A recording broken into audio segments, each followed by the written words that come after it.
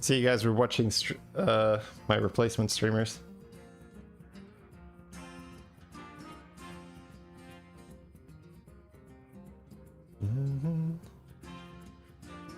Cat!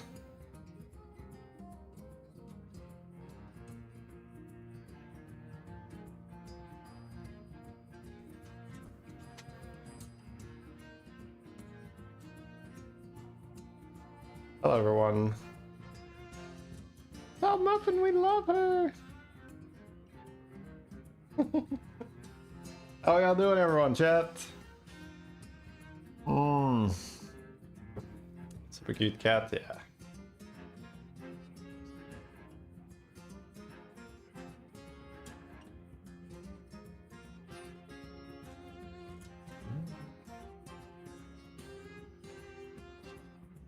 Stop shit talking the chair, chat.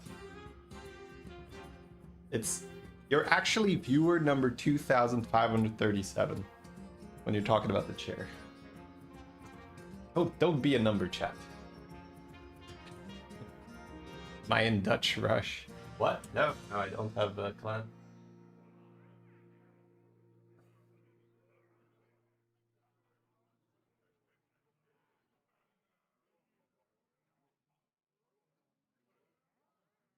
People always thinking they're the first guy to mention it. Be like, I'm gonna talk about the chair. I like the chair. The chair is for sitting, not for aesthetics. I have another chair. It's right here. I don't like sitting on it as much. Why I'm sitting on this one.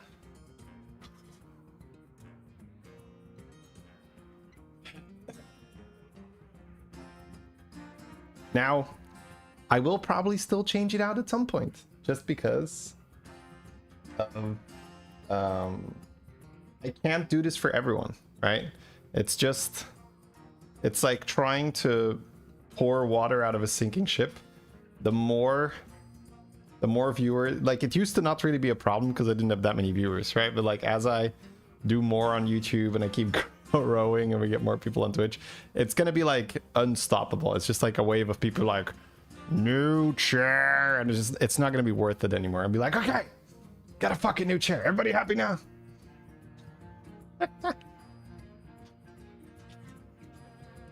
It's gotta get to that point. I'm not there yet, but I'm close, chat. I'm on the edge. Whatever makes you comfortable. What makes me comfortable is chat not shitting on the chair. You know? Keep it in the background. Make a museum. The Shadybunny museum. Like, chair is like in the centerpiece. It's like all my old mice, keyboards. A photo of chair, that is genius. Bro, a photo of chair. Give the guy a raise.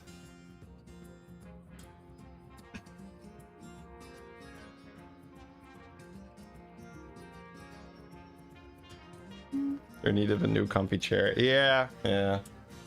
I also value not having to spend time on shit. I think a lot of people do, right?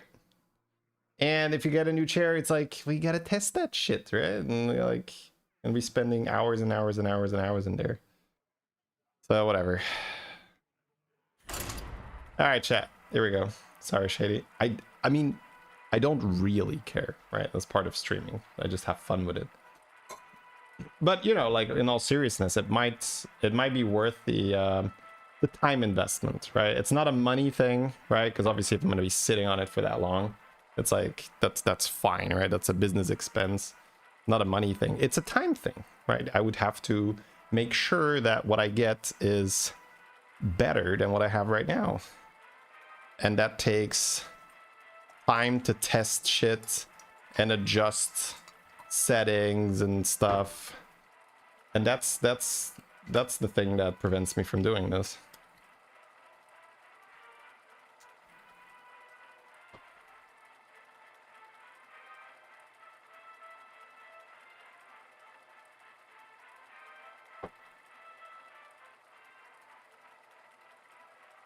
All right.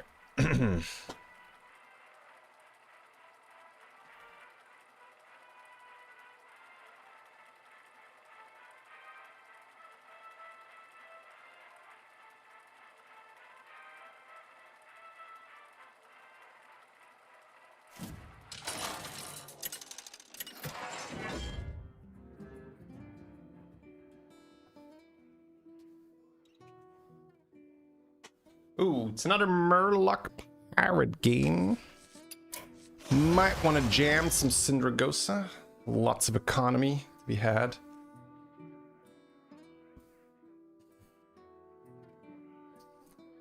There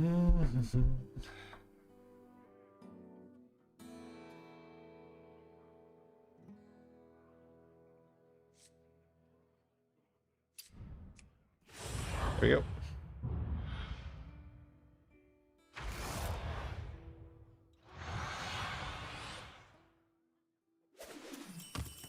What's your strategy this time, partner? Unfortunate.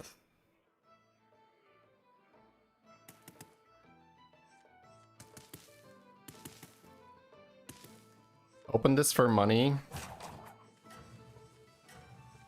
Or roll. I think roll's better because I freeze this, right? Yeah.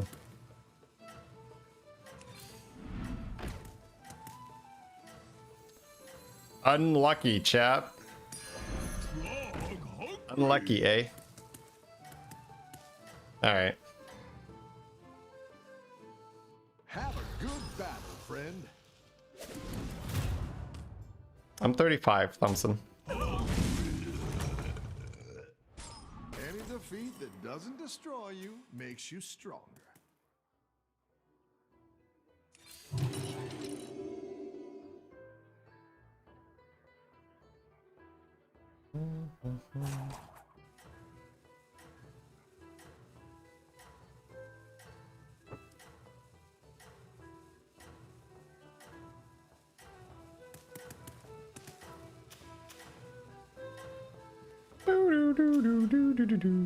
Alright, here we go, chat.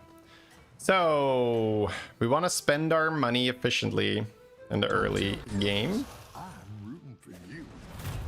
Unfortunately, we did not get a great tier 1 shop to work with.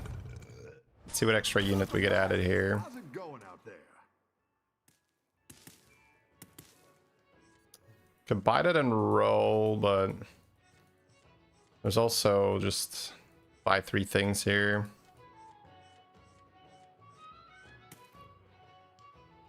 I think I buy that and roll though.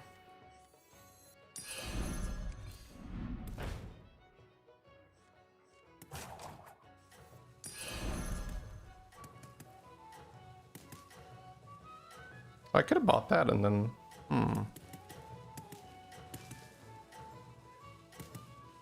it's okay. Yeah, should have bought that and just frozen the money, then buy the money and up. Oops. Actually, apples was not bad either. Good battle, friend. Because then this would have procced. I might still apples here. Wow, fantastic hits here. I've got some fresh recruits for you. Apples would have been tough though. This not being procced is a bit kick W.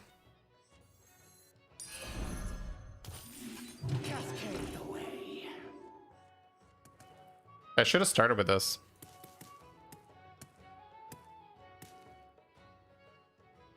So when I got this shop, I don't think I could have appled last turn though, right? That'd been weird. Yeah.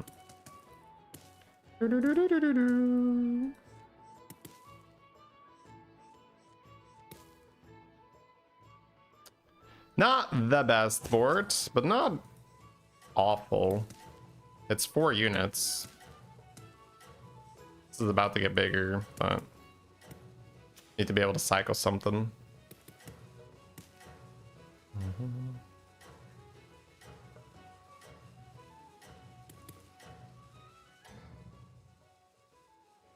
Have a good battle, friend. Bunk. Aviator gaming. Oh, surf and surf. And he gets to go first. Yeah.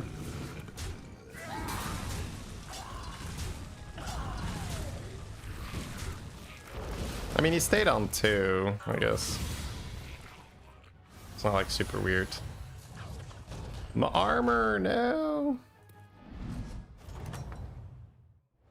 Oh, it's okay. We all hit some bumps now and then. I think this is a lava lurker and I just get dunked, right? And I don't want to be that low.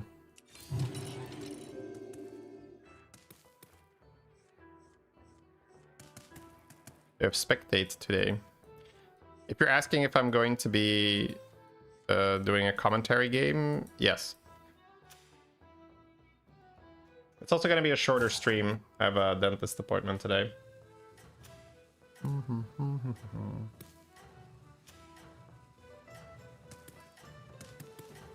Gonna have about 2 hours roughly. Around that time.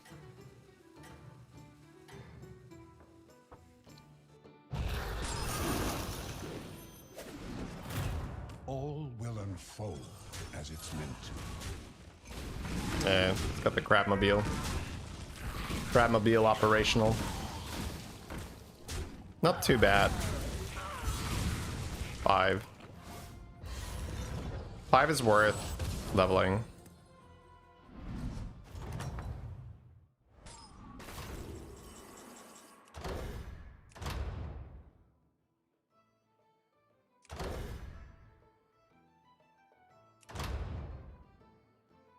I'll probably end up going Splinter. Just because it has such high pop-off potential. Rough battle. Pick yourself back up and turn it around. It's okay, but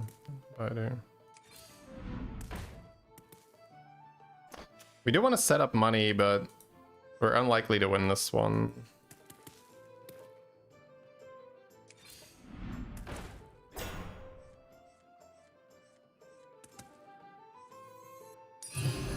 So anyway, I started blasting. Love to hear percussion.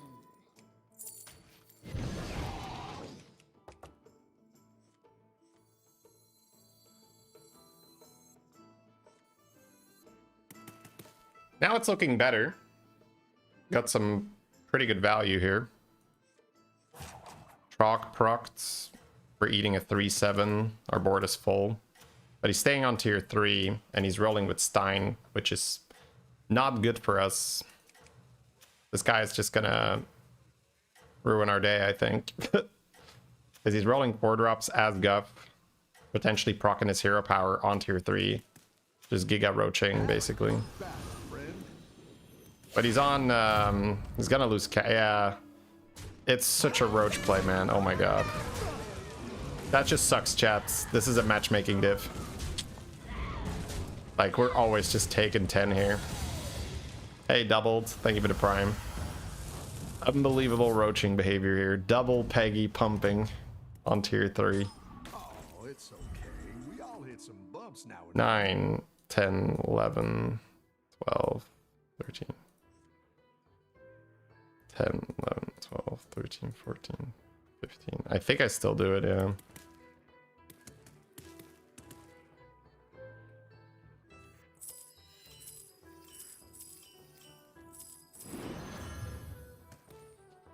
Golden Tycoon. We can't die this turn. I don't think we're gonna save our cap. I think we still level. All for profit. I think I need Eternal Summoner with Eternal Tycoon. As much as I want Rogers. We're not gonna make it out in time, I think.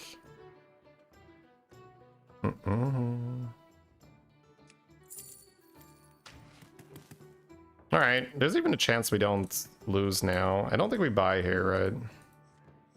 Try to get tokens for this. I'll give you a good price. Now for our next move. Rise. Now. The odds are in my favor. Pops get trained. Have a good battle. I don't have anything to eat, but that's fine. That was just a decent shop for value.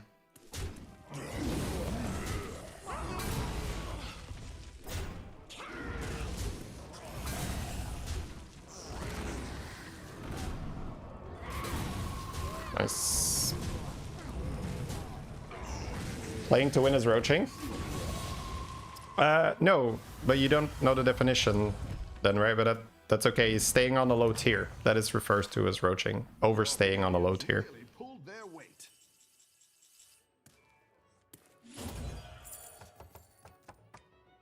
So I got spell power here. We have a golden tycoon and a summoner. Have a little bit of money here. It's a demon lobby, so I probably still want to just find the 5-drop that goes fodders on Cindy, right? I like where you're going with this. Don't think we're doing Harbinger. I can die here. I shouldn't buy these. I need to go a bit more tempo. Bakari, when I have Conjure and this thing, is mildly interesting, I guess. Go big or go home, I always say. Okay. That's quite the army you're building, friend. I have a little bit of spell power, but we're not doing that, right? Well, no, actually, those are okay to cycle here.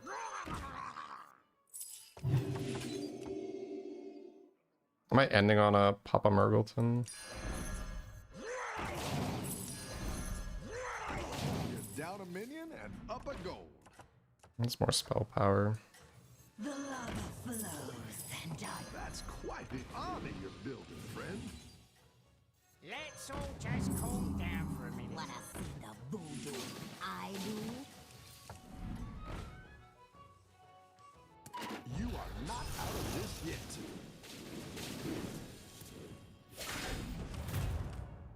Alright, so it's a spell power. Oh my god. I'm glad I buffed that. I was like, oh shit. We're doing this like cool little hybrid of Eternal Knights to survive. And then we have Murlocs here. Whew. Man, this was a like tough mid game. Thank you, by the way, doubled. Not sure if I caught that. Copy my board. I'm getting a 6. More end of turn. Golden 7 Morgul.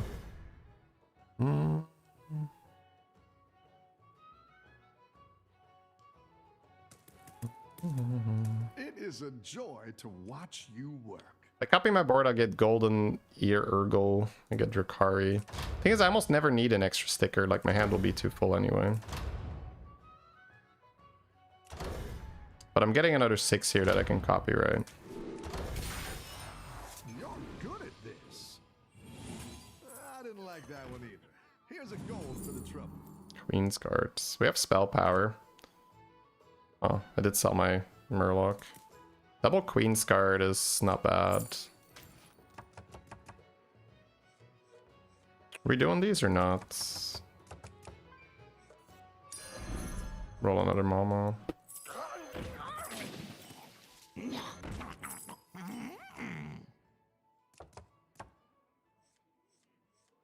Still want to end up in demons, right? So I think I just copy the Queen's Guard and roll.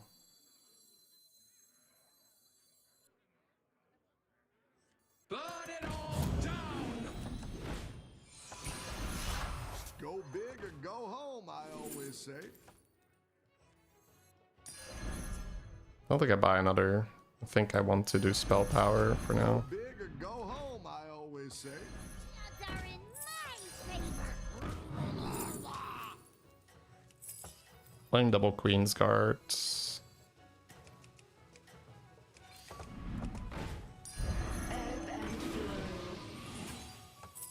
Burn it all down! Up one. You are not out of this yet. Wanted to play that too, but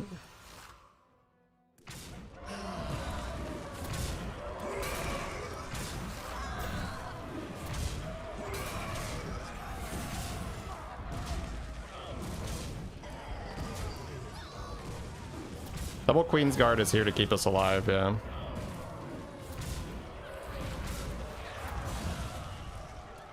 It's too slow, Ant Mist, right? I'm below cap. I don't think the Murloc play is actually that bad, but this is faster. So it's kind of suicidal if I go for the Murloc line. I hope that's clear. I don't think it's actually like fully not viable. Alright, so we got Drukhari, Spell Power, and Queen's Guard.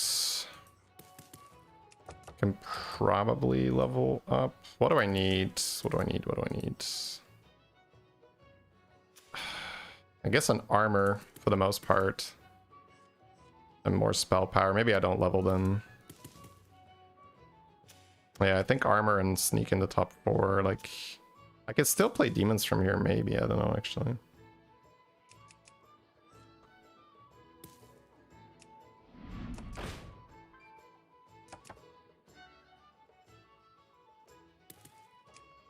Hiring that minion will get you a triple. It's perfect. That's quite the army you're building, friend. You're down a minion and up a gold. Wanna see the voodoo I do? Could maybe level now. Just end on Conjure. Yeah.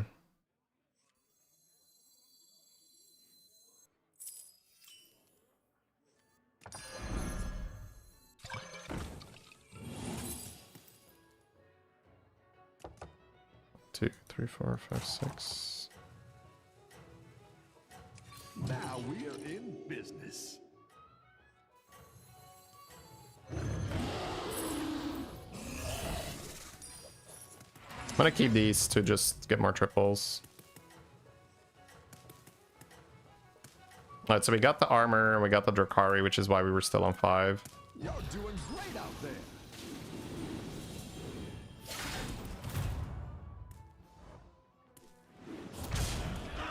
Probably want to taunt to protect Queen's Guard.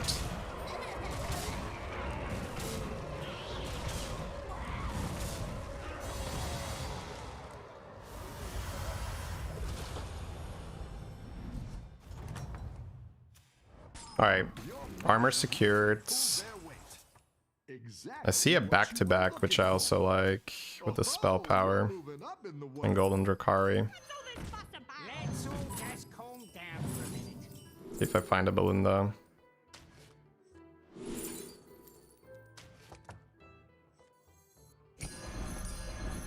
Go big or go home, I always say. There is a Rogers, but I think Rogers is not going to get enough value, right? It's going to be... Like, even though I'm Cindy, I would love it normally.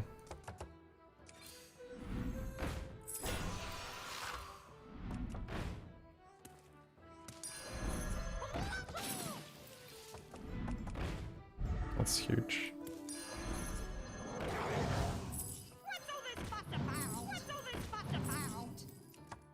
What's my comp gonna be like? I'm gonna need Queen's Guard on the board. I'm gonna need the other guy on the board. I didn't like that one either. Here's a gold for the trouble.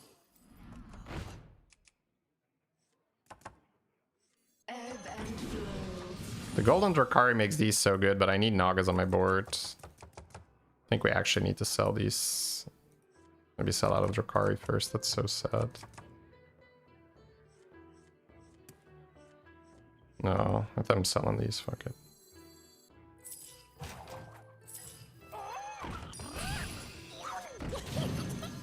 I didn't like that one either. Here's a gold for the trouble.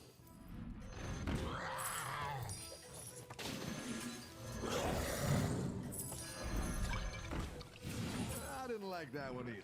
Here's a gold for the trouble. The sands of time. Keep up the momentum, friend. I'm getting too much spell power if I keep Drukhari. It's the long-term play and I have armor. Should go for the long-term play.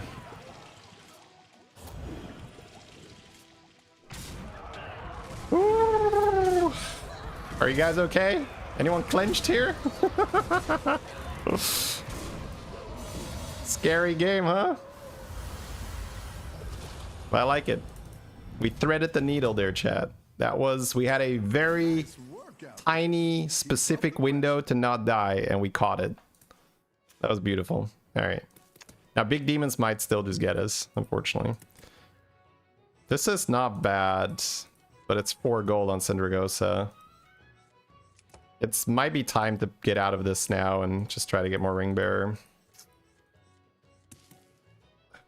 Isn't it this a good? No. I think it's roll. Another one of these is also insane. Not gonna spend 3 gold on that right now, I think. Maybe. Maybe it is worth. Alec here is like kind of insane. Yeah. I actually like having a bigger shop because I'm not cycling. Oh yeah, baby. That's actually disgusting. Okay, we're Illidan with Ring Bearer.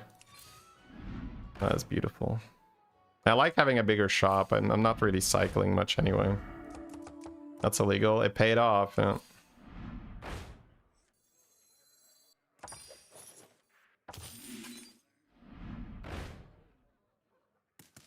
There is a spell power, but there's nothing we're selling here, I think. Well, Party Guest is a Naga and it triggers more, but if I want to win the game, I don't know. I'm not like overly excited of getting rid of that. I will sack my back-to-back though.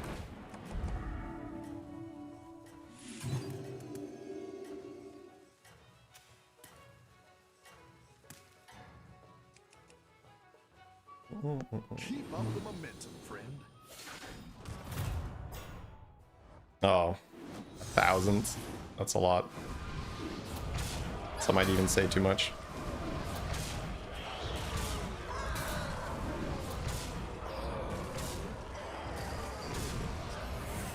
Oh, Ring Bearer is also really showing up. We're good, we're good, we're good. Let's fucking go, baby! Let's fucking go! Blast! 7 Nagas. You're good at this. Fellow Naga enjoyer here. Ooh. Thank you.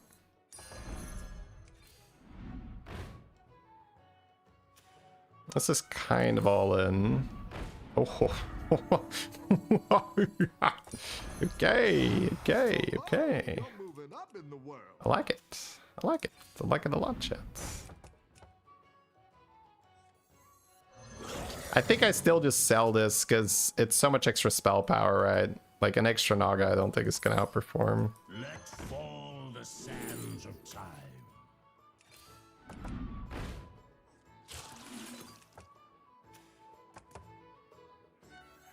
I think I taunt this one to let the death rattle go off and to protect the other, you know, the Ring Bearer in this guy.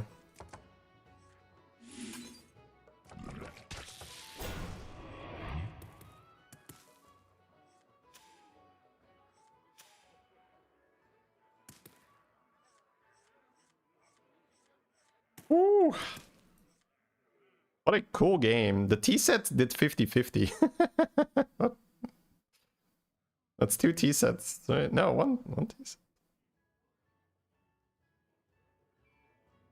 I play 2 T-sets? I have 29-31 here. I guess I played 2 T-sets, yeah.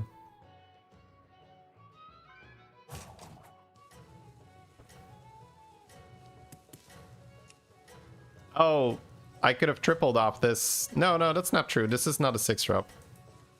There were no triples available.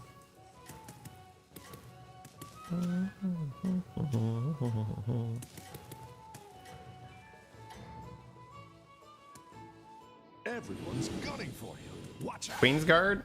Alright. Do I even want a triple Queensguard though if I'm Illidan? Having 2 separate Queensguard feels kinda better.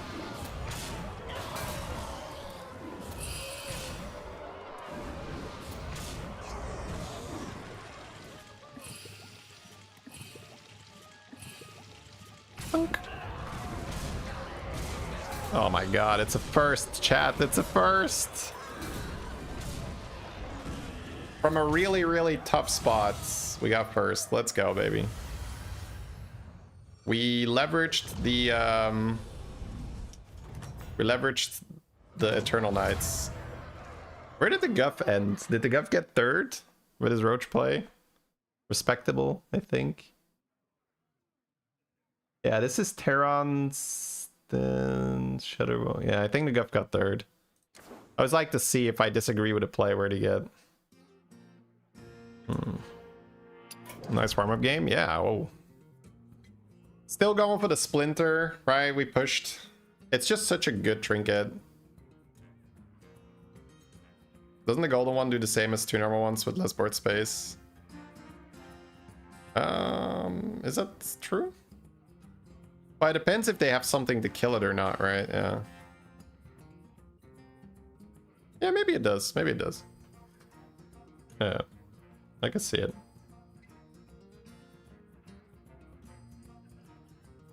Yeah, it's very good frozen spell. The hero power chains was big, yeah. Got rewarded.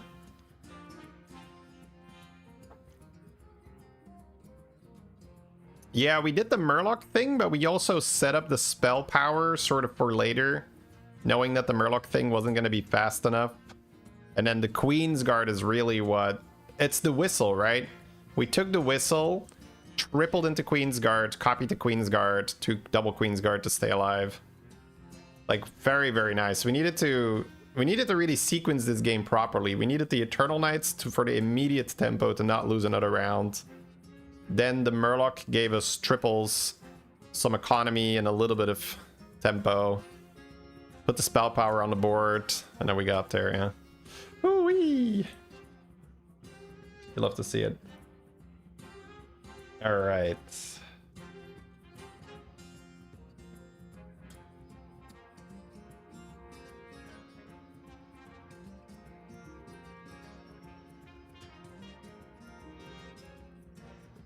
All right, chat. Do we want to watch an XQN or a Matsuri game? Cast your votes in the chat.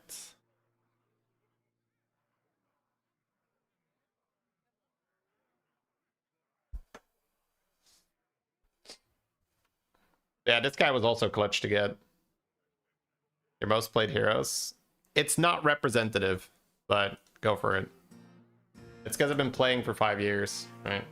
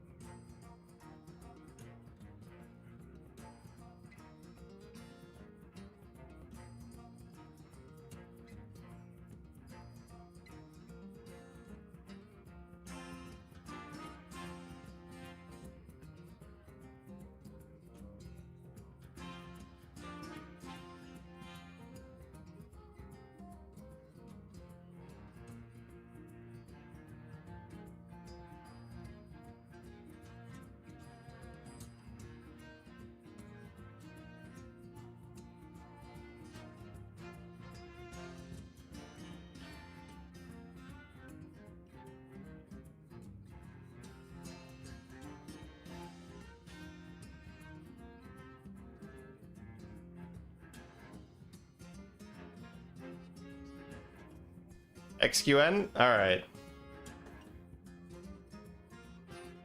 Let's jam an XQN game then.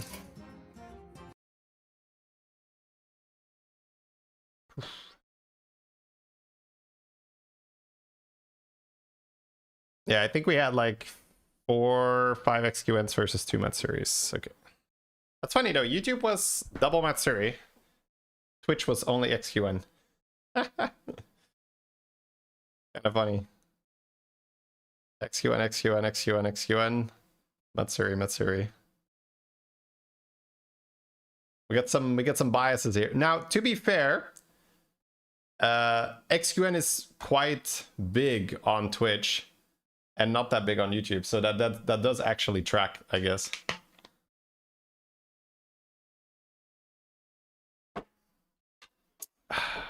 All right, here we go, chat.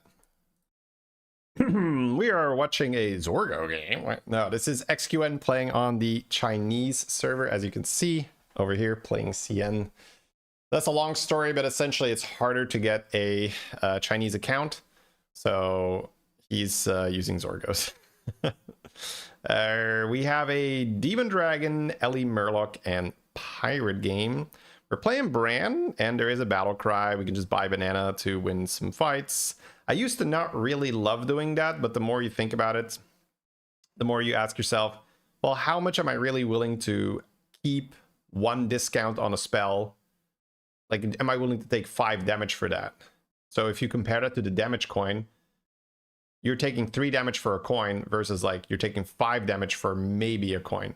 Seems like a bad deal, right? So it's it is worth to grab that banana when now then again, you're not guaranteed to lose the damage because, for instance, other people played a 2-1, a 3-1, a 3-2, right? You can definitely tie, but it's reasonable to assume that you would lose at least 3 health. We're gonna stay here because we have double battle cry and then apple. If we play the busker here, we can level and buy the Dune Dweller or just double buy next turn. I am expecting to see level Dune Dweller next turn though. Why do you review a game? You only played 1 game. I wasn't aware there was a quota that needed to be met. Be like, you can only review a game after you've played 10 games. Lazy streamer, whoosh, back into content mines for you. I don't know, it's just like, I don't mind it. I just think it's funny, and I point those things out, but I'm willing to hear the counter argument. Ooh, gets the other one. Okay, how do we do this now? Is it gonna be level buy, or does he double buy and just have a bit of a weird curve after that? Like, I'm not opposed to double buy because you can then hit the golden Dune Dweller right in your next refresh. Yeah, it's not obvious here. I'm glad it's not obvious because it's not obvious to me.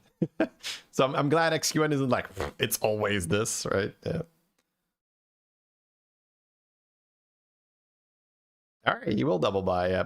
I like this one more myself, but I am also optimistic by nature. So in my head, the triple is already in the next chop, right? Like in this game, I am optimistic. I always buy the second brand because the third brand is right around the corner, right? Absolutely.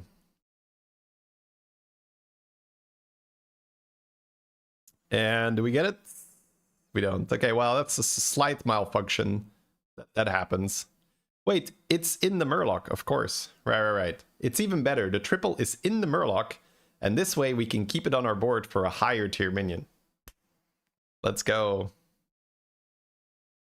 You're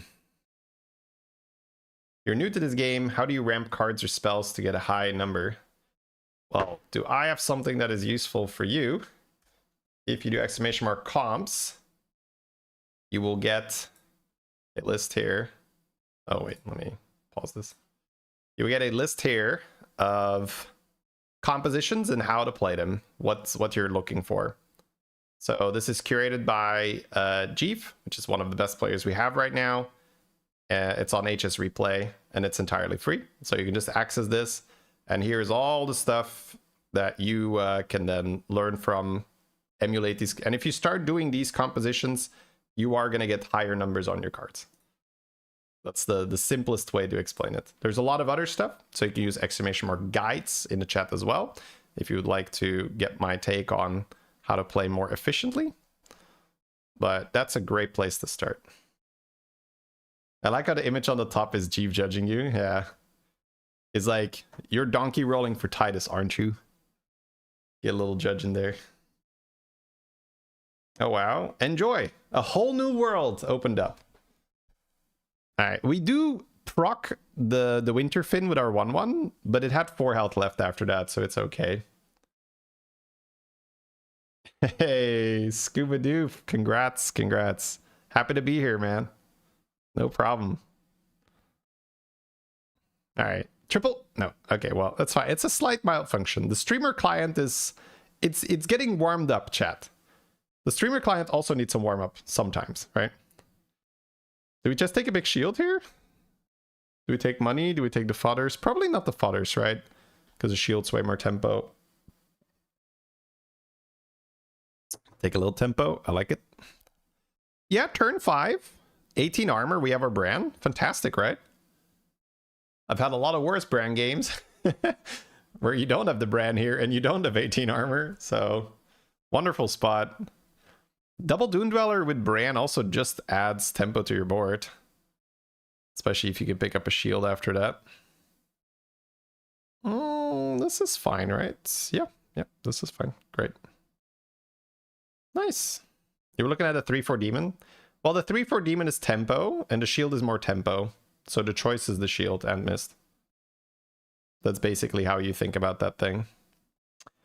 Elemental Portrait with Bran, not bad. Souvenir Stand, more fun. We don't need the Felly Portrait. I'm kind of down with just Souvenir Stand.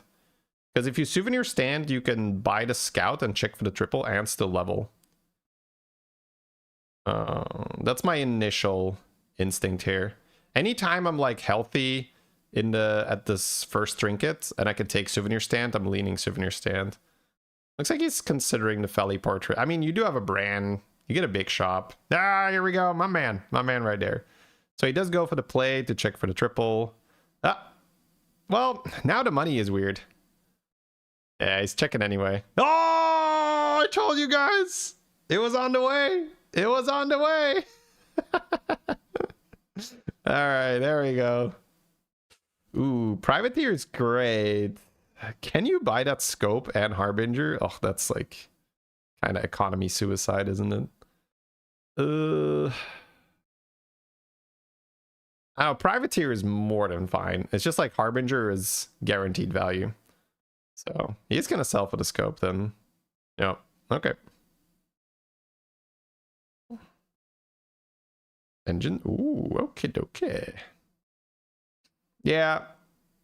This is the play that I want to do, but I'm scared to do. So it's nice that XQN is giving me permission. Next time I'm like, if you have to sell 3 things to buy the scope, it's fine. It'll be fine. That's basically where it's like the play I want to do, but I'm just like, I don't know if it's like responsible. I have to sell 3 here. Oh my god, wait, what? Wait, oh, that a Dune Dweller buff. And then he got the other buff on top of it. Is it that much already? 14. It's not, like, how is it that big? Did that not get double buffed here? Is that bugged? He's not on, like, let's see what his next minion is. 20. No, I guess it's just the Dune Dweller plus the other thing, yeah. Okay. I guess we are just that big already, huh? Yeah, brand engine is plus 14. It's quite a bit. I don't think we're copying magic absorption yet, right? Scope's probably still too good. Well, I guess that's a shield.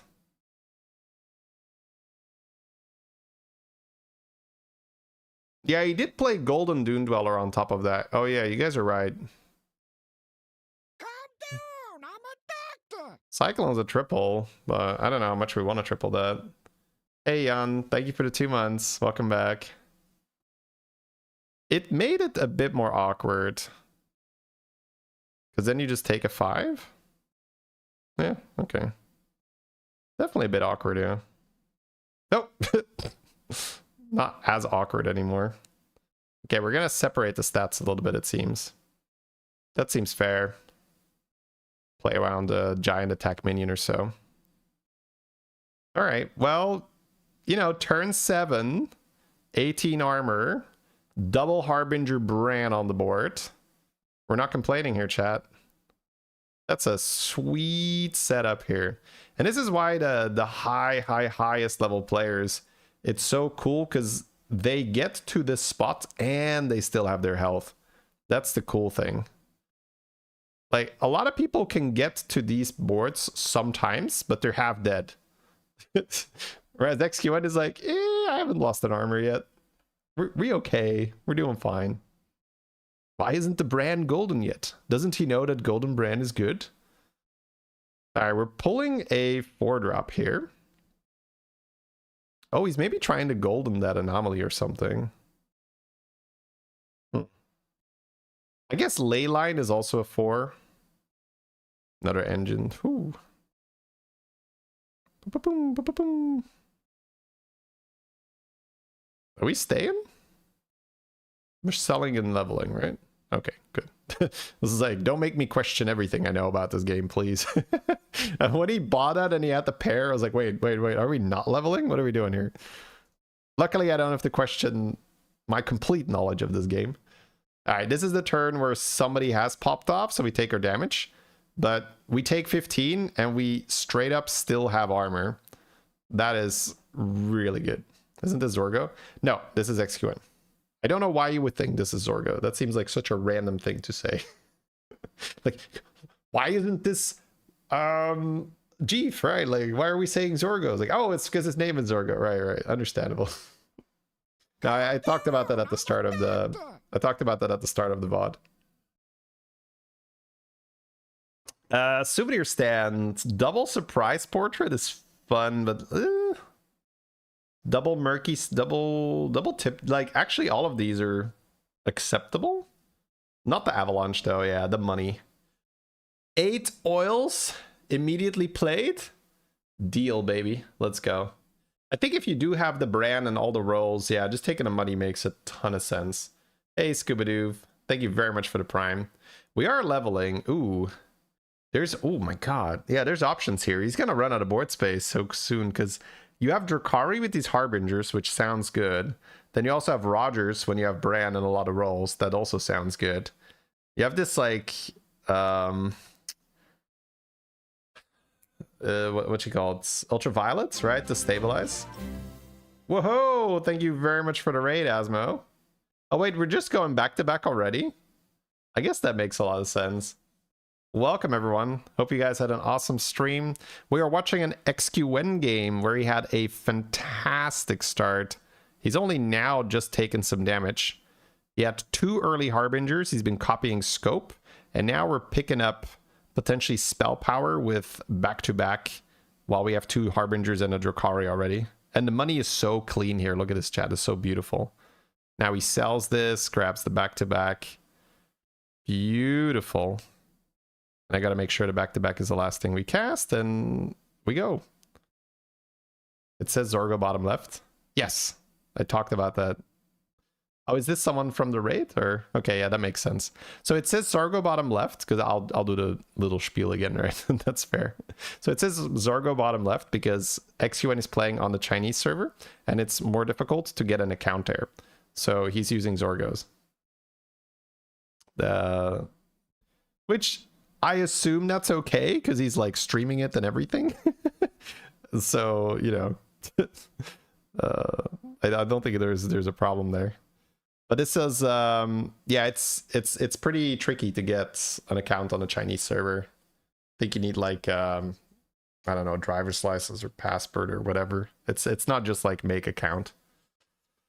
All right, so we got 18 gold because we just got double tip jar. Brand Drakari. Man, what are these shops? I told you guys the streamer client just needed to get warmed up. All right, it was a little cold at the beginning of the game. As you can see on the left hand side, it's his first game of the session, so just need to get a little bit warmed up. New hero power doesn't sound bad, honestly. Oh, we're going Wrathguard. Wait, whoa, what? All right, learning. I love it. We skip new hero power when we have Bran. We take Wrathguard. Those are 2 things I would not have done. And I love seeing the things that I wouldn't have done because it helps me learn, right? XQN, pretty good player. So not bad to see some stuff. Okay, goes for the Avalanche to save the 28 stats. And then he's just going to Wrathguard a little bit on the side. He doesn't really have fodder buffs, does he, though, right? No. Is this worth? There's like, wait, are we transitioning demons? Are we not doing back to back? No, he's not buying the damage reduction. Void Pup? No, no Void Pup. I think he just wants a little tempo on the side, and he has so much money that is like, oh, I can cycle so easily anyway. I don't think we're actually going demons here. I think he just felt like he wanted a little bit of tempo, and he has so much gold, so he can just cycle those. Wow, nothing for the Drukhari. That's ruthless. It's like, here, Drukhari, you're doing great. You're doing a lot of work for the board. Get nothing! You get nothing! All right, Royal Cheddar, thank you very much for the 22. Appreciate that. Wow, AFK dead with a golden ring bearer on turn 10. That's tough. You guys are getting paid? Yeah, that's good. You guys are getting buffed? That's a Drukhari. The fathers are getting buffed from the engine. Oh, are they now? So if he gets a full shop of fodders... Oh. Wait, he is doing some... Dude, this is like so... Like, what are we doing here, bro? Doing a little... Like a little bit of a cook. A side cook, if you will. A side demon cook. This is advanced, chat. This is quite advanced. A little bit of side demon cooking here. Gets out of the spell power. Wait, he is going demons. What? He gets out of the spell power? When he has... What? There's Belinda. He gets out of the spell power against the ghost. Okay. We don't cycle the 7/7 either? We're cycling it, right? He has so much money. Please tell me you're cycling that. Okay, thank God. Thank God. Thank God. Okay. Yeah, so he's still... Bro! We sold the spell power instead of the Rogers, or just like not doing demon stuff. Unreal. You have Avalanche here?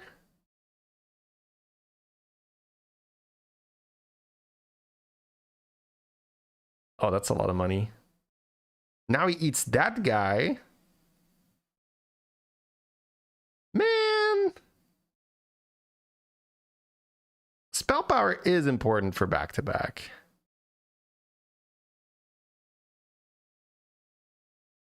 Huh. I feel like that's just wrong. I don't know, bro. We got like 2 spell power per turn we sold. I don't know. Like, normally I can't help but be like, oh. I feel like he might have just like overcooked it slightly. Or he's just like, if I don't get Belinda, I really just have to go demons. That is actually a fair, that's probably the most fair interpretation. Right? He's like, if I don't get Belinda, I have to go demons. Maybe that's what he's doing. That's actually reasonable. But then again, to still keep the Rogers, it just shows like the level of how he values that economy. Like, now we're out of Rogers, right? After one more proc here, yeah. One more bounty, now out of Rogers. Yeah, cool. Whew. Yeah, cycling the money doesn't really do that much anymore. Picking up the poison here, has the dire muck.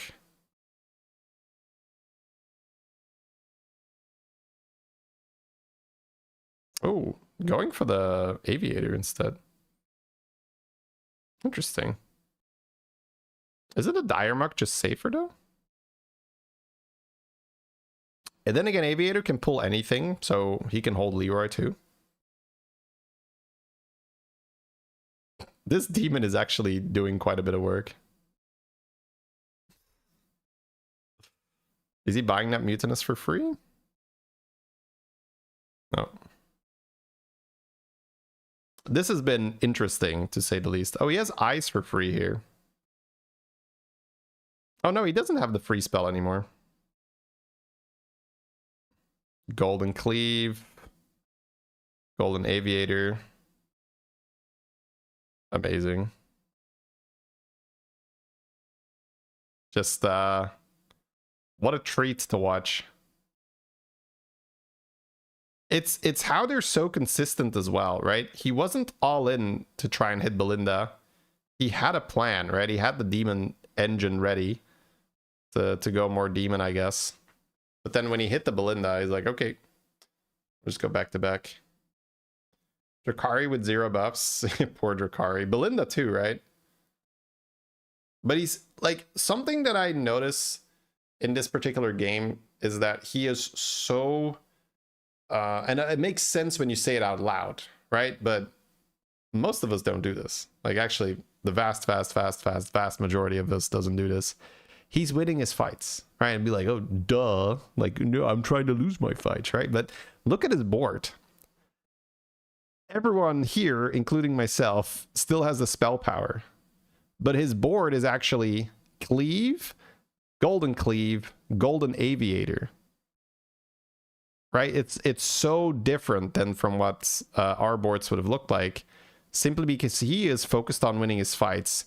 He's not focused on getting the biggest number he can possibly get, which is something I enjoy doing quite a bit. Ooh, like a big underdog with the aviators, like not crazy, because then he can add another dire muck. Then he could play Golden Aviator dire muck. No, doesn't want it. Well, there's a dire muck.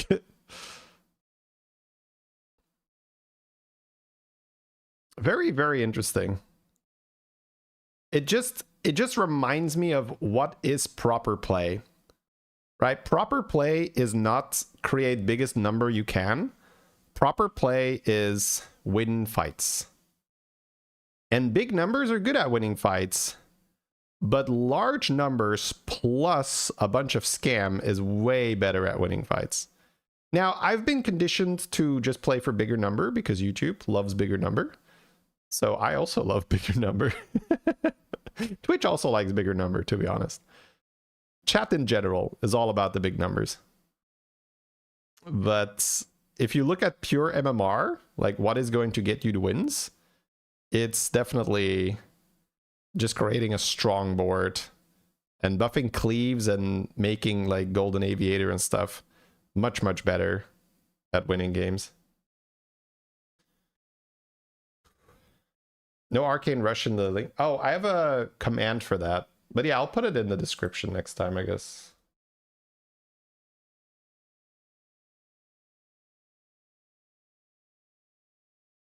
Boom.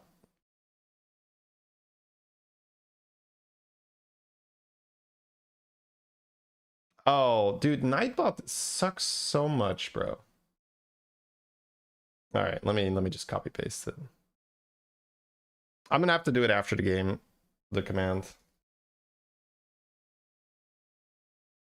Actually, it's not Nightbot, it's YouTube chat. Sorry, YouTube chat. The max number of characters on YouTube chat is much smaller than Twitch. So when I type a command in Twitch and then copy paste it for YouTube, it doesn't work. Because YouTube will cut it off halfway through. It's so stupid. So I have to like make a different command for YouTube. Like give us our large messages. The people demand large messages, okay? The people being me. All right, chat. Still no Golden Belinda. I think we are interested in picking up a dire muck now. Actually, we just have a spore to end on too. Don't need a dire muck, but it's not bad. You think you do, but you don't, yeah. That's so iconic. Oh, pants doesn't work. He has Belinda. He can't pants. No pants, no pants. Oh!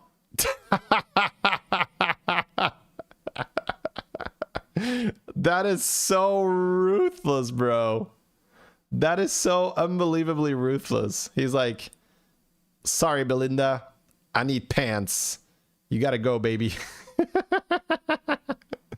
You gotta go, baby.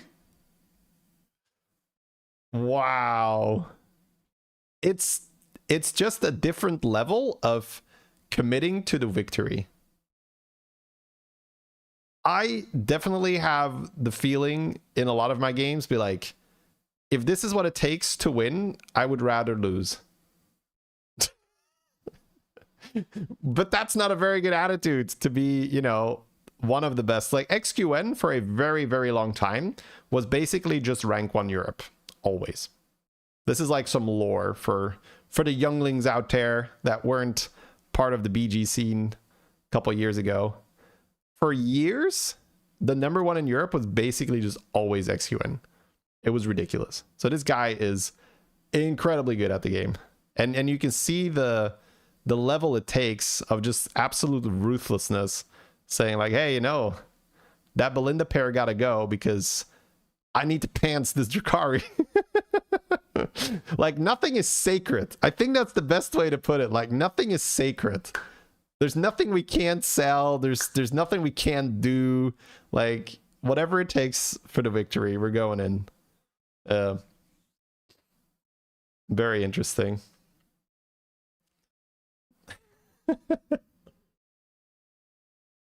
Three coin waste for pants is just, well, don't look at it that way. He didn't waste 3. It's also 2 coins because you buy the Belinda for 3, but you sell it back for 1, right? So it's 2 coins. But it's also, you're not talking about 2 coins here. You're talking about your Belinda pair, bro, right? You're not losing 2 gold. You're losing your Belinda pair, which means you're not getting to triple this game. That's what he's losing. Who gives a shit about the 2 gold?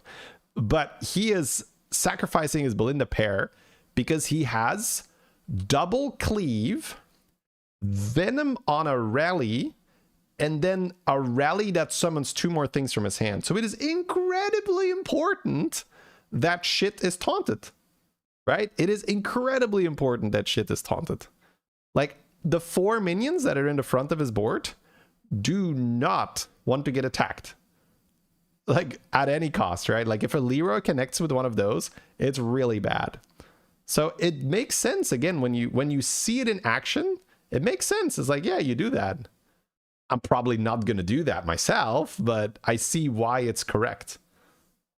He's actually winning so hard that he can't summon. Wait, the cleave attacks. He's going to summon. Oh, perfect, actually.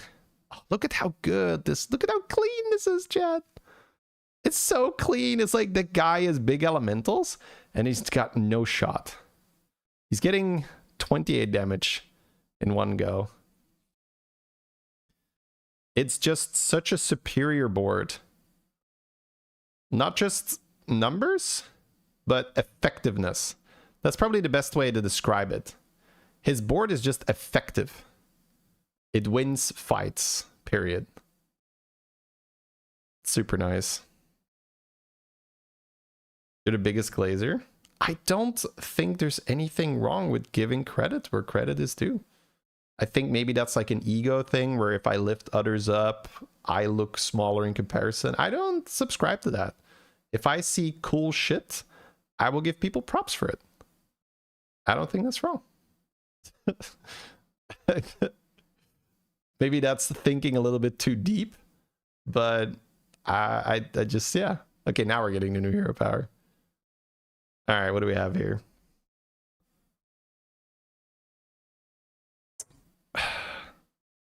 Yeah, he does not want to triple that. I mean, he's kind of done, right? I think the only thing that I would have... well, not the only thing that would have done different, but...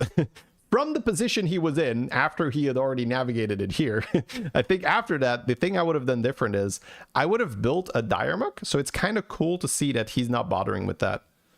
So it's probably just not worth the board space. It's probably just better to run double cleave. He doesn't want to give up any of his pieces, right? His Drakari, his thing, so... it's cool to see that just the one Aviator is probably fine. Yeah. It's like, I'm just taking notes here, right? To do that in my own game. It's probably not going to be as clean, right? But now I know what I'm aiming for. I want to do like a much earlier transition into effective pieces on my board. So get that aviator ready, get the cleave ready, and don't milk the spell power like crazy. It's probably not going to be necessary.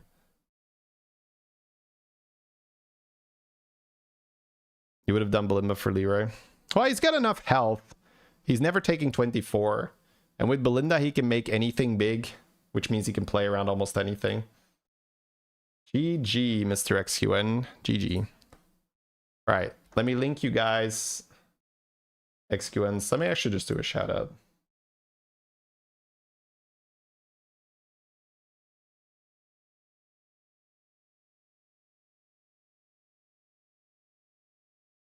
There we go. Let's get logged in. All right, let me fix that command for YouTube. So I gotta... YouTube likes short... again, not YouTube, you guys in chat, but YouTube, the chat function, likes it simple. It likes short sentences, no long paragraphs to confuse it. So let's keep it simple.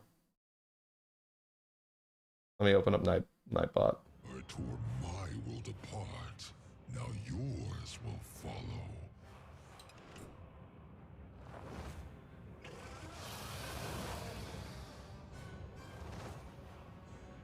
Let me just like chunk something out of it.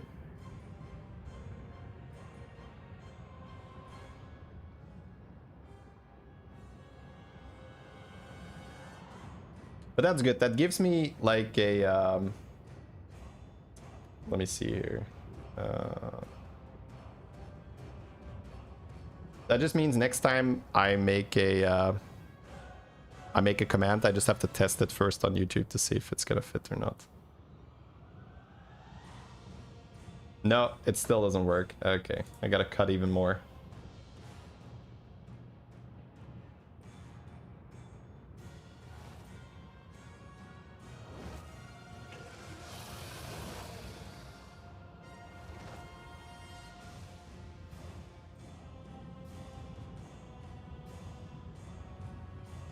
It's also cool. It does force me to be more concise. It's kind of like a writing exercise thing. Cut out all the fluff. All right, let's try that.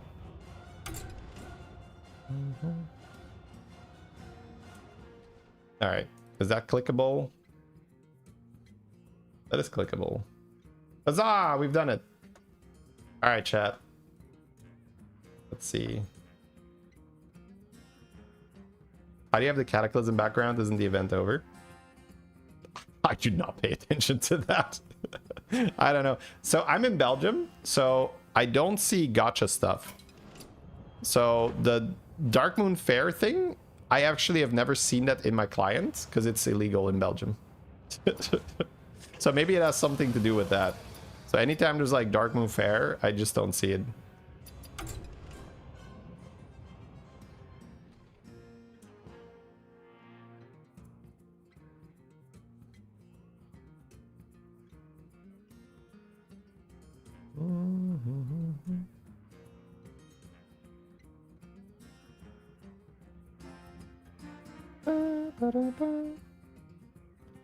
When did you start playing? You played a while back and only watched Toast. Wait, I got ads running. I saw the comment in YouTube where you said, I can't wait to see you and RDU. You don't have to come to Twitch for me to read it.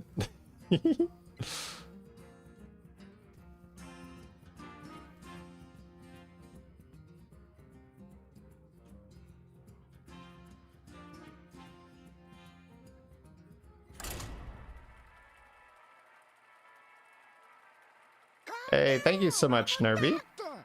Thank you for the Prime. Appreciate that. Can you open packs with the restrictions? Yeah, I think that's fine. Which is...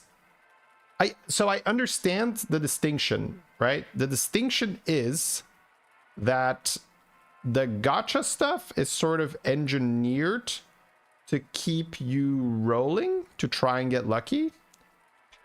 It's similar, but it's not quite as much.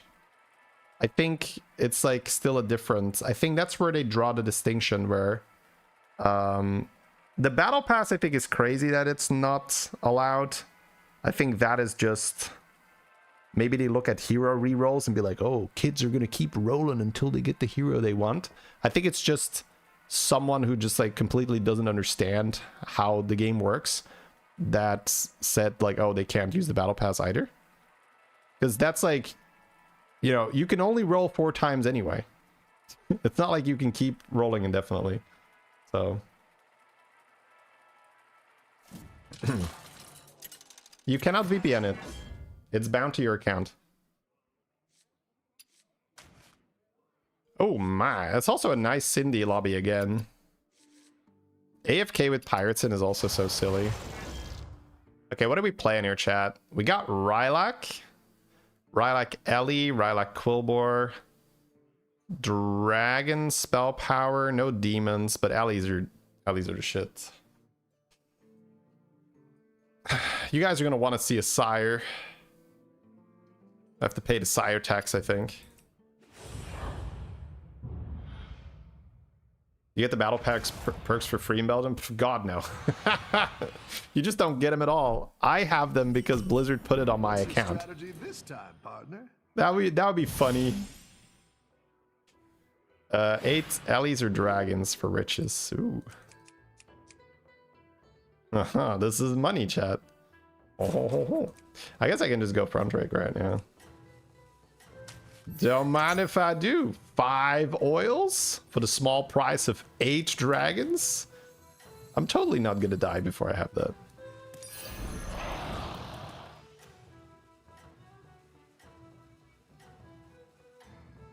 Okay, stop spamming the comment about me and RDU and duos. I saw you on YouTube. I saw you on Twitch twice now. The 3rd time you're out of here. No spammerino. No spammerino in the chatterino. All right, let's get some better minions in here.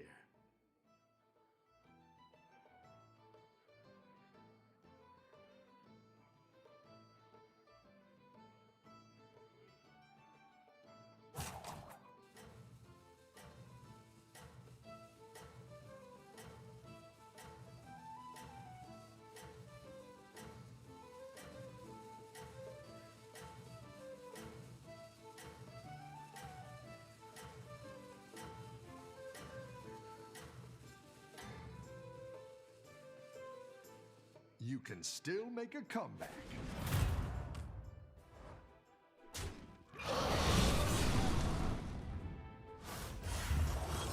Here we are. Sorry, that's okay. I appreciate you acknowledging that. We can be friends. Don't worry about it. Pick yourself back up and turn it around. No dragon and no Ellie. It's Jover, chat. Alright, maybe not. This is good. It's not the strongest, but it'll fight hard. It's probably still Sally for money, right? I'm also gonna want to buy this. I think I just pick up a sewer rat. I could have hummingbird, but I think I'd rather do this. It's pretty good for combat. Definitely losing here though. Jesus. Try to trade into Mana Saber. How do you get Blizzard to add the battle pass to your account? Be a large streamer is unfortunately the reality. Sorry, no, there's no hack there for you. I'm sorry.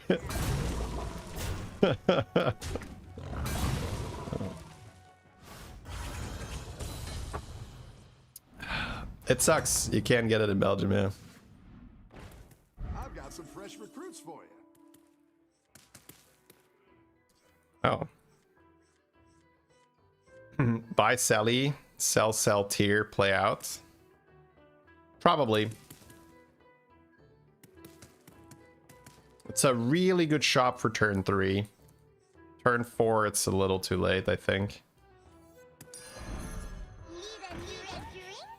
Need a drink? Need a drink? You're down a minion and up a gold.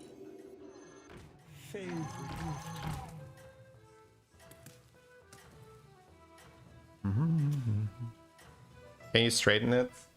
Yeah, it is straight, but I can just move it a bit. There you go. Now it's not straight anymore. I think it's the Angra of the like the webcam and stuff.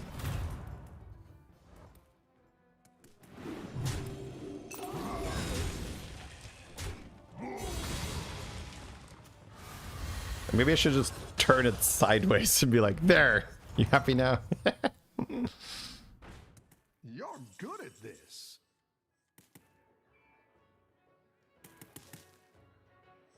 Up we go. Okay.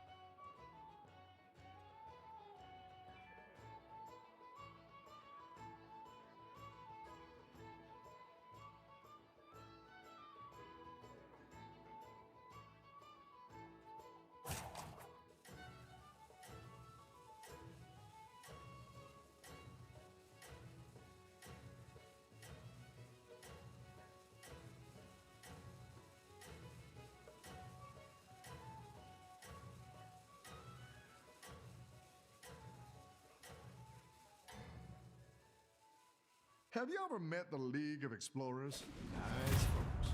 Great hats.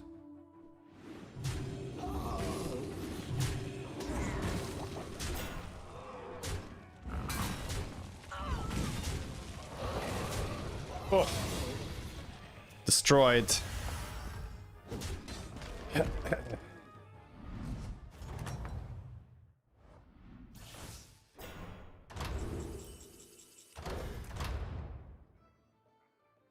Token?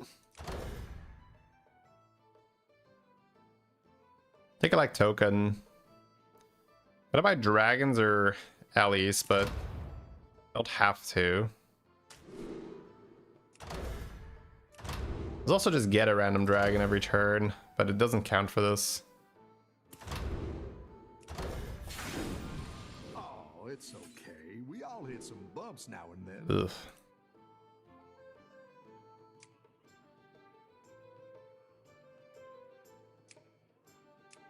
I guess Leviathan almost, yeah. Leviathan and Play the Beasts here.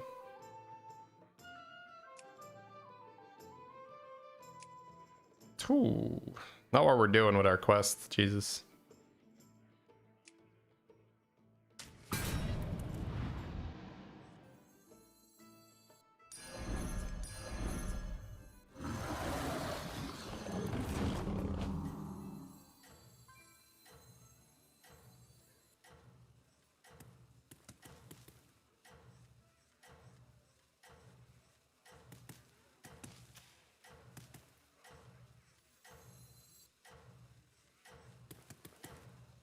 Yes, born and raised in Belgium.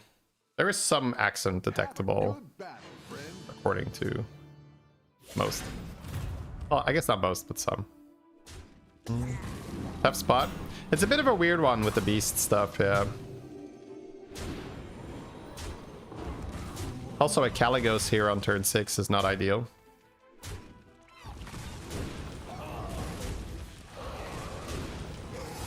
Say something in Belgish.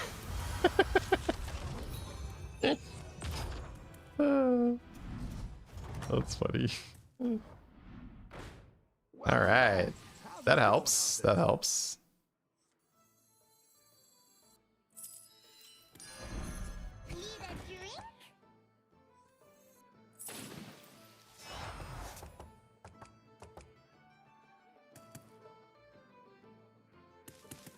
And this is not happening.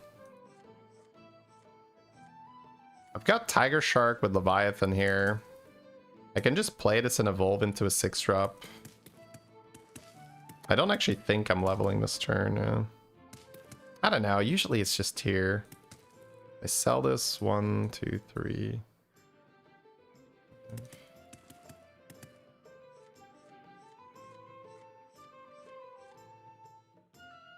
My instinct was level, so. Ring bearer or tour group. Tour group is probably better at this stage. No, I have broodmother. It's ring bearer. Okay. I think I actually just evolved this then. We're not doing the beast stuff.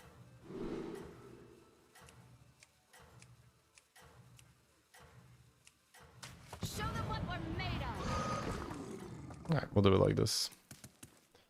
Missed some value on the Rogers, but I was not certain if I was gonna evolve that or not.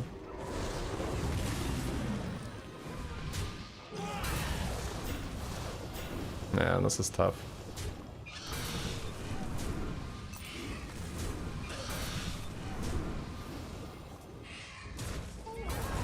The damage on his board is so unreasonable. Sucks. This was probably winnable, but we have to get really lucky, yeah. It didn't seem like 100% loss. The battle is really raging out there. Come on down.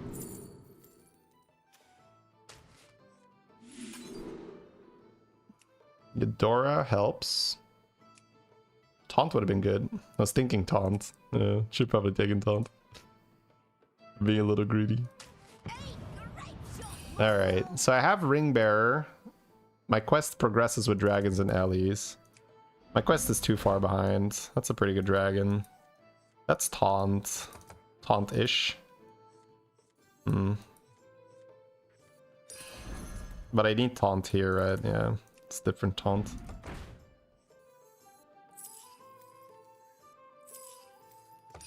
Go big or go home, I always say.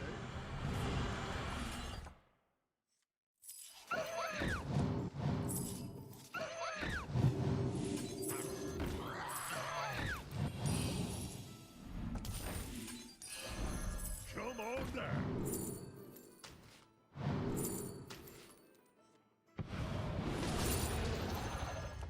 Oh. Okay. I didn't like that one either. Here's a gold for the trouble.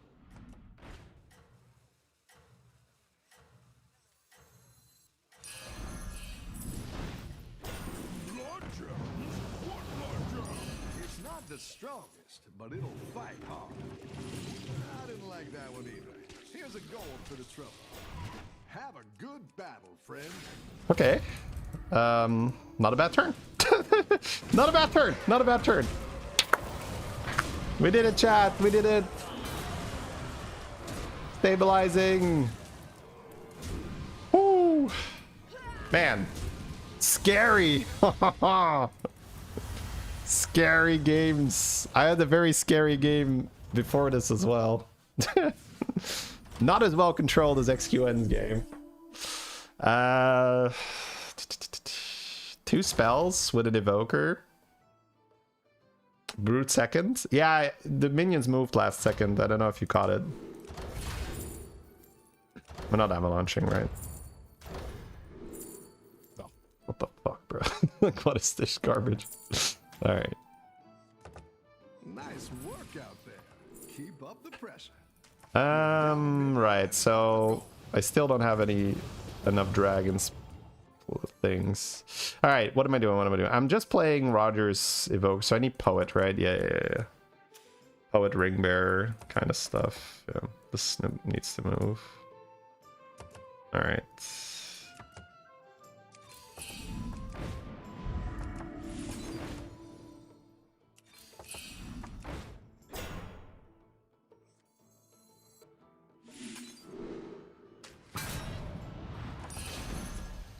I guess Privateer is actually not bad.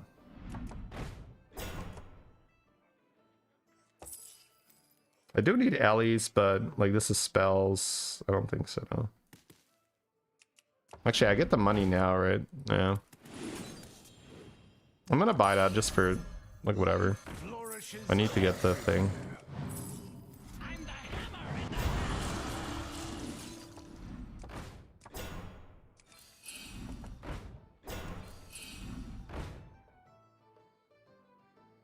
Ellie Fire guy. Yeah, Ellie Fire guy was actually fine. Yeah, you're right. Go ahead and hire one of these recruits. I didn't like that one either. Here's a gold for the trouble. Need a drink? The odds are in my favor. My dragon wrath is yours. There is power in the land itself. Oh, am I switching? I'm not, right?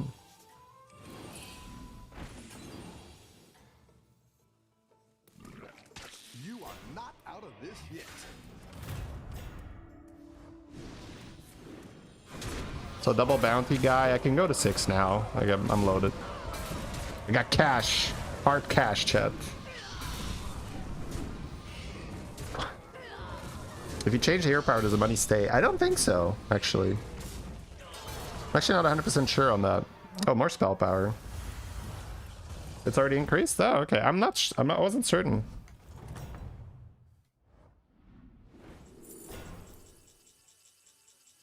I guess I should armor right now. I already have taunts. I can untaunt, but I kind of like what I have. You're good at this.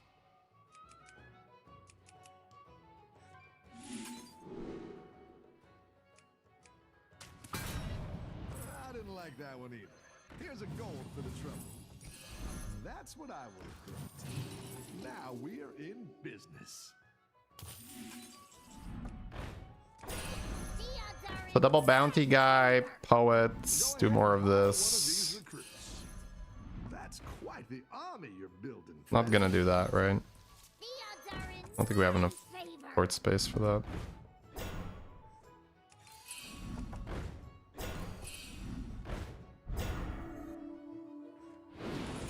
That's quite the army you're building, friend. That's not the one I wanted. Ah, shit. I should have rolled this first for Golden Run. My bad. I'm gonna copy my board, I might not. Alright, not a Revoker. I feel better now. Not good, but better.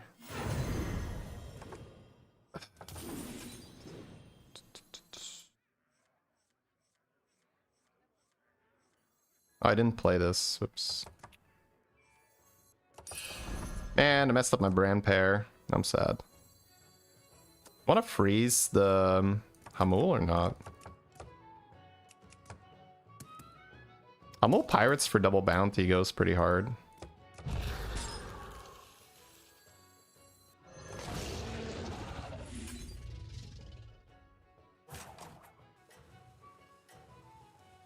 Could see myself selling brand potentially.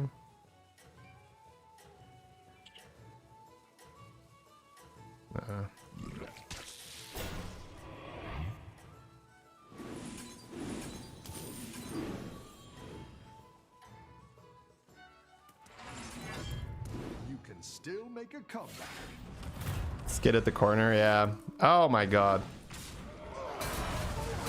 This guy already screwed me over earlier, didn't he?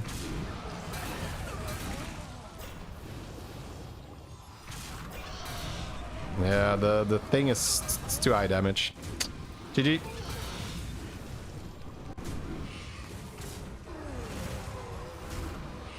Why do you keep the pirates if they don't get buffed in combat? Huh.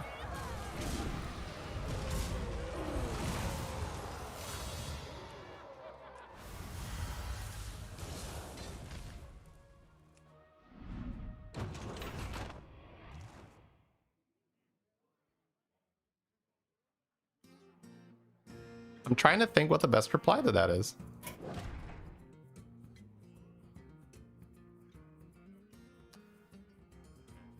The Evoker grows with the amount of spells that you play, and the pirates make spells.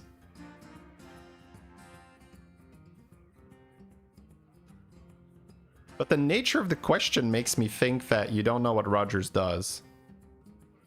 And that also reminds me that I have to think it's very hard to undo 5 years of experience when you're looking at stuff. So in my brain, it's like, that can't be a question, but it very much is, and I don't think it's like the most outrageous question. I think for people with some experience to be like, why do you keep Rogers when you play with Evoker? It's like, well, duh, right? But sorry, I just had a moment where I just had to like remind myself. Yeah. But yeah, so the pirates make spells and the dragons grow with spells. That is like the basic thing here. I understand, but why do you keep it late in the game? Well, if I sell the Rogers, I'm guaranteed dead next turn. So you can maybe be dead this turn, or guaranteed be dead next turn. And then you can choose which one of those you would like.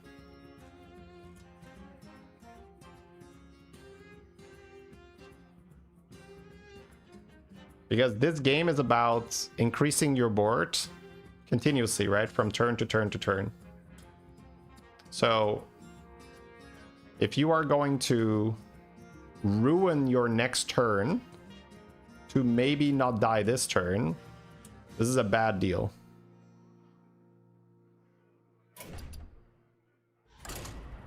The Rogers aren't generating spells compared to Naga Dragon. Yeah, but it's also economy, right?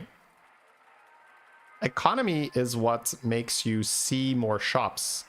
And by seeing more shops, you're able to get the comp you want.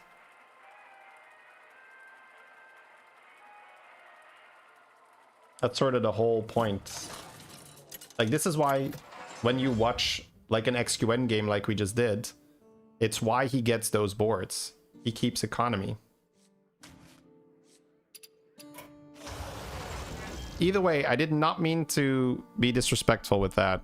I just like to take moments to like really soak it in and remind myself of that. Where it's probably by just being exposed to the game for so long, you just forget certain things are learned, right? So here was more like evaluating like how to navigate through a game. It wasn't so much that it's like, oh, why is Rogers on the board with Evoker? It's more like, why aren't we selling or scaling? Right? Yeah.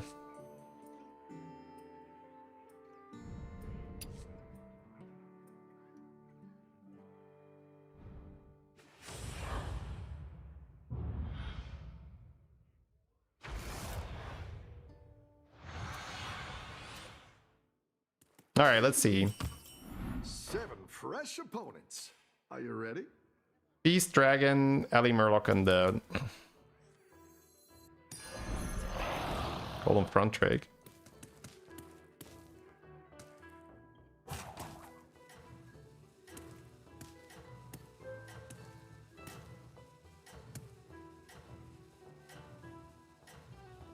Could have stayed with the tier 5 Beast.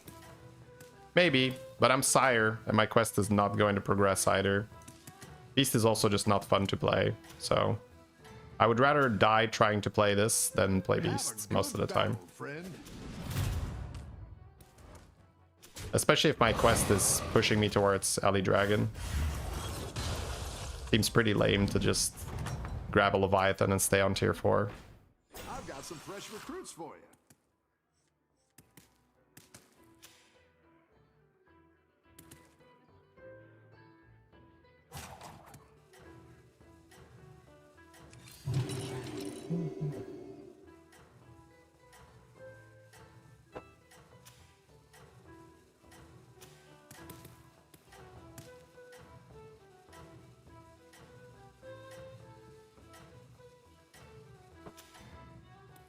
Is 8 armor worth it? You can 10 armor. still make a comeback. We lost the scabs.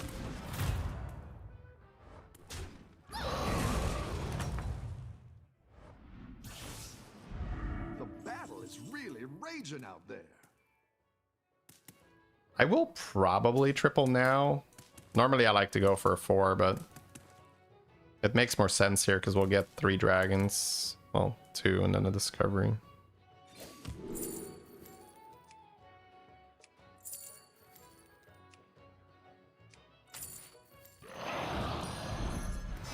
Exactly what you were looking for. Yeah. All right. Cool. So we have the problem of how do we stabilize solved really early this game. That's actually really cool.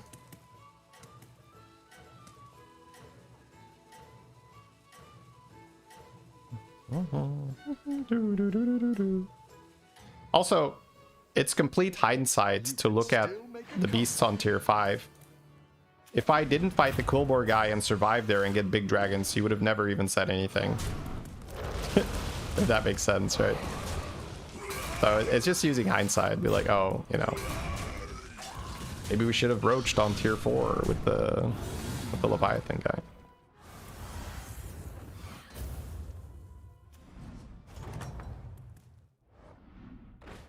I've got some fresh recruits for you.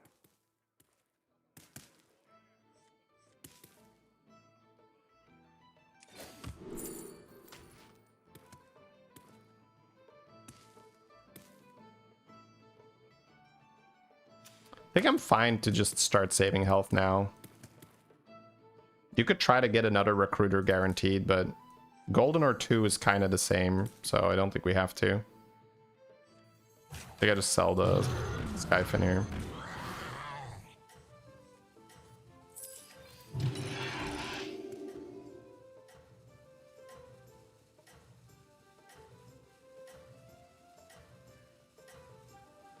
Should be stable with the sport. Kind of nasty. There was also Chef's Choice there with a scout to get more stuff on the board. But this board is just outrageous.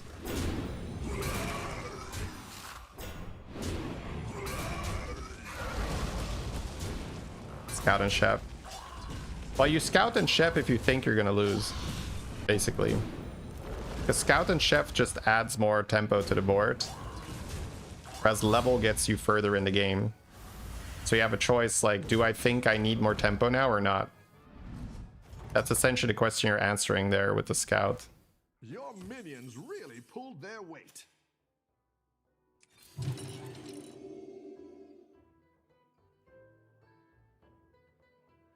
Like that's how you make it more easy to make decisions.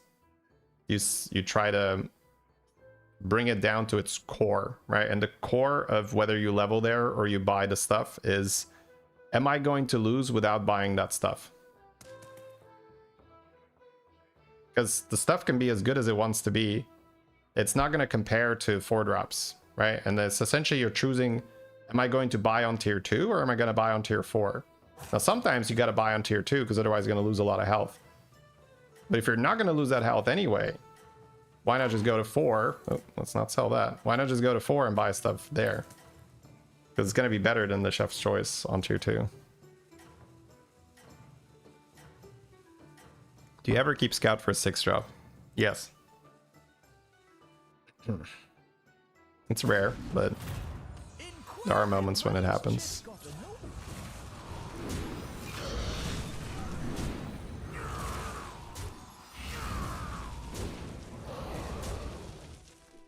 Nice. Yeah, Roaring Rallier early is so cheesy. Because the fights are pretty slow. There's not that much damage yet, so like early Avenge combat buffing is so strong. Oh my god. I think I might just Souvenir stand here because I'm strong. Macaw is not bad, but we don't have a battle cry.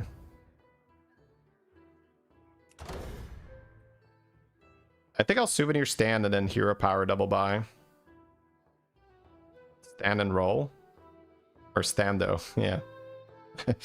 I filled in stand and roll. I was like, roll past the Broodmother. Are we crazy? Right? Yeah. Your minions really pulled their weight.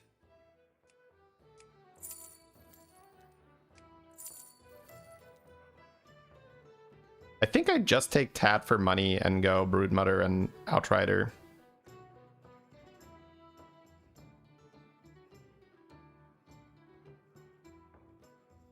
Because next turn I get 2 more dragons. Well, end of turn I get 2 more dragons, which means next turn leveling is going to be incredibly easy.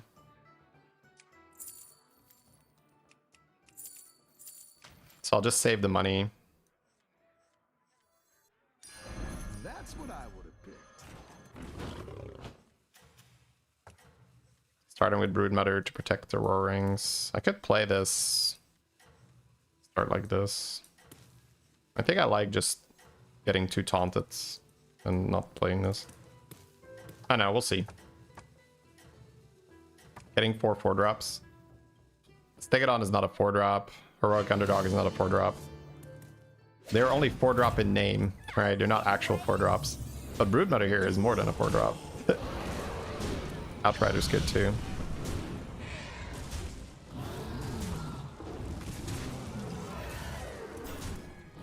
Alright. We did not get kecked. That's good. No kecking has occurred here.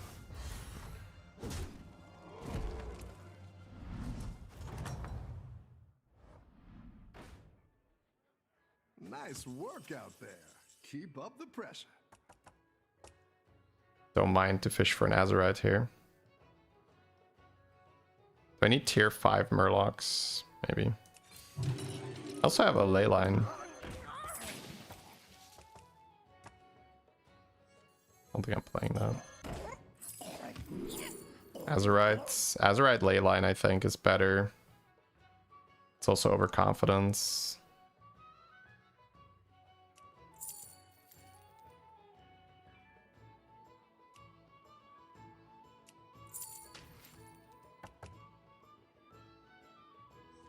No one disturbs my home.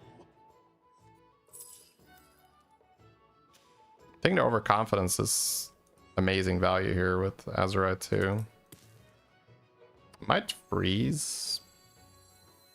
But taking it now is also an extra spell, right? So maybe it's just skip the overconfidence. Because I don't think I want to play down a unit for this. No. My dragon wrath is yours. A good tactical choice. You're doing I could great cast it out there. now, but I don't think I'm getting that much value.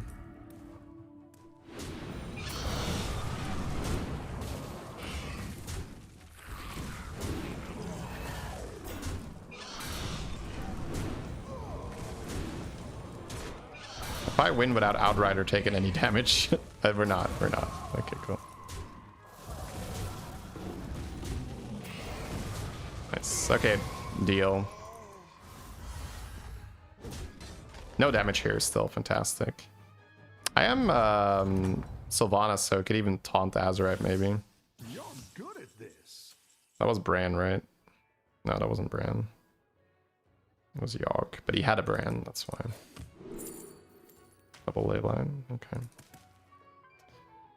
So spell, Azurites. We have access to Rylak. I kind of like buying these and looking for Bran. 2 rolls. Also have these. Like, we can get out of this soon, if not now. Hello. Go big or go home, I always say. Rylak? Down a minion and up a Rylak? goal. Not yet. I have Murlocs here. I think I'm out of this, yeah. Spells is fine.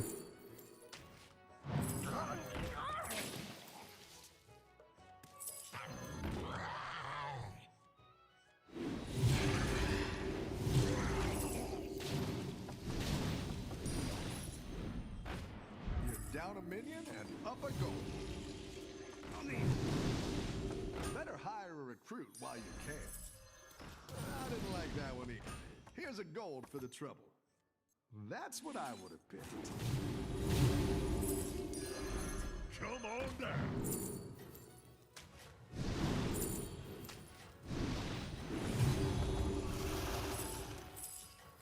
There is power in the land itself.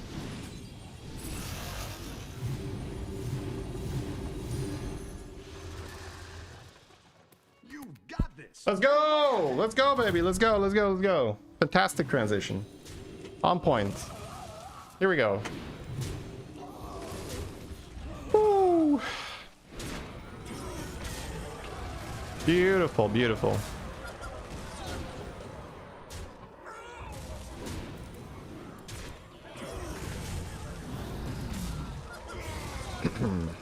Yeah, it was a sweet turn. And we have armor while we still have souvenir stands. That's beautiful, chat. No, you're beautiful. You're beautiful. Double lava lamp. That just sounds... Oh, wait, double ember. Okay. Do I already start freezing? The problem is I need to get more surface. I think I need a Rylak. Right? This is not needed anymore. I think it's just Rylak or Parrot. Yeah, I need the moment that I can generate some leyline, I just start freezing. For now, it's still play the game, but I start freezing as soon as I can. I didn't like that one either. Here's a gold for the trouble. Do I just buy that? I don't know. Come on down. I don't need to buy it if I just take the stats, right? You're down a minion and up a gold. Oh, that's so good. I got a cleave too. Yeah, I don't need to buy that. We're big enough. All right, so just look for ways to generate more of these. Firing that minion will get you a triple. Who knows what secrets will uncover? I have Forager Bile, but I'm not gonna need it, right? We should just focus on... Oh, that's my boy? The boy Rylak? The young Rylak? Not yet. Not yet, chat. Damn it. The young Rylak is chilling. Go ahead and hire one of these recruits.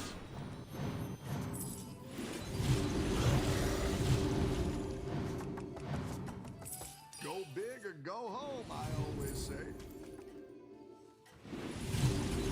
Let fall the sands of time. All right. Let's see if you can. So for those of you who are asking, wait, what are we doing? The plan is that we have double embers. So lock. Wait, what? Okay, don't do that. All right. So the plan. What was the plan? All right. The plan is to get double embers. Sorry. The plan is to get Rylak because we have double embers. Because once we can start generating leyline value guaranteed, because right now we're not getting any, right? That sucks. We're not getting any. But as soon as I can generate these things consistently, we're just gonna start freezing, and then we're gonna start creating a big boy. So they didn't even die. I don't need to farm rolls either. I'm not even buying the gold for next turn. I'm just interested in generating these things. I can even get the thing that... Yeah, this is not even necessary right now. We're way too big. You killed a Rylak for hero power. Ooh, yeah, that's good. I'm gonna do that later in the turn, I think. Oh, I should do it now. You beautiful bastard with your good information. Look at that. Chat on it, baby. So I can play my turn. I only have to freeze at the very end, right? Yeah.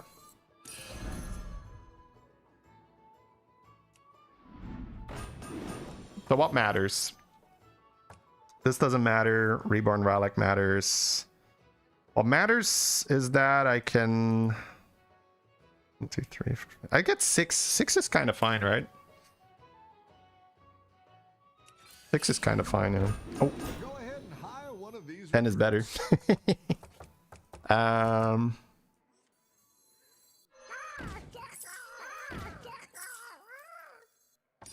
Go big or go home, I always say.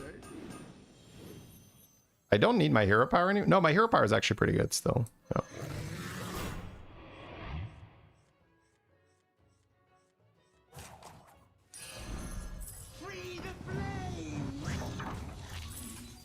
Oh shit, I still need to refresh, right? Oh, did I just fuck up? No, I don't need Azerite anymore. Right?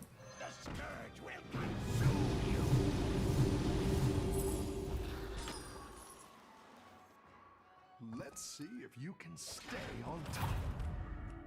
We're big enough. It's literally just generate more value now. I should have used that though. Whoops.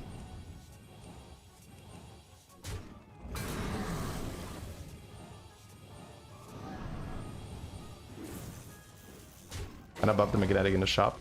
I don't have time. I have to click cards and go. Click cards and chew bubblegum.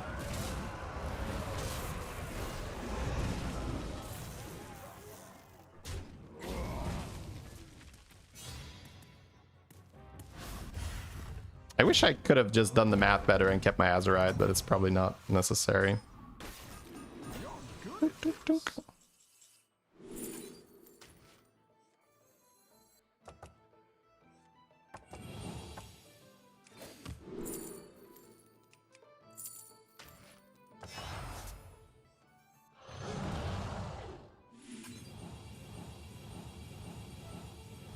There is power in the land itself.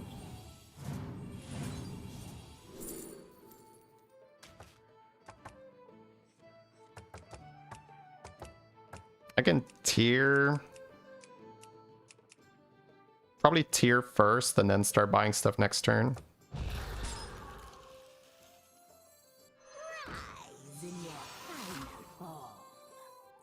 Now we're in business.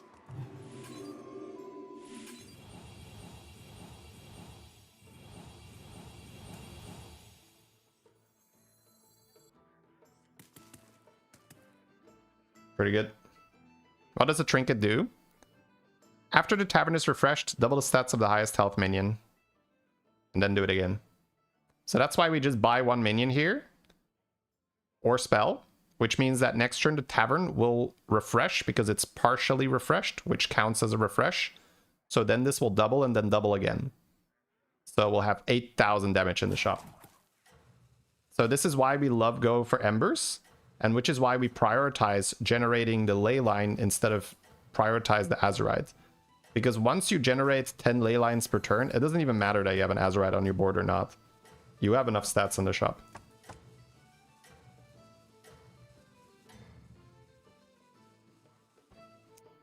Summoner before Titus? No, my hero power. I do not want Summoner in the pool. I could have honestly just sold it. Do you think you should have kept the anti-scammer look in your hand? No, because I will not have enough hand space.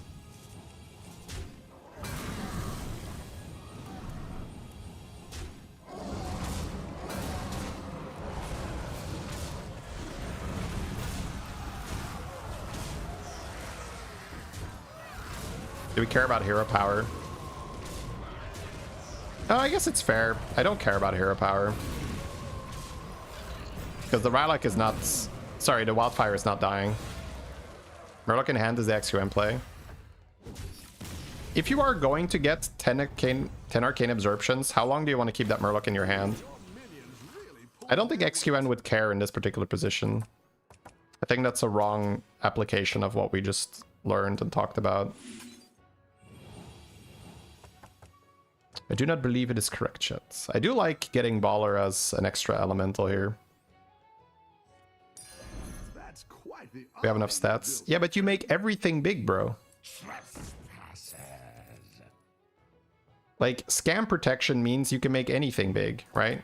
I can just start buying any alley and buff that. Also, I've literally seen him do this. Like, this is a thing that happened. Like, he was doing exactly the same.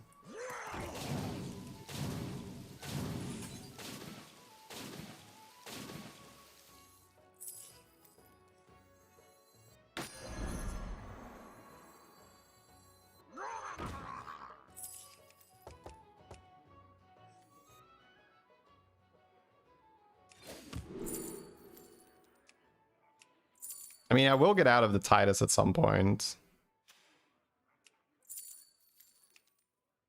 Whatever I take here doesn't really matter, right?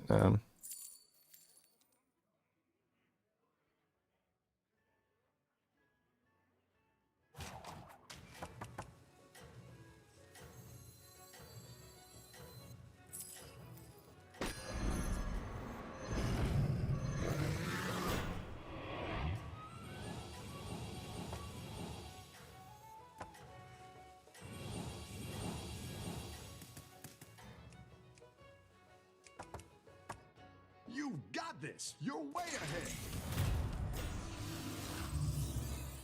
Oh, Radio Star. Oh no, Radio Stars. Well, stats are not the problem, right? Oh, and he loses taunt. He loses taunt. Wait. He loses taunt. Which means he probably gets my wildfire. That's worse. Wait, yes? No, he doesn't get my wildfire. Wait, that's good. Oh, he's dead anyway. Okay. I can steal wildfire from him or other allies. We double stats every turn, it doesn't matter. Yeah, it can't. The Radio Star is not a problem. Yeah, and he does just die. Oh. Nice work out there. Keep up the pressure.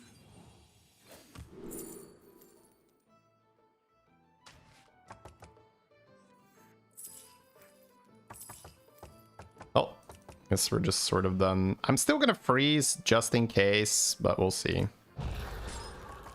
We're gonna play Icaron big. We're gonna play Shielded Wildfire big. And then we'll just figure it out from there.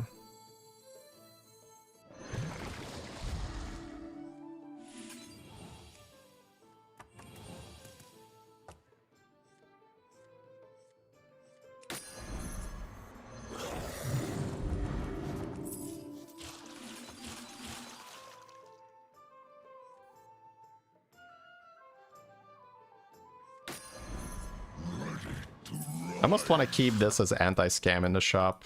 I don't think I need scam myself, right? I have numbers. So the scam can go. But I like having this in the hand.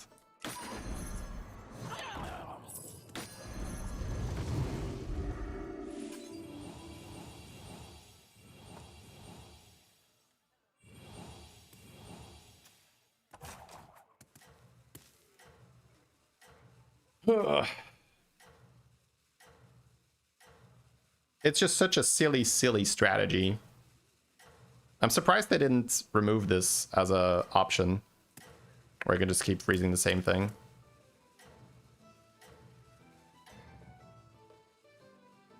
Let's see if you can stay on top. Yeah, I mean, that's over. GG. Superior stat line prevailed.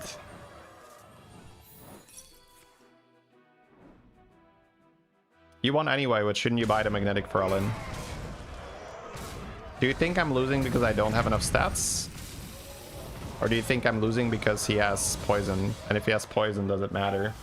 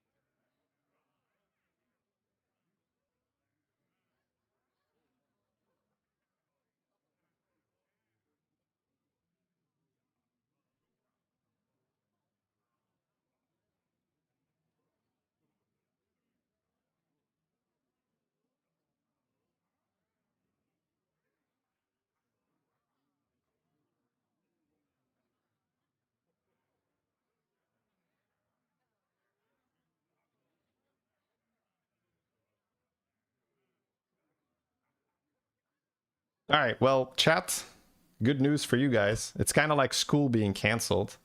My dentist just called. They have the power's out.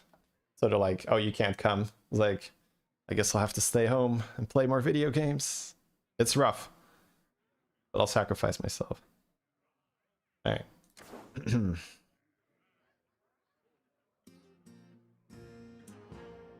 How did they call without power? Yeah, do they have cell phones? Weird. Weird, I don't trust them. Maybe they just didn't want to see me.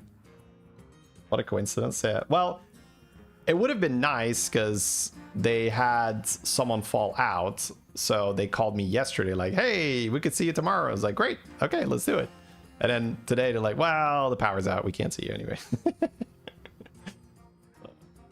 Kind of funny.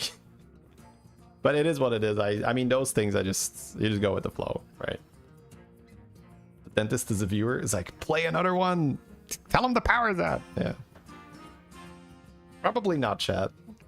The real world doesn't care about us playing the children's card game, unfortunately.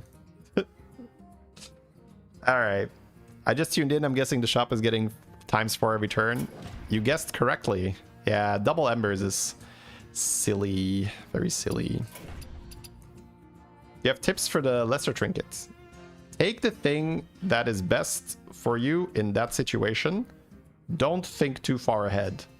So you see me take souvenir stand. I usually take souvenir stand when I'm really strong and I don't need help from another trinket, or if I have a really good way to spend all my gold on the shop and I don't want to spend any gold on the trinket, you can also go souvenir stand then. So that's essentially how you think about it. So don't think about making your strategy on turn 6. This is actually the main reason that a lot of people dislike trinkets, because in their head they say, oh, I have to hit the right trinket on turn 6 because I'm going to play Quillbore and I need to hit a good Quillbore trinket. And this is how you just have a miserable experience in trinkets, because then you're either going to hit or not hit, and then you're going to believe like, oh, it's just RNG, right? Either hit the good trinket or not. And you'd be surprised how often I read those comments. It's kind of crazy. But the beauty of the trinkets meta is that you just look at the trinket, you look at your shop, you look at how much gold you have, and you say, huh, it's a little bit of a puzzle, right? You solve the puzzle by just being like, I think this is like the best outcome for this turn and given my situation. And then you just do that again with the greater trinket. And that is a very fun added layer of skill expression in the game. But of course, people turn that around and say, oh, it's like less skill because it's hit good trinket or hit bad trinket. But it's absolutely an additional skill for you to navigate it properly. Now, of course, can you get luckier or unluckier? Of course, that's Hearthstone Battlegrounds. That's every single shop, right? Every single shop you could get luckier or unluckier. That's the nature of the game.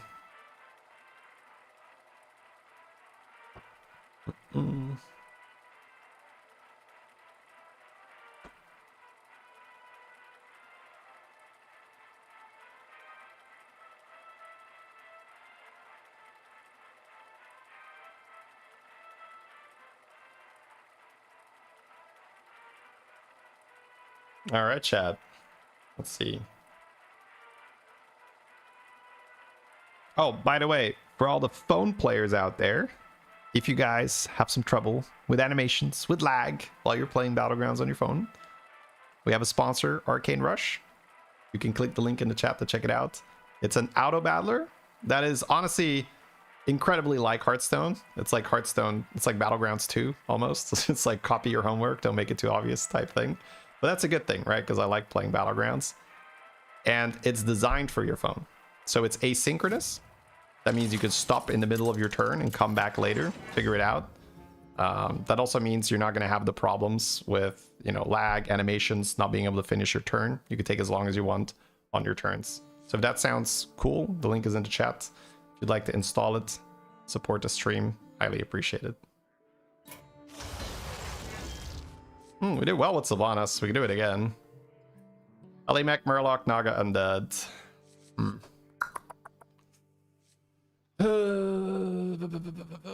So there's no Rylak this time. But Elemental's still not bad. No, Murloc. I'm actually not sure. Sylvanas is never terrible. Because you make triples, right? That's never a bad deal. Then you have Cookie. I think I'll just run it back. Need the link on your phone again? Absolutely. Yeah, don't click the link while you're on PC.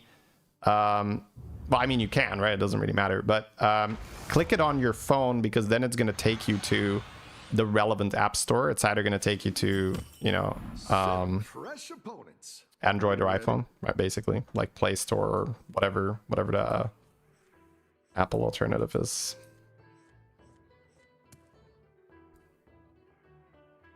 I can go for a 3-drop again, but I could also just get money. Or I could just hold it, I guess. It's true. True. PC takes you to Steam. Yep. They have a Steam version too. But I would recommend playing it on mobile. It was made for that. I play it on Steam while I'm streaming, but if I'm not streaming, the phone just...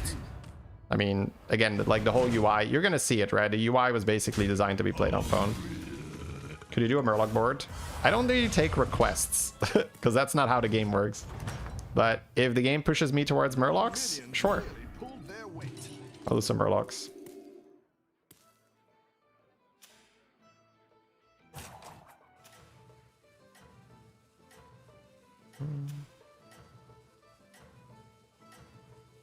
Hey, Alejandro. Greetings. If the game pushes us towards Murlocs, we say, no, bad game, bad game.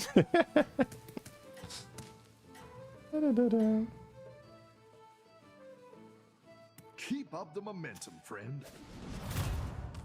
How do you get all the analytics on your screen? Aha. Boom. There you go. Welcome back. How's it going out there? Ooh. Oh. Ooh, I love this. I think this is a very fun start. I might just ignore my hero power here, but the extra money is... I'm always taking this.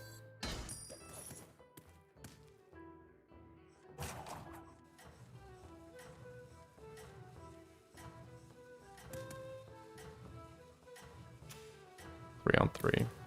I'd rather still take my money, I think. It's not killing anything. No, never mind.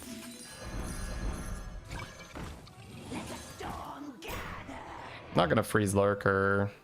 You're doing great out there. He doesn't kill anything, so my hero power doesn't work next turn.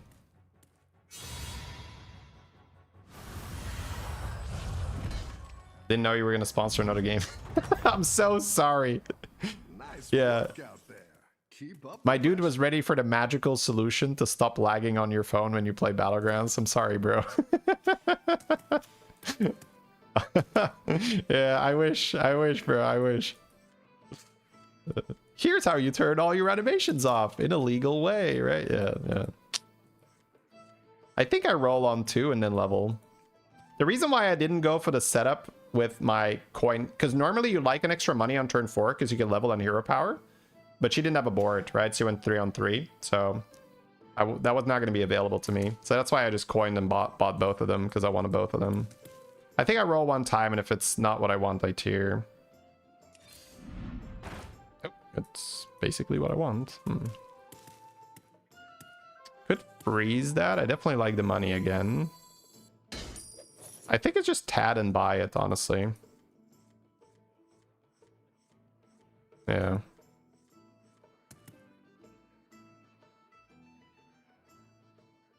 Yeah, tad and buy it. You're down a minion Oh, and up it's a not bad.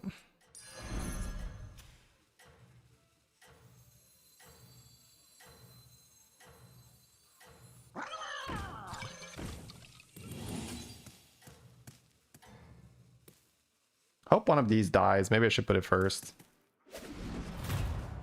You would serve well.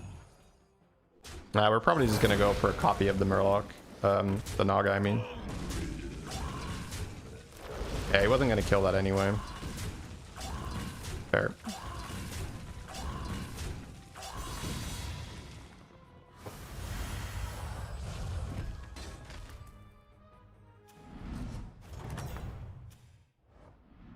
Yeah, sorry for the bait. That was completely unintentional.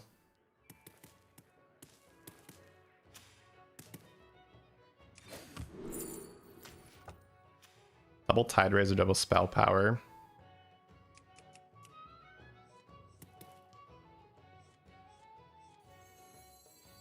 It's not the So many strongest, skeletons. but it'll fight Well, the hard. skeleton will only appear one time. Right, it's not like I can get 3 skeletons in my discovery there. I don't really want to play this, I think.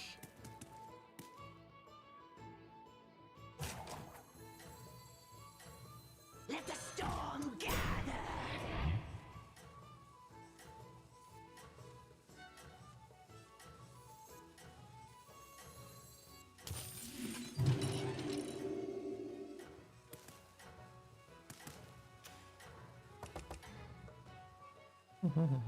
I think you can win this thing.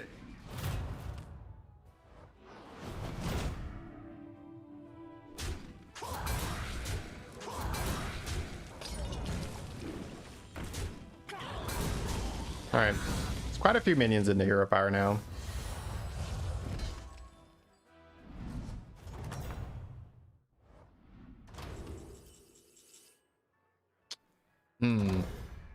See, this is a fun puzzle because cube is the best trinket. But the game wants me to level this turn because I might hero power into a triple. So I might just go Flak Tree because I might have a Golden Tide Razor, let that trigger twice. So while the cube is a better trinket, it totally butchers my turn, which I'm not a fan of. I like the 0 cost here. Scourfin's okay. Got scouts. You love cube? Your Me too. minions really pulled their weight. Hey, thank you so much for that kill shot. 7 months. Welcome back. Probably Golden Tide Razor makes the most sense because I'm going to go double Death Rattle. Botanist is also cool, of course. I didn't like that one either. Here's a gold for the trouble. That is a Naga. It depends on if we just want to focus on winning or not. I do have spell power too.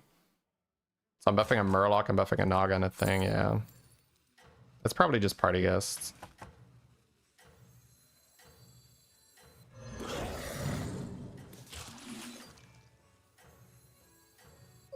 I want to kill these off.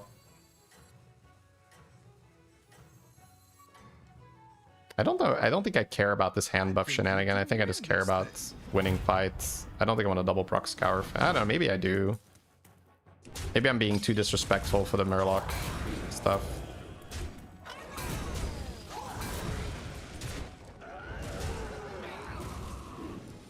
He had a Titus.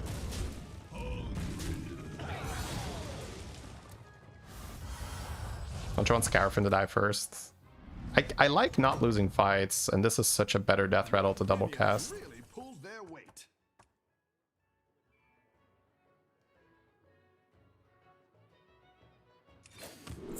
Yeah.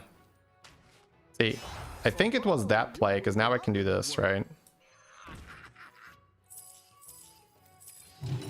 But this is like more higher level stuff, right? Because yeah, we have the hand buff stuff, but it doesn't compare to getting this tempo. Which means I win, and then I can just sell the rest anyway to level. Bit underwhelmed by the 6 drop, but we do have Deep Blue Belinda.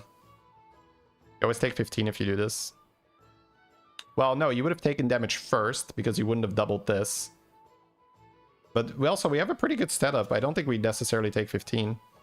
Look at my spell power, and I have Golden Tide Razor. And Belinda, by the way. Do you take me for an ordinary mage? Belinda will double cast. Do I need Deep Blue, guys? I don't think I need Deep Blue, right? I think I just want money from this point. Because I have Tide Razor, Belinda, and double Death Rattle trigger. This is a beautiful early game, by the way. Really like how he played this. I could put Belinda first, but then I don't get her effect right. Yeah. 70 health on this guy. Yeah, you're not taking 15 with that play, my dude. You're not taking 15 with that play. This is just well done, honestly. I like how we set this up. This was a beautiful game, chat. Beautiful early game. Well navigated. Don't think I tier. I might have the end of turn spell thing in here. I kind of want to roll first. What's my comp here? I think I do like to just go Nagas here for tempo.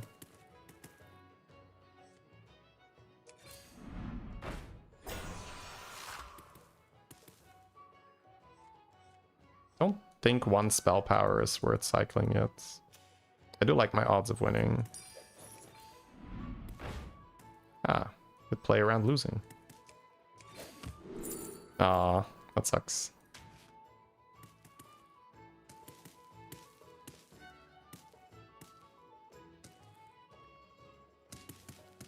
Why not take Chef is enough free with Belinda? You're very right. I just missed it. Chef was amazing. I think I take damage this round potentially, but I'm kind of down to just play it slow here. I could also put this guy on the board. Playing another Naga is also not bad. I like not losing. I think I just roll for Naga then. This guy looks like a cool Naga to me. I'd also buff the horse. Actually, okay buffing horse.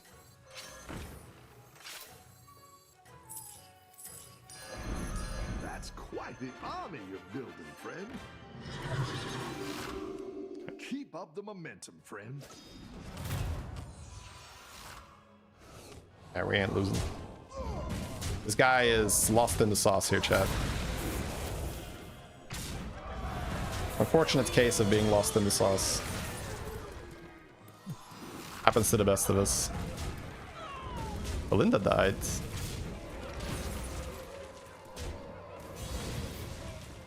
Hey, Fruity Loop. Thank you for the 19. Thank you, thank you.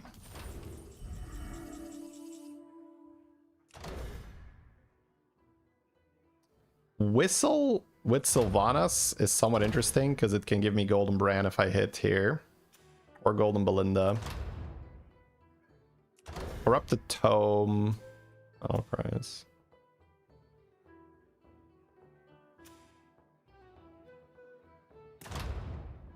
I'm not doing this, I think.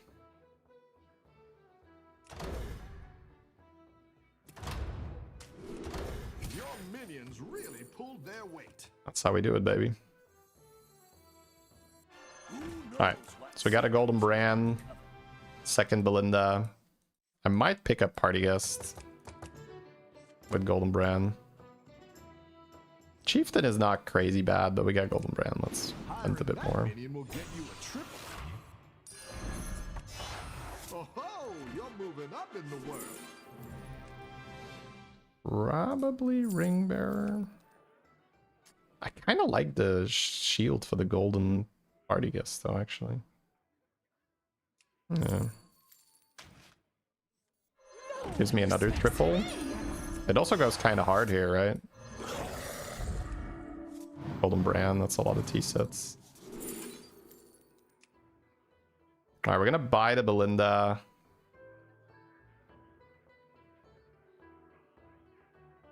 And just chill.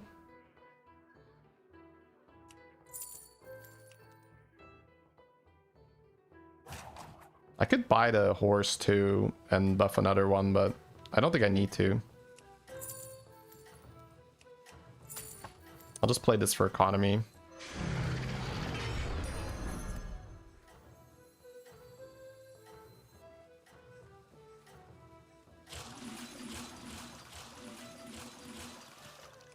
Keep up the momentum, friend.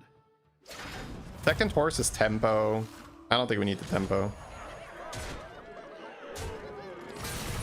This board would feel directionless for you. You have Golden Brand and you have 34 HP. So your direction is anything your heart desires. That's how you should look at this situation, right? The direction is whatever you want it to be.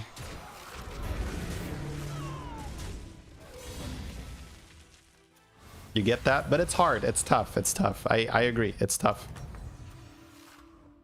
Nice work out there. Keep up the pressure.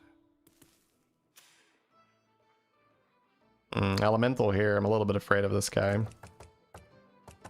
I think I just roll for battle cries here and we try to figure it out. Could still be back to back because I'm close to a Golden Belinda, right? I'm 1 hero power away, basically.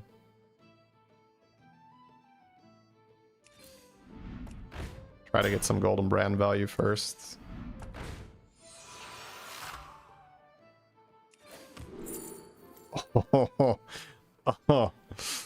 Oh. I probably don't deserve. Wait, friendly minions. I can't. Okay, never mind. Calm down, chat. I can't throw it on my guy. Elise? No, it's too slow. But I like the Emergent. I might even Zarjira the Emergent.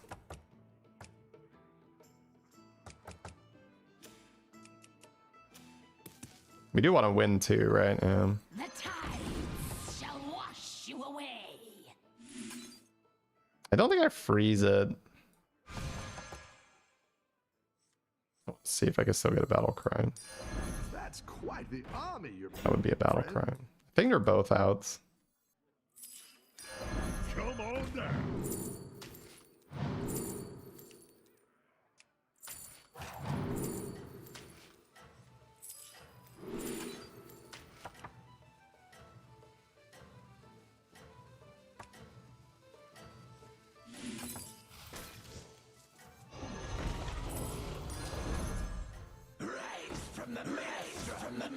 Try to get the Zarjira to die. Let's Shit, I wanted to end on that. stay on top. He's probably too strong anyway.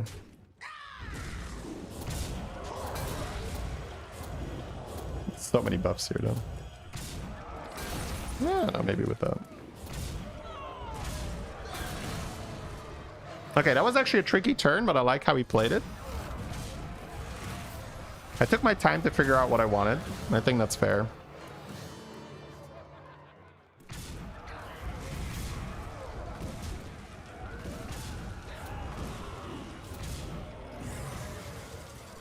Sweet. Very good.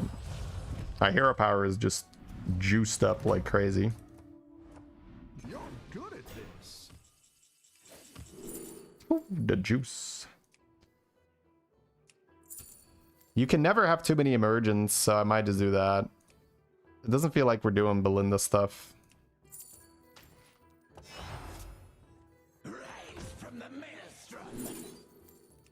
My college's brand spell power. There's no Rylak though.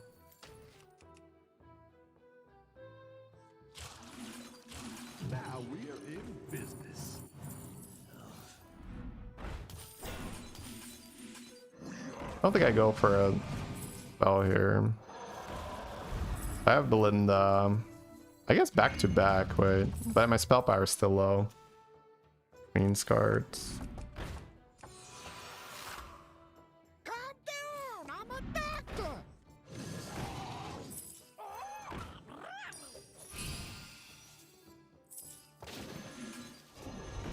I'm gonna sell him because I don't have the hand space.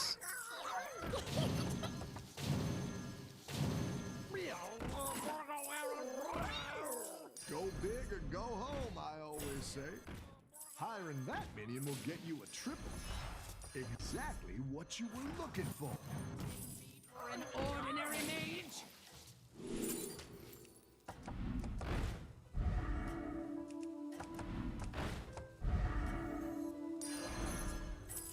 Ebb and flow. Burn it all down.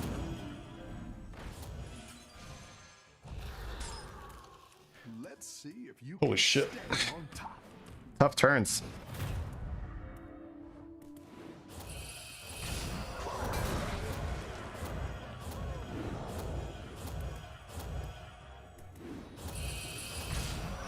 Okay, Wind Furies. I'm gonna get one shot right. Damn. Tough game, tough game.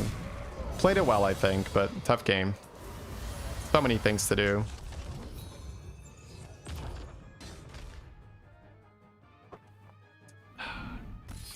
Not bad. I'll take it. These can be tricky situations. I was ready to lose, not to get one shot. Getting one shot is a bit lame, but it is what it is.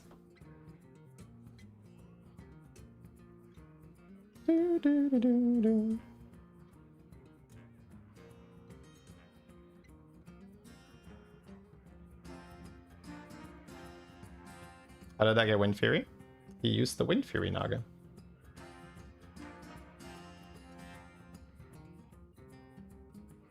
ixxdeee, thank you so much for the sub.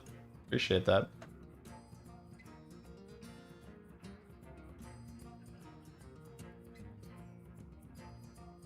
Can I ask? I wouldn't have bought the first Bran. What is the reasoning there? Bran is good. Bran is money. Money is options. Options gives you good boards.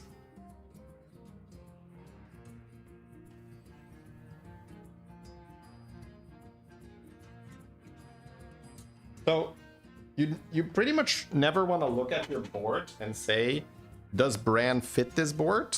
If you're that early in the game. That's a question you ask late in the game, right? If your board is like pretty established.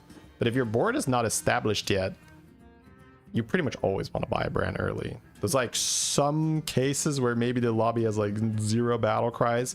But even then, right? There's battle cries, bro. The panda battle cry is always in, right? And depending on the other types, it's very likely you have 1 or 2 other useful ones. But yeah, it depends a little bit on your situation at the time. That's like the real answer, right? But that's the issue. The answer is always it depends, but it's tough to give any advice like that. But that's the real answer. The real answer is always it depends, right? Like, how much health do you have? Are there battle cries in the shop already? Which types are available? What turn is it? But in that situation, 100%, right?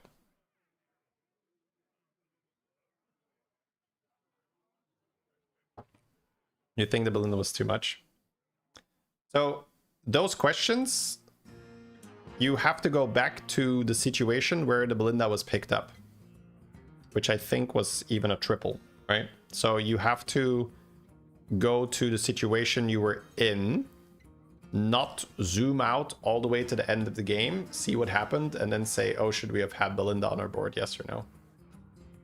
Then the answer, yes, Belinda was definitely worth it. Because we had double death rattle, the Naga that triggers, right, on the 2 sides. Belinda enhances that. So absolutely. But it's a difficult thing to be able to properly evaluate a game. Because it's very easy to use wrong reasoning there, right? To basically start at the end, take away all the context, right? Of like, was the Belinda tripled? What turn did we pick it up? Was there already something on our board to make use of it? If you take away all the context and you just look at this and you say, huh, why is there a Belinda on the board, right? Then of course it doesn't make that much sense. Joy Kami, thank you so much for the 2. Appreciate that. Thank you. Okay, let's queue another one.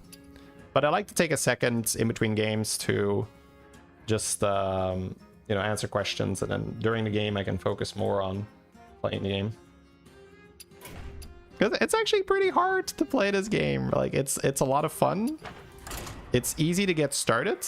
But if you really, really, really want to get good at this, there's a lot of hurdles that you have to clear. There's a lot of things you have to learn. And I was reminded of that a bit earlier with the all-in question, right?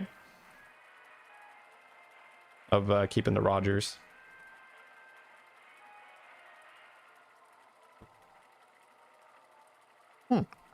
Yeah, I try to explain during the game. It's just that people sometimes have questions that aren't necessarily related to the game or not related to the portion of the game that I'm at. And then it gets very hard to reply to that.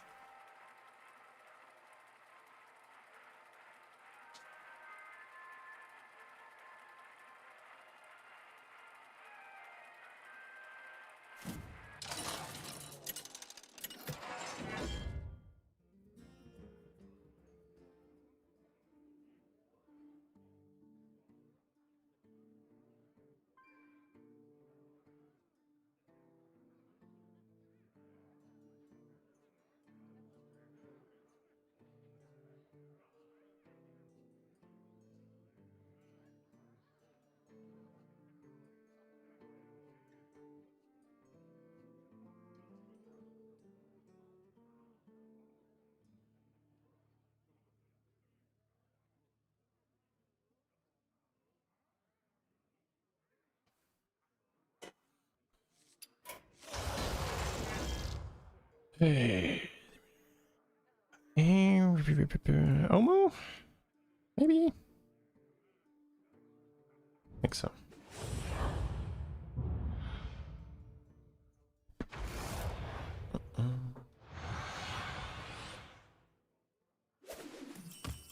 Seven fresh opponents. Are you ready? Next turn level spell, that's why we freeze.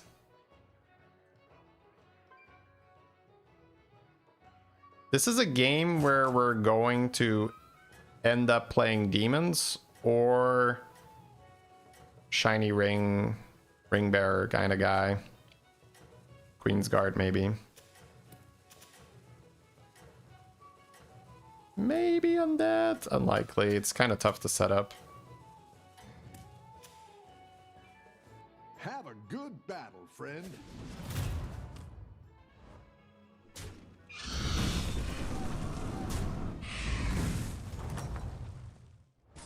I've got some fresh recruits for you. Cool. Let's do that.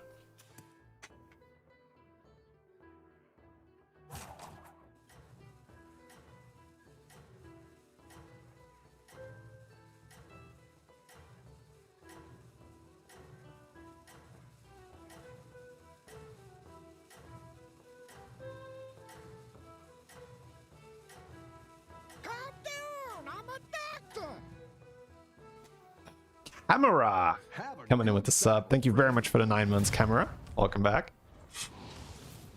Oh, guys, I am taking a vacation next Wednesday until Monday. The different life with kids. Nice work out there. A little bit more, The pressure. a little bit more balance.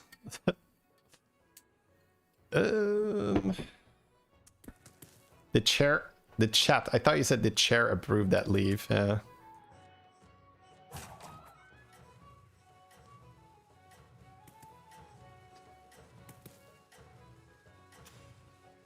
I don't like tearing here.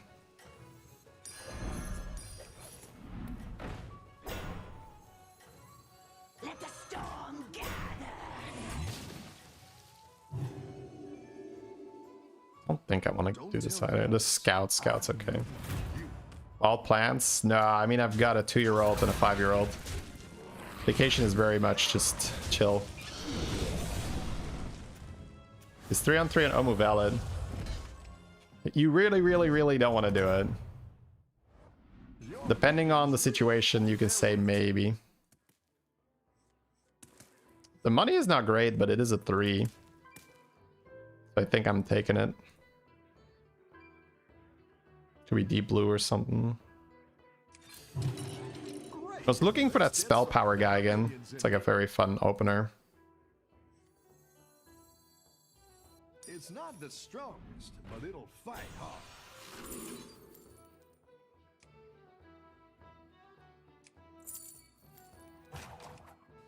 I guess Chroma Drake.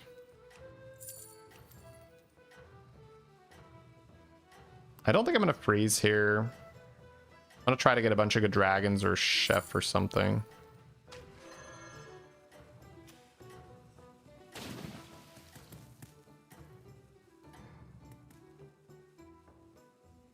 Have a good battle, friend. Is Twitch and YouTube your full time? Yes. Can I choose when to go on vacation? Largely, yes.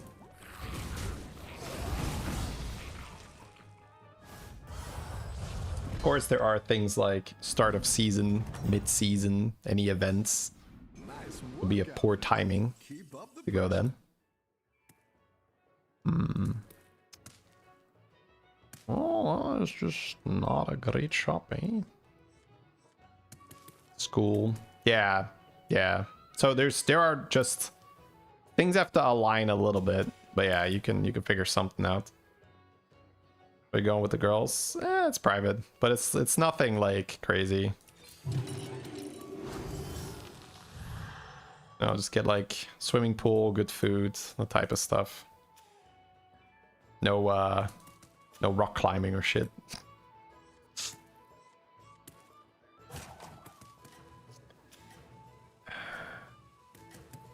I think I beat him without casting the ring.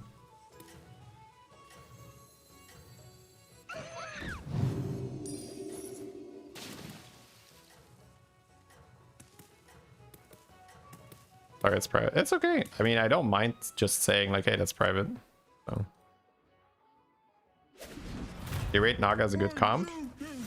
Naga is great for MMR, yeah. Like high tempo.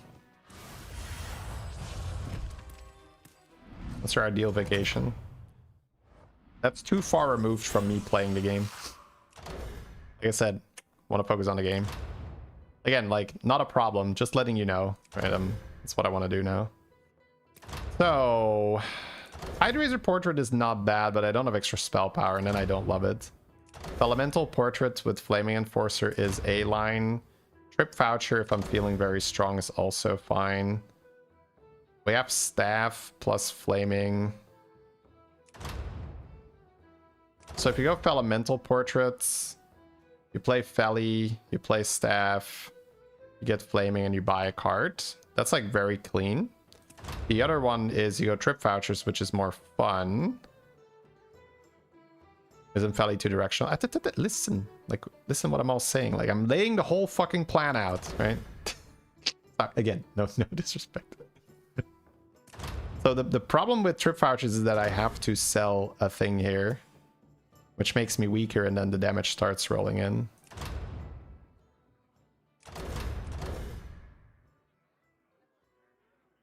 I think I would rather just be really strong and level. Your minions really All right, just look at the outcome now, right? So you want to look at the gold when you're doing all this.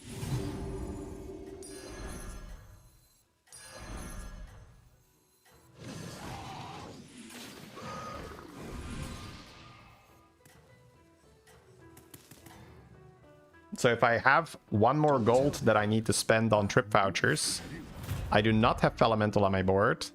I have to sell another minion off my board to make this play. And my shop is smaller. Plunk, plunk, plunk. Right? That's like 3 really big downsides. So yes, on the one hand, you would like a Trip Vouchers, right? But there's just like 3 pretty negative things associated with not taking the Felly. Which is why I think you just have to take it. Which then results in you winning the game. Sorry, well, maybe winning the game, but it results in you winning the fight, which results in you being able to click this button. And clicking this button is generally good. So this is why you're trying to solve in the early game, right? It's like, how can I click this button without dying? That's like, if that is your only thing you focus on for like the first 7 to 8 turns, that's perfect.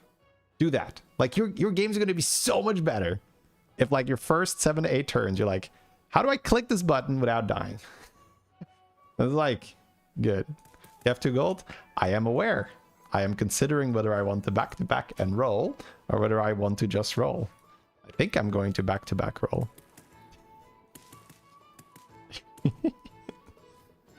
Alright. I do have 2 gold. Proud of my 2 gold. It's beautiful. I'd almost still want to part with it. Alright.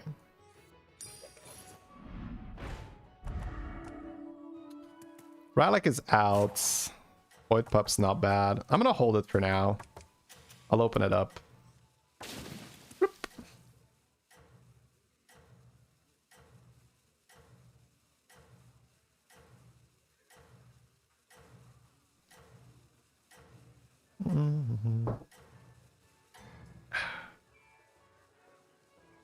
You're doing great out there. The same advice 2 years ago? Bro, it's the same advice every time. Like, the best principles on how to play the game, they don't really change. How you implement those principles, that changes, depending from meta to meta and different cards and all that. But the principles don't change. It's always the same. It's always how do you level without dying and then get good cards and then win the game with good cards. It's always been that. There hasn't been a meta where it has been bad to get good cards. Generally really solid to get good cards.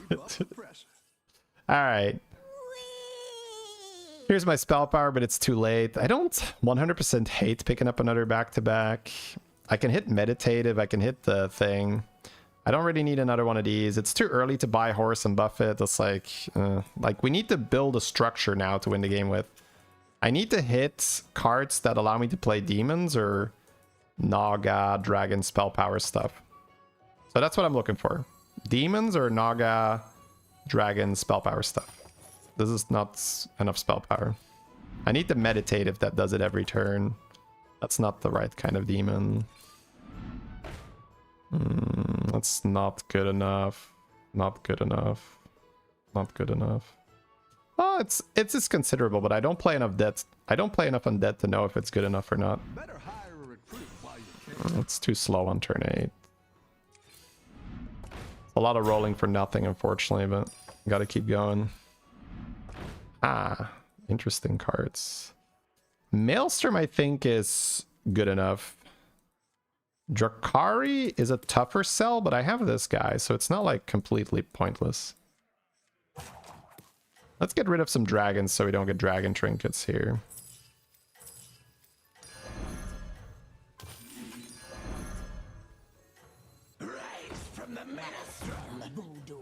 I'm gonna hold these for when I have spell power. I don't think they do enough yet.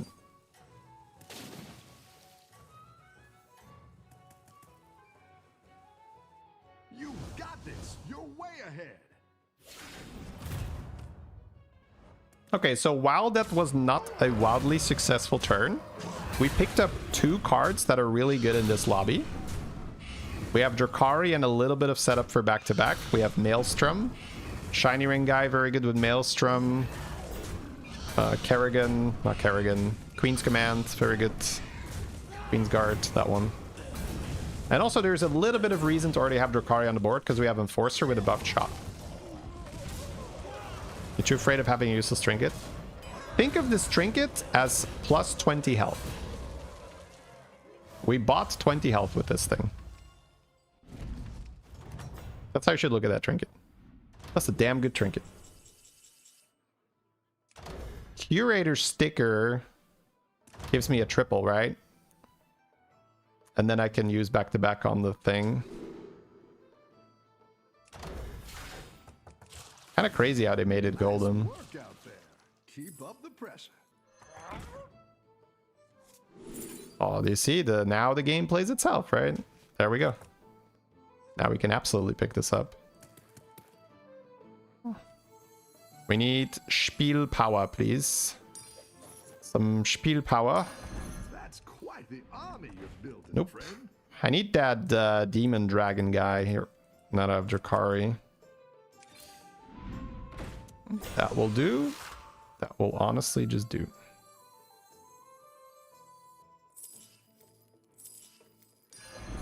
Is Drakari out? Monka, And I have so much shit I have to play. I probably want to play my Amalgam, but man, Drakari opens up back-to-back Amalgam comp. You could hold one Emergent.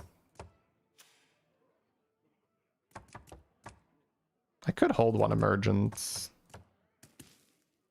If I sell this thing, I get to keep Drakari and I get to keep this thing as a taunt, but I could just sell this and keep this. Yeah.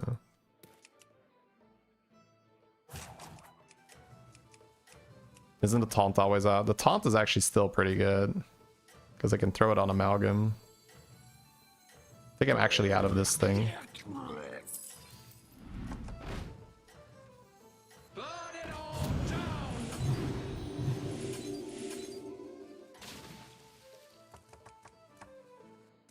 just gonna hold one emergent. You're way ahead. The alley is a 50-50. Yeah, but look at my board.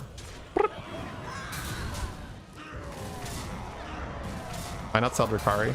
I mean, I've just spent time talking about it, guys. I mean, come on, come on. I need like a whiteboard to like tap on. Like, are you guys not paying attention? Are you not writing this down? Are you not writing this down? It's okay. I just like that fun when I'm streaming. So I'm just chilling, relaxing. Don't worry about it, chat. Don't make me tap the sign. Yeah. The Drakari is still on the board because I need spell power, and the dragon demon scales twice as fast with Drakari. It also opens up Harbinger back to back. So I don't think I actually need to level. I think I have to find the spell power first because everything is contingent on that. Or Harbinger. Harbinger also works. That's a little cocky, but we got spell power. With the, well, no, one is fine. One is fine. I could see myself losing to Bran.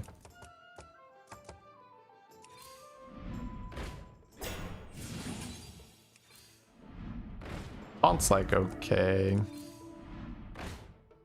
Yeah, this guy would have been good a while ago. Not anymore.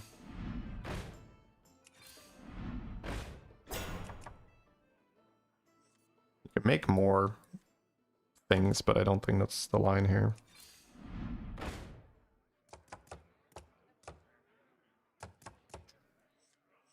You could sell it now for another one, but like not even horrible with double trigger here and a taunt. Maybe I could have taunted Drakari and sell it. Yeah. Oh, nice. So now it's maybe out of Drakari and just use this as your spell power. I don't know. I'm still looking to go back to back. You're down a minion and up a goal.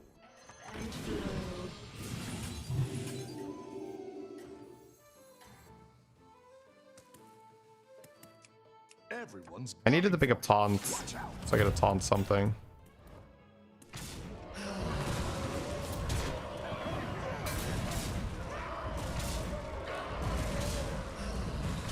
Yeah, good thing we didn't double up on the overconfidence. Would have been true to the name. When do you consider the board stable enough to proceed with an upgrade? When it is stable enough. I'm sorry. That is the it's too yeah, the question is just weird. In this case, I'm not looking to be stable. I'm looking to find cards that make it worth to go to 6. Because if I want to go to 6, I just roll for Queensguard and Belinda, and I don't even have a reason to take Belinda yet.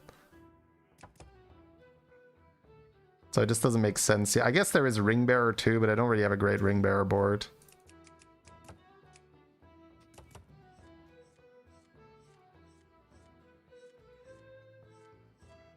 There's Reborn, maybe. Actually, Poet. Yeah, Poet is interesting. Yeah, Poet is a good one. Yeah, there's enough stuff for me to be here. That's a lot of buffs. Not enough, though, right? Like 48, 48 here. No, this being... Yeah, that's actually worth. better hire a recruit while you can. Not buying it now.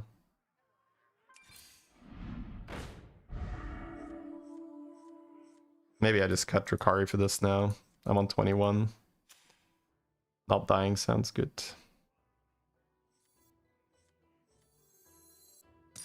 A good tactical choice. Better hire a recruit while you can. This is where shit gets complicated. Because back-to-back with Mishmash Amalgam is phenomenal.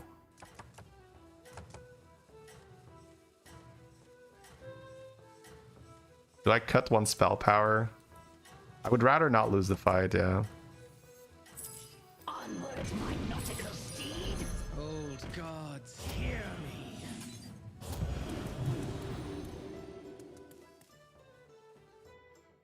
doing great out there. I don't love cutting spell power, but I think trying to win the fight makes more sense. Okay, well, looks like that's not happening. Damn. Losing while selling the spell power is painful.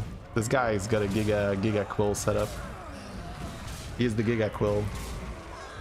He is the guy. Maybe you can do this without Belinda. Is this like... Yeah, we saw XQN not do it, right? Yeah, we saw XQN not do it. Just level and hit for it. Yeah. Funny.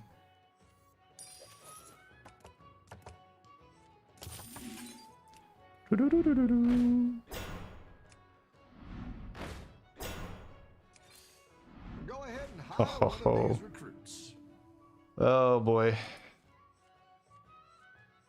Out of my other spell power and just say, please, sir, do not kill me. I'm but a harmless spectre backboard.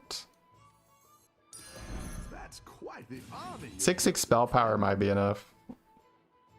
Because we have back-to-backs here, which counts triple, basically. No.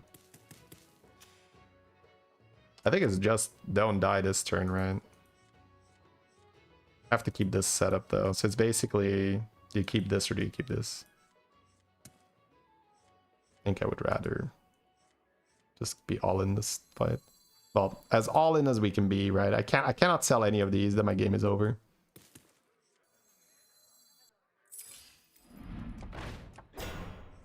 Do you take me for an ordinary mage? Some small stats were gained. Let's hope it's enough. It's gonna be one of those, if we live this turn, we win the game kind of spots. There should be an underconfidence spell. It's called Blue Shell. Holding Blue Shell is underconfidence. Don't tell the others. I'm rooting for you. Oh, I see big ass numbers, chat. I see Reborn Venom.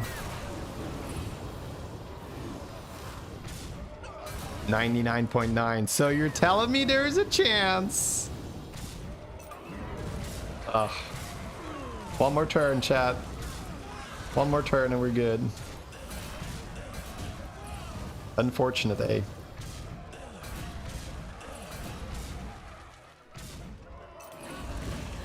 So close. Tricky game.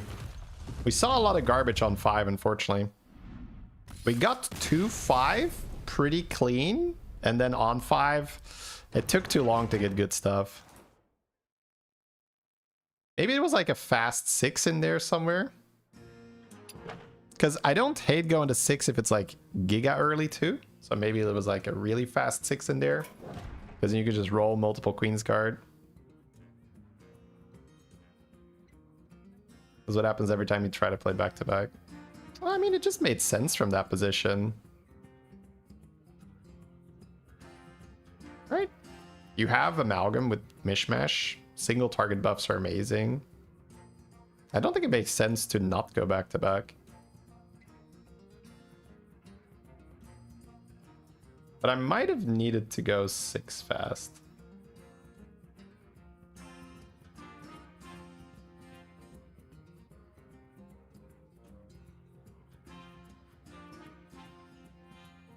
All right.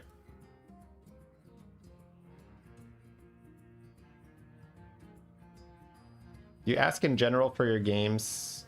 After 2 wins, maybe you get your... Oh, you should never be trapped on tier 4. There you go. Well, not never, but extremely rarely should you find yourself on tier 4. You don't like Mishmash? You figured it was the Ellie trinket. So you guys think we have a better chance of winning if I don't get an extra 6-drop and a golden Mishmash on my board? I want to load up the VOD. I'm not saying it's like 100% wrong. I'm just saying it's probably like 95% wrong. I can load it up. Let me have a look if that is even remotely reasonable. Let's see if it is even remotely reasonable to skip the mishmash there. Get the replay. All right. So. Wait, what elemental trinket? Bruh. There's a scroll, a rod, a postcard, and a curator sticker. So you can scroll, which is pure tempo, in which case this is more tempo. You can fishing rod to try to get Zarjira for 5 gold every turn, basically. Or you could postcard without spell like it's like it's not even close, right? I didn't like the Felly trinket. But we talked about the Felly trinket. The Felly trinket, there's no elemental trinket here also, bro. Like, it's just, yeah, okay. Can we not just type random ass shit in the chat, please? It's all good. I'm, again, having fun with it.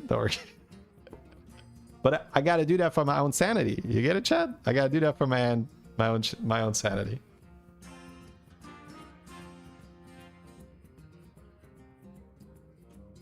All right, let me see. 10:50. I'm gonna grab some food. I'll be right back. And then while I'm eating that, we're gonna watch something. And then after that, we have we'll watch that Matsuri game afterwards, actually. Yeah. Try to learn from Matsuri and then come back, jam some more. See what JJ is up to.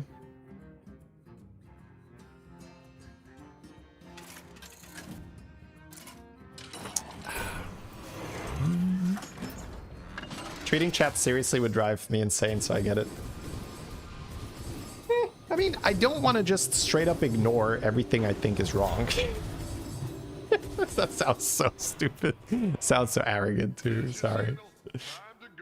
But it makes sense as well, right? Because there's just an incredible experience disadvantage. Like when you're, and I see this in everyone's chat, right? It's not just mine, of course. It's even crazier in someone like Jeef or XQN's chat, where there are still people in Jeef's chat who are just like, yeah, bro, you should probably have done that instead of the thing, or I'm not sure about that one either. It's just like, okay, well, take a moment and be like, okay, the person that gives that comment, I'm not talking about anyone in particular in the chat right now, by the way. I'm talking about the hypothetical guy in Jeef's chat. You just like take 2 seconds and be like, okay, this guy has thousands of hours in the game, is probably the best player on average that is in the game right now. I play this game as a hobby twice per week. Okay, so what is the likelihood of my opinion here being correct compared to the guy who is probably the best in the world at the game right now? But that thought process did not occur. It's be like, I'm pretty sure that was wrong. Sources, trust me, bro, right? But it's just like, if you take 2 seconds and throw it through that filter, you'd be like, yeah, probably not correct, right? Yeah. All right. He can make a wrong decision. Yes, but the skill level that is required to identify that it was a wrong decision is usually too high for the person giving the advice or the comment. Right? I hope that resonates. Sometimes there is an obvious one, right? But the skill that is required to identify that a mistake was made is too high. It's out of that person's capacity. All right. All right, chat. That was, but again, I love this. I love streaming. I love whenever it's a streaming day. It's good fun. Gonna grab my food and then we'll continue.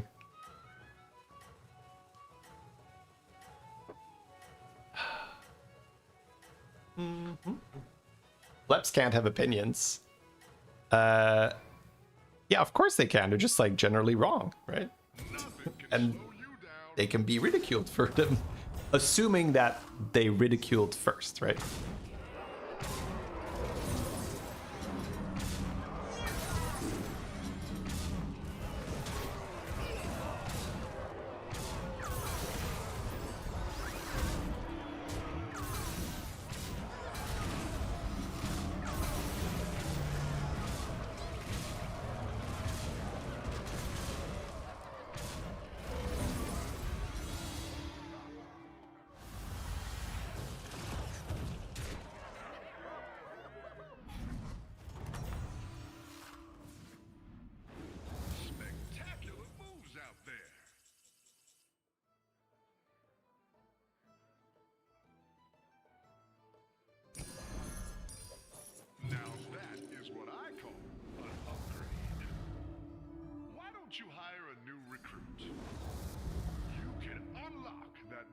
minion's true potential.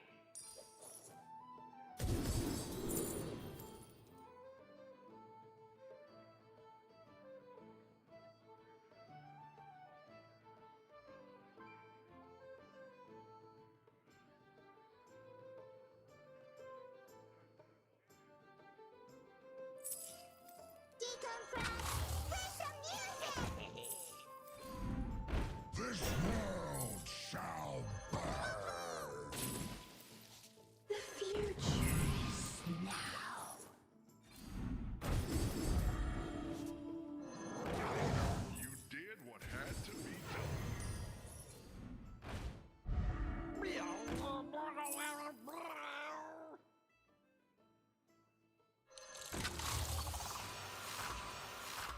Steady hand.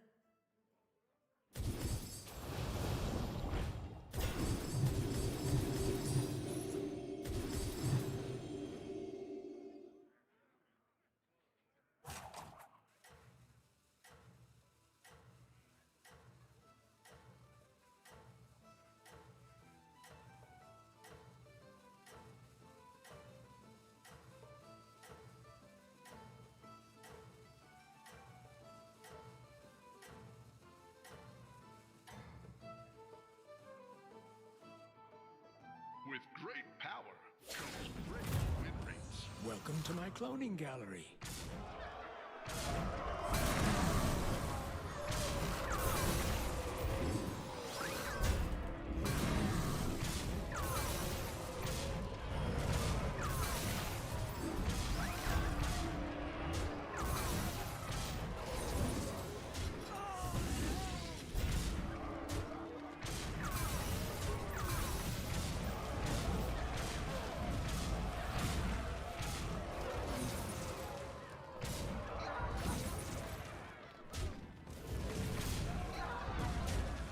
They'll have to publish me now.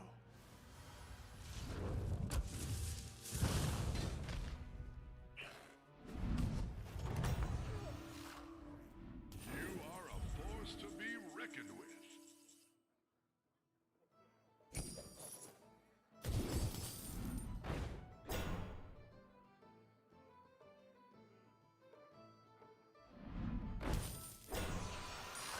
That one could be a game changer.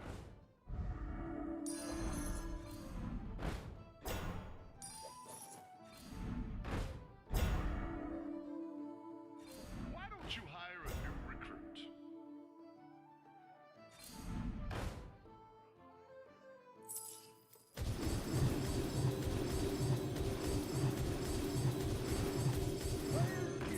Come on down.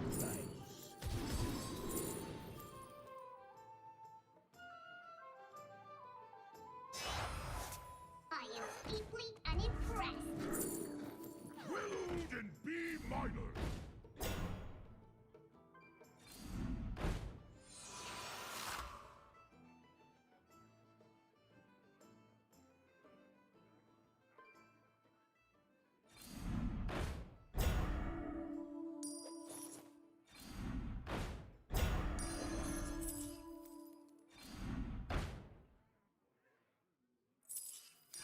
Extra large minion coming your way.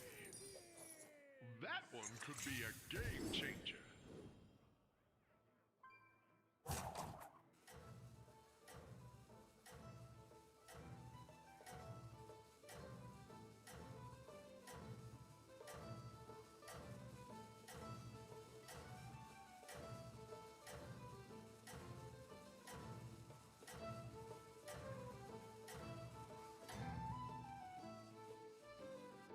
You have unlocked your true potential.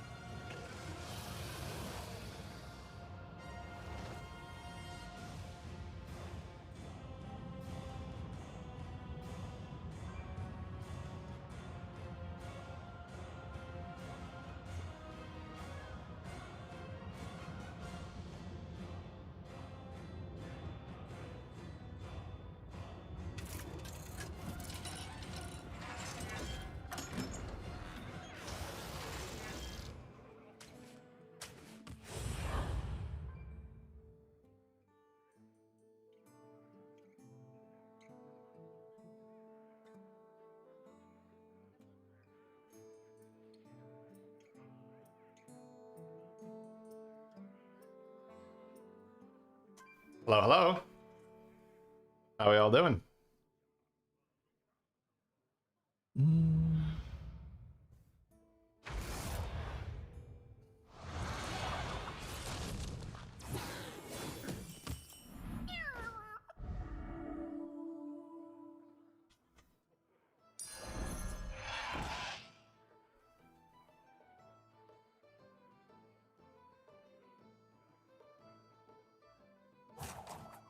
What a condescending streamer.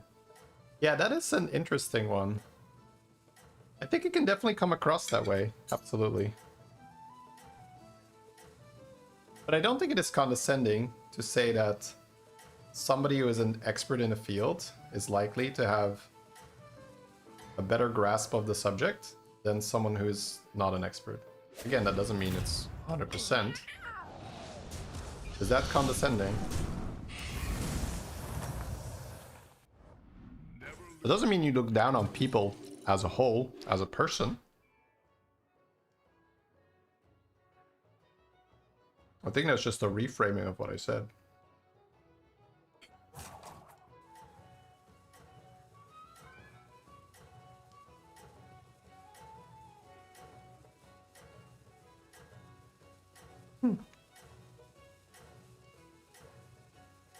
Ba-bum.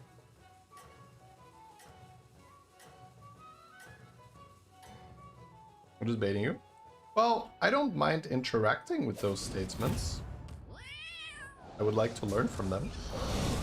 I don't like the whole baiting thing. People be like, oh yeah, I got him, right? I like actually having conversations.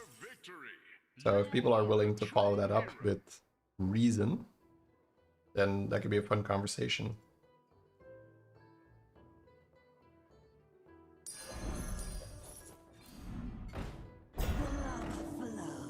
Quite exhausting to me that someone would take the time to be like, oh, I am baiting.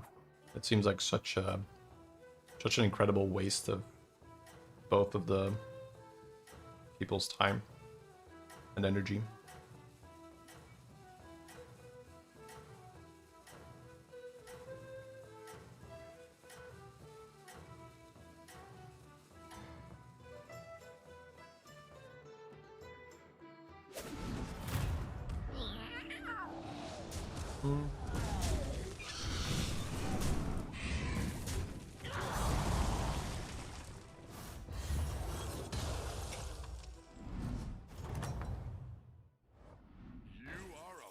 To be reckoned with.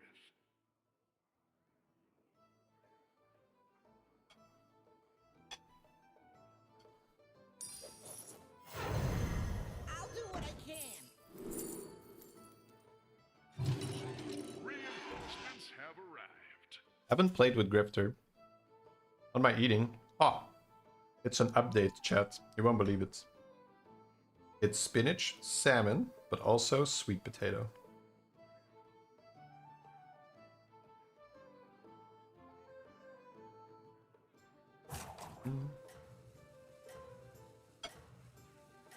I'll probably swap on the salmon out for chicken later, but I'm first finishing up the salmon that I have left over.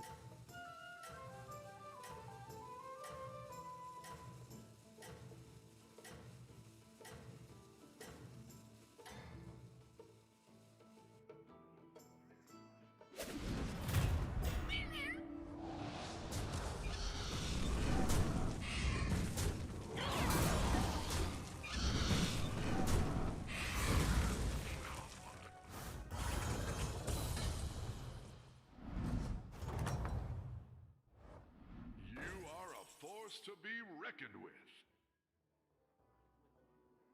Last stable thing in your life just fell. Yeah. Time I got nerfed in this patch, time to use chicken. Just changing it up.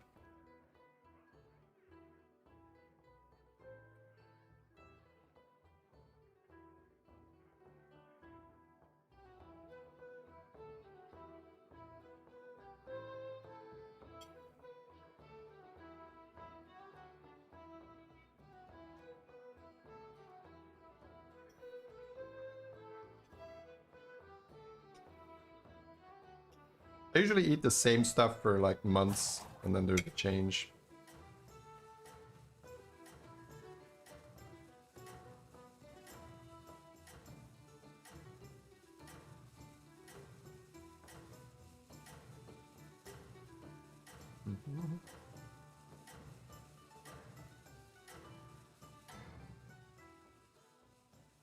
How do I attract these minions? 2 words.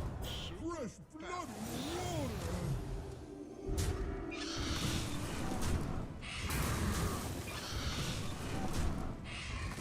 I do like how the salmon and the sweet potato interact with each other. That's like a nice little flavor mix with the sweet and the salt.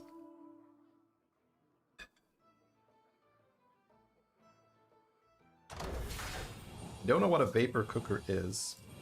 Might recognize it when I see it, but not by name.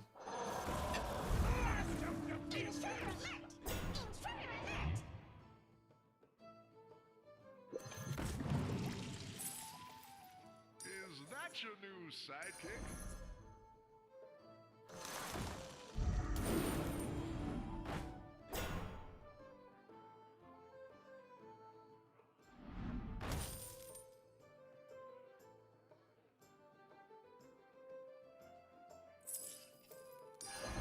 I'll give you a good price. Your perseverance Move my has mouse? been Okay. rewarded.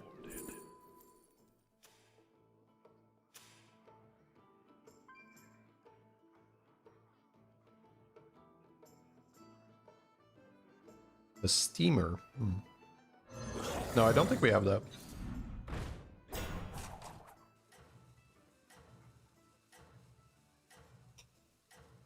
The potatoes were baked in the oven. The spinach was just cooked. Was frosted. Frosted? Frozen. Frozen, not frosted.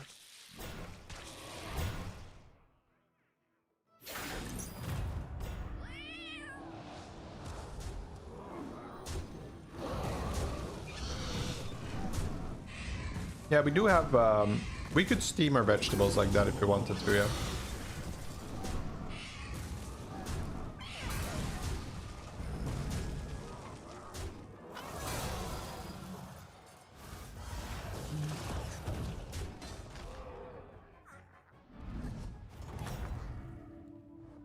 Another victory. You are a true hero. Is it breakfast or lunch? This is my second meal of the day.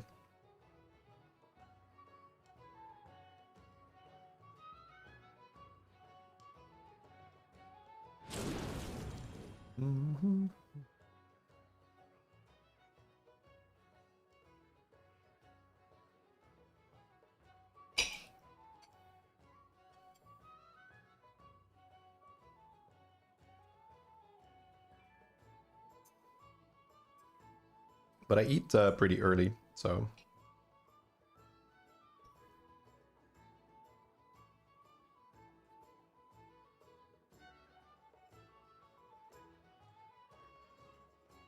Most days I get up at 4, and then after working out, I usually have breakfast at around 6 or so. So then I get hungry earlier.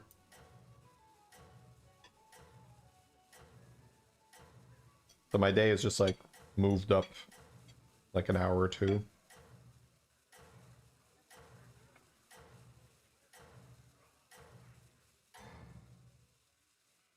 It's nice to see Top Hat viable.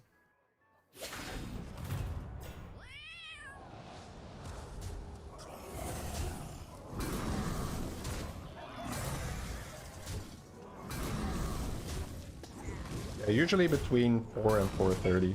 That's when I'll sort of naturally wake up.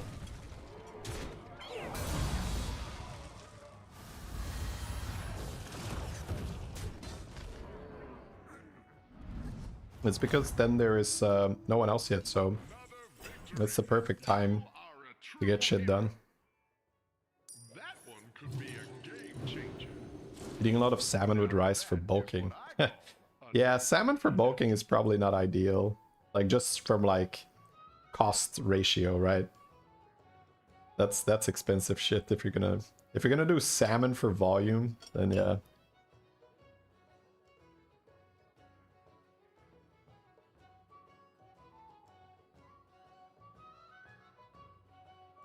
Was it the same wake up before kids? No. It was out of necessity. Like so many things in life, improvements, growth happens because life imposed it on you in some form or another. So this was very much a thing that evolved after I had kids.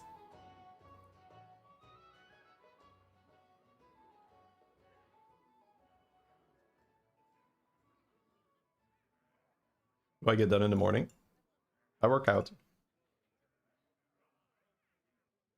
So if I need any food cooked for the day, I will basically just get that going. And then I'll work out and while the food is cooking. Like either in the oven or if anything low maintenance. I do some zone 2 cardio. Although I'm considering throwing in 4x4 interval training like every 2 days, because it kind of fits well with what I'm doing right now. I have a push and a pull day and then a rest, but I think on the rest, instead of doing, well, my rest as in not full rest, but no no strength. I think on that day, seeing as it's a chiller day, I can probably do 4x4 interval instead of zone 2. And then afterwards, it's generally either push-ups or pull-ups. And then some core, little stretching, that kind of stuff.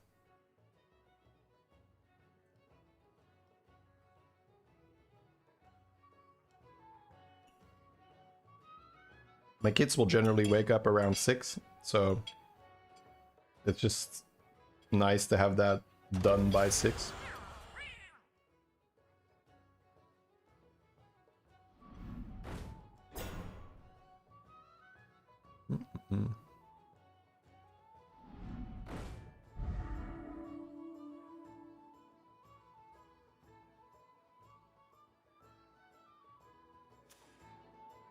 I have another job before being a streamer. I used to work at a gym. But not that long. I went all in on streaming pretty quickly. Alright. I also forgot, seeing as today is the first day I'm doing the different meal thing, I also get to have an apple. Ooh, exciting. It's uncharted territory. Well, not really. But for the past few months it has been, so. Let me get that apple and then get ready to have a look at that Matsuri game.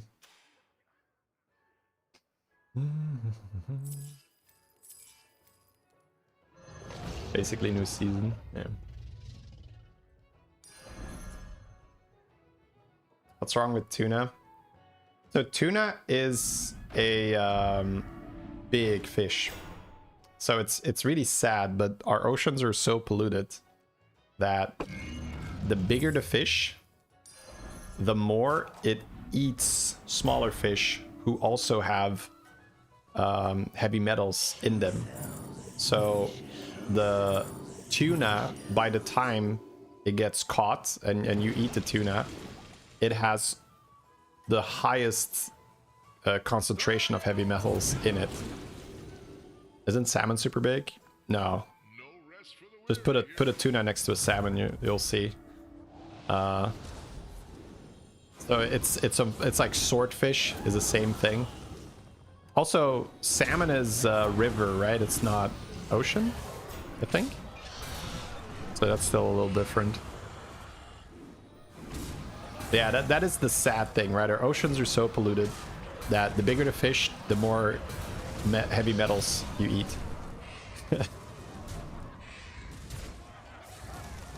So, yeah, I mean, I don't want to scare anyone. It's not like you have a tuna sandwich, you're like, right? But it's probably not the best to eat, like, high, big quantities of tuna. Are a force to be reckoned with.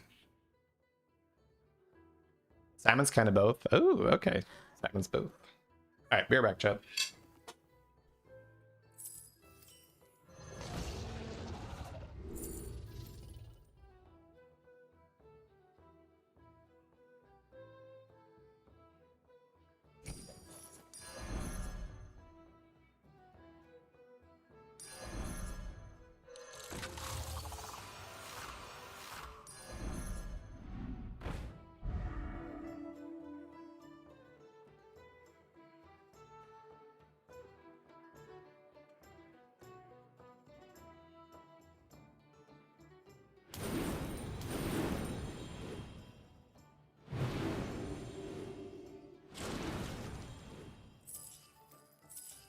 Let fall the sands of time. Come on down.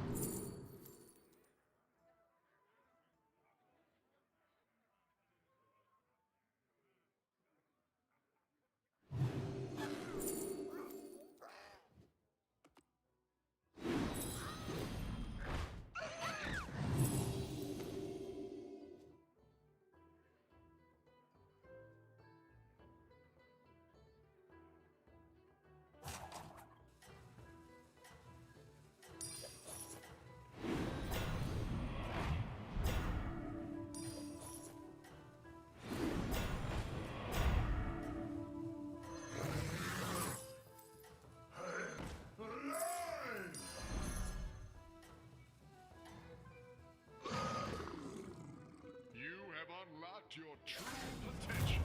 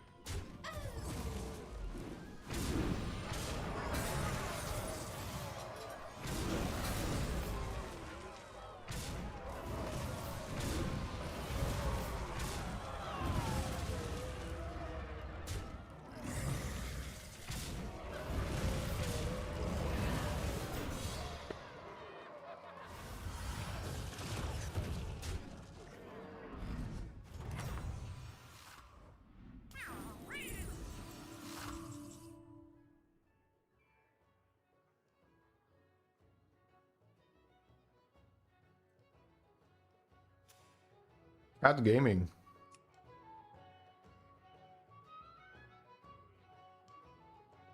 No poet yet.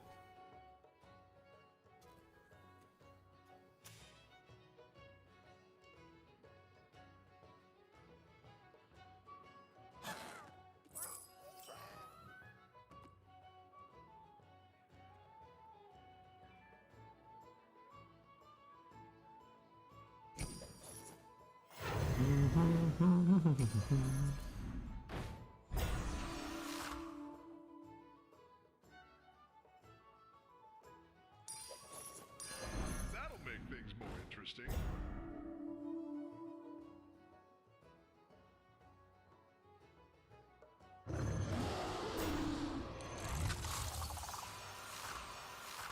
That's kind of sad that we have a golden Kali.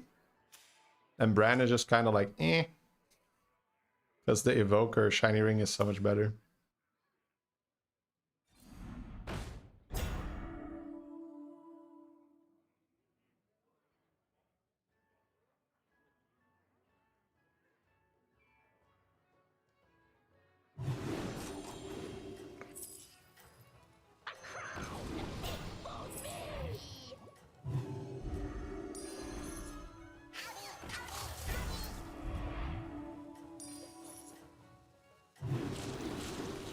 The scourge will consume you. Yeah, Ring Bearer counts as you casting for the Evoker. Rest for the weary, hero. Just a few numbers on this thing.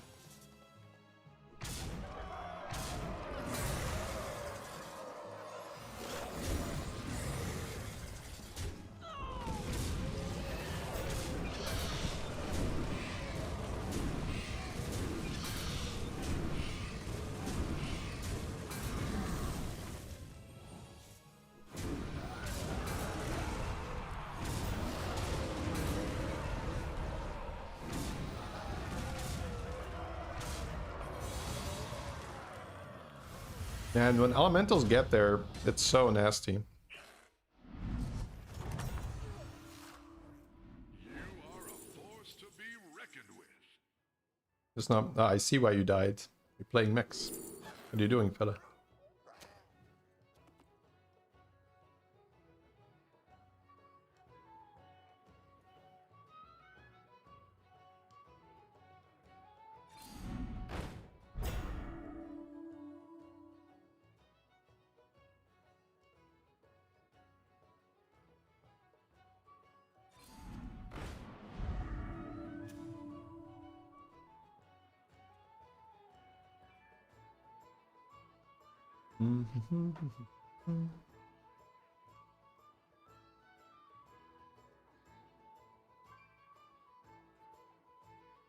That Alright, almost done, chat. game changer.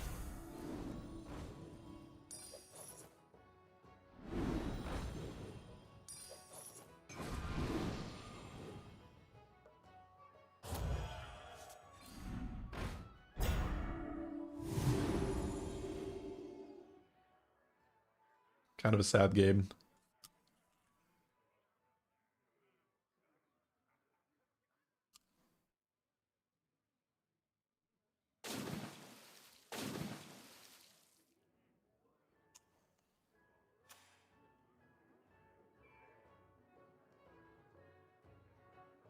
Really need the poet for this.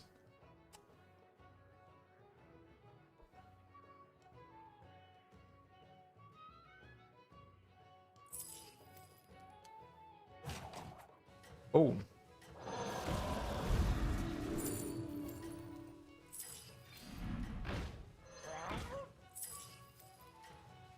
Steady hand. Steady hand.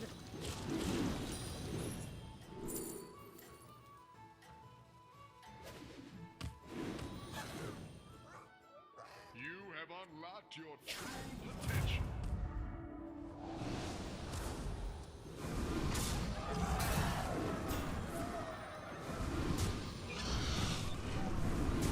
JJ was reviewing chatter comments. Hey, what's going on here?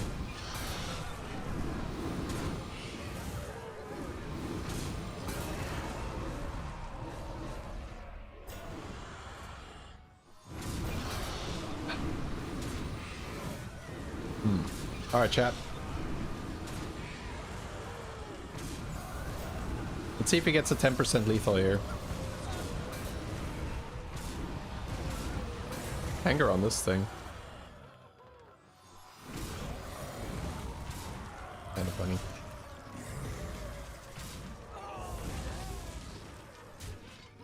Put it on screen, read all the comments from a certain chatter. Yeah. That's funny, right? Be like, oh, why am I listening to you? Look at your chat history. That's funny sometimes. Alright, give me 1 second and then we're gonna take a look at that Matsuri game.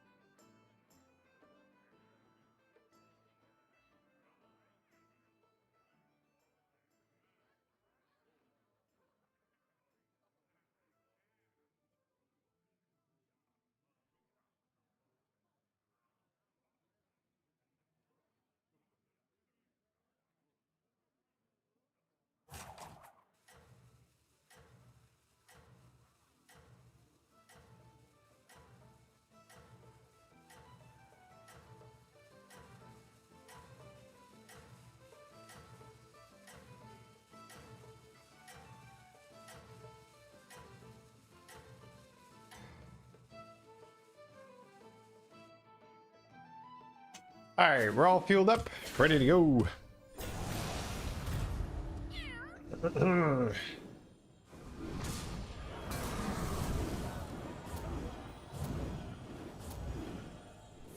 Oh. Alright, 93% lethal. Let's leave JJ in some dignity here. Get the Matsuri game going.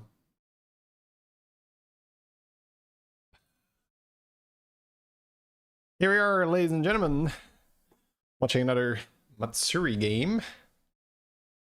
13.3k MMR right now. Absolute legend. Let's see what hero we're gonna take. We got a Voon ETC, Chromie Ticketus, looking like ETC. Schrodinger's JJ, yeah. It's funny.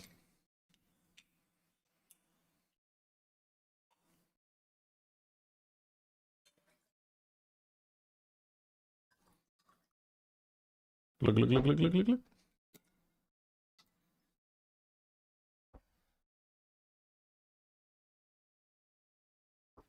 Actually, let me have a look what ETC's win rate is right now.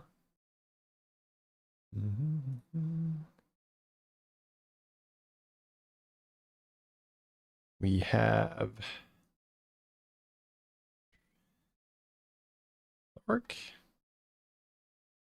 A tier on the top 1%. Oh, right. Yep. Let's see what the rest of the list looks like. I always like to see if there's any like things. Ooh, Alex on S tier right now. Wow. That's top 1%. Let's do 5. It's a little bit more data. Alex, Morchi, Sylvanas, Jiraxis, Jailer. Okay, I gotta pick more Jailer. I basically never take Jailer. Sneed up there as well. Okay. Queen. It's only 12% and 50% pick rate though. It's not super high. Maleficent. Discover magnetic mech. How is that? Is that the same for top 1%? No, she's not in here. I think there's not enough data for her, right? D tier? Please tell me she's in D tier. Now it's not gonna be not enough data. Maleficent is up there too. That's funny. Alright, either way guys, if you'd like to check this out yourself, make sure to download the deck tracker. They also have all that data available on their website. A lot of it is for free, but I think some of the metrics with the hero tier list are for the premium version. You can already get good data for free, so use !comps. But also we have the tracker, of course. Oh, I used the tracker thing already. Awesome, thank you. So we have elementals in for sure, and then it's either going to be Beast or Naga, or both, because it's a surf. With Matsuri, you always have to guess a little bit, right? What's in and what's out. Oops, there we go. Bonk.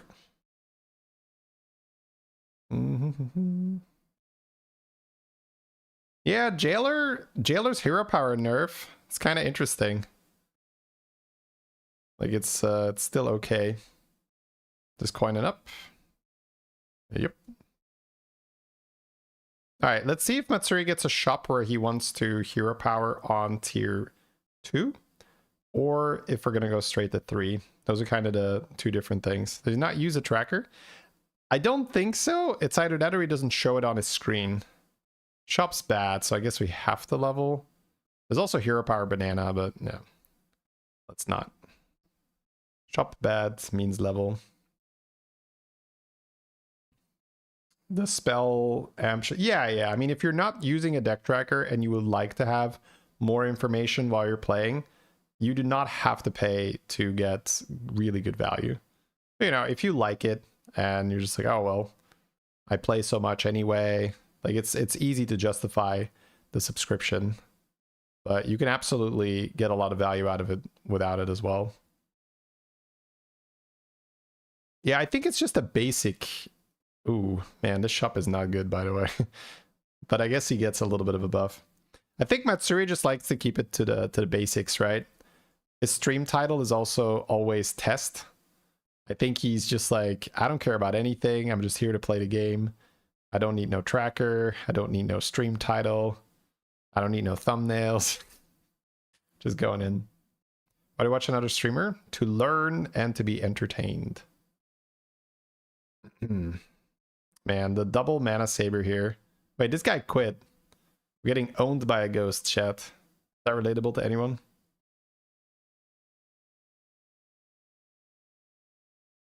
Alright, let's see if our hero power is better now. We do have the money pirates and the lasso. So you could end up selling your Selly for lasso here too. But you might also level first. Because you could cycle the gambler and then just like sell your Selly and up level. I kind of like that more. Yeah, it looks like he's down for that.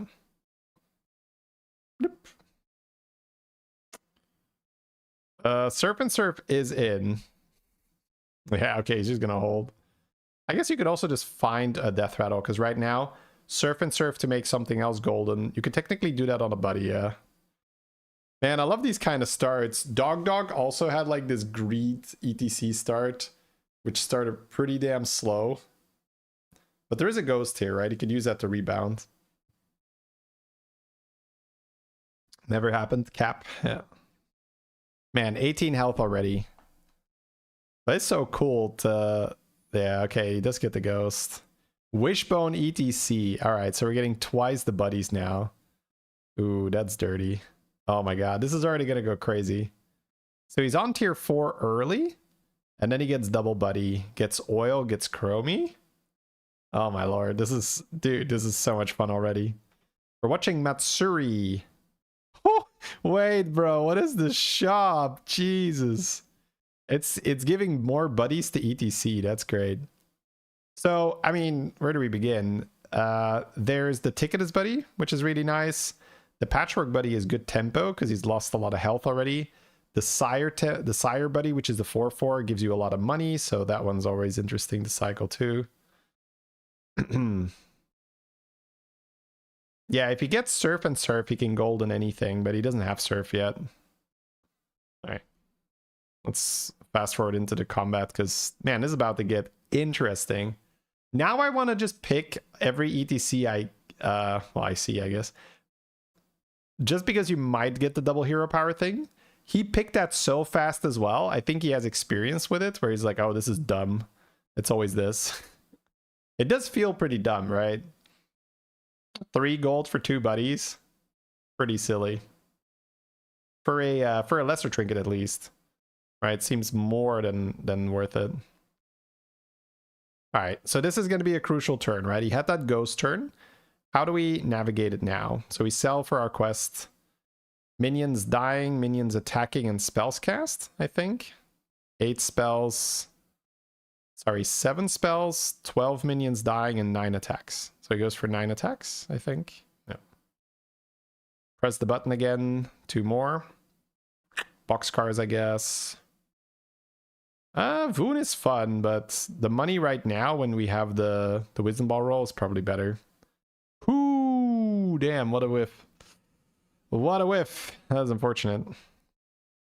So this is the turn after the trinket turn. So it's turn 7, which means he needs to wait 1 more turn before he can sell this panda. If he sells this panda on turn 8, he's going to get turn 12 prizes because that's what the buddy does. The Ticketus buddy, the 6/6 in the middle, it gets prizes from the next tier. So while it is still turn 7, he can't sell it. The 5/5 and just make it golden is very good. I think we have to do that to stay in it. We sell the 4/4, we sell the 5/5. We buy the Death Rattle guy, we make it golden. We sell the N'Zoth and we buy another unit here, I think. See what he does. Yeah, we're just going to go buffers. Sure. Yeah, and then we add a minion to the front so that we make it really unlikely that our 10/10 is still alive by the time the 14/14 potentially dies, right? Because it buffs both sides, so we don't want it to... we don't want the 14/14 to die before the 10/10 dies, the defender. You got the trinket on ETC in duos and it was snowball. Yeah, it feels amazing. All right, yeah, he has that quest for 9 attacks. Unfortunately, it's probably not happening here. Well, he does have the N'Zoth. The N'Zoth actually summons so many things. He might actually get it, yeah. Yeah, probably getting it. Man, in one fight. That's beautiful. Punk, punk, punk, punk. Wait, if our board isn't dead. Oh no, our board is dying. Our board is dying. Stop it! Bro! How many is he? Bro, we don't get the swing. That's so many whelps. Okay, man, this is tricky now. He can't get the ghost this turn. He could get it again next turn, technically. Ooh, we roll a 6. Eyes? Eyes is almost always worth. We can eyes the panda buddy and just sell it for 2 rewards. Yep. You could also throw it on the oil, but you gotta go now, right? So he takes Discover a 5, but it becomes Discover a 6. So he gets a 6 here. Needs instant tempo. Roger's not quite instant tempo, but I think you still want Rogers. I'm really not happy taking a fell bet here. Eudora has instant tempo. Probably just have to take that. I'm also not too happy about the other ones here. Yep, that makes sense. We press our button. Malorna's tempo. Zarek with Wisdom Ball is great. We can roll here and spawn a good minion and copy that. We're playing the Eudora here to maybe copy it. Double Titus, probably. Again, right, he needs to live. He doesn't have taunt for the Eudora, but he does have that 10-10, which gives taunt. So he could even lead with the 10-10, but you could just lead with Eudora, and if Eudora doesn't die, then it'll get taunted, and if it dies, great, it died, right? So seems fine to just lead with Eudora. I think I'm selling my 13 and 8, and maybe even my 16-16 here, the Scout and the Waveling. Then again, we have Titus for Waveling, so maybe not the Waveling. I kind of want to keep my oil, but that's no surprise, right? But I want to copy the Titus and play double Titus this turn to not die. So I'm totally fine selling the 16-16. We don't need that tempo anymore. Because we have double Titus. Yeah, okay, he agrees. Cool. So he also wants to keep the oil. That's nice. But it sounds greedy to keep the oil here, but you are overkilling your tempo by so much already by having Eudora double Titus on this turn. Just look at the board, right? Like, it's outrageous. Like, look at the stats. So selling the oil here, while it feels too risky, it's actually perfectly acceptable. Like, you do not have to worry about it. Like, you're so strong. Now, he only gets 1 minion of value with his golden death rattle, but I think that's still correct because you want to lead with Eudora, and you want to have the taunter guy next to Eudora, just in case Eudora doesn't die. Because you just die if you don't have that Eudora proccing. Probably Ice Block on 9 HP. Seems incredibly valuable. We also just have a lot of stuff going for us. So we have a brand in the shop. We can discover 2 spells with that. So this is not a position where we are desperate for more value. We just need to stay alive for a little while longer. So it seems like Ice Block is a perfect choice here. He doesn't even really need to keep the Titus and the Eudora anymore. Simply because he is fighting the Ghost. Yep. I really like that. He's identifying correctly here. I have Ice Block and I'm fighting a Ghost. I do not have to be scared. So let's just go ahead and sell that. Yeah, it takes money. He's fighting the Ghost anyway. More baller. Still have that Chromie. Is he going to roll first? Or are we going to do stuff? Yeah, he sells a lot of stuff that he doesn't want to have copied. So notice him selling the cards that he doesn't like. Getting rid of them. That's because Wisdom Ball can copy your board. So he just like did a little bit of hygiene first. Be like, oh, not this guy, not that guy. Yeah, could have been Golden Titus, but then again, you don't really need it. And copying that minion, the Battle Cry that generates 2 spells is quite nice. So yeah, lots of money here, lots of stuff to do. I guess not that much money yet. But the Rogers probably still needs to proc 1 time. You would have never made the play, yet it seems so obvious after you see it. Yep. It's why it's so much fun to watch these guys, right? Yeah, he has the Ice Block, so he's saying no to the armor right now. He has a demon. That guy is usually just worth buying. Demons get so big. Ooh, we're passing. Harbinger? Belinda. He has a Belinda, yeah. Okay.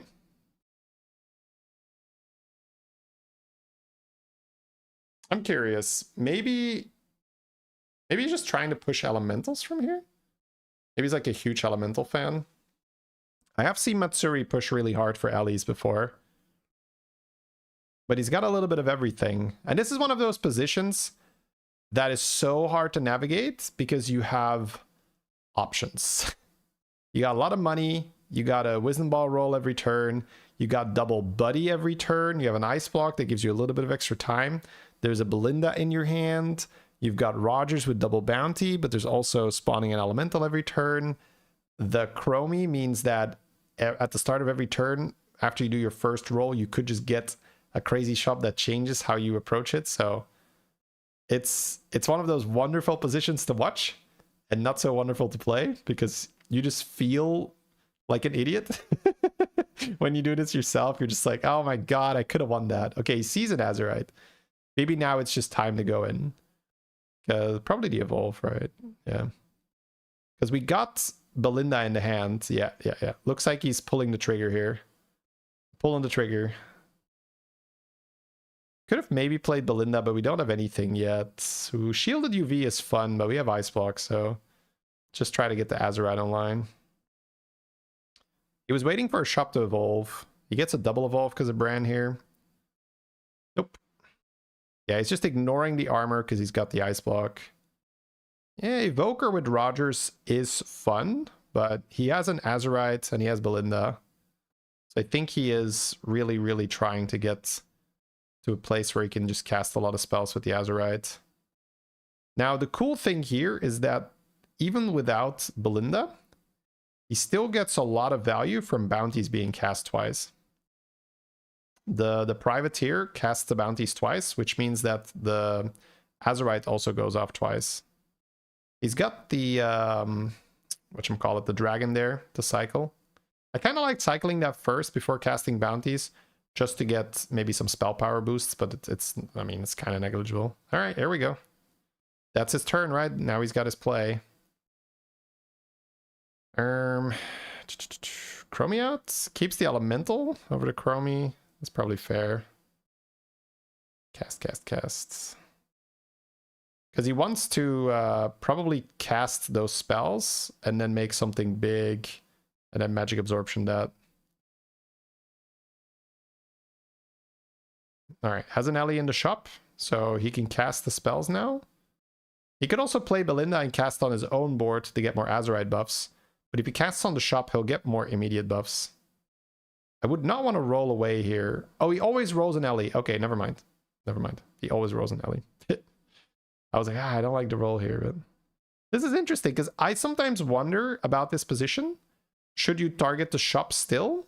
Or do you target your board to get the extra Belinda cast? Yeah, I actually like targeting the board more now because your Belinda triggers twice. That's already nice.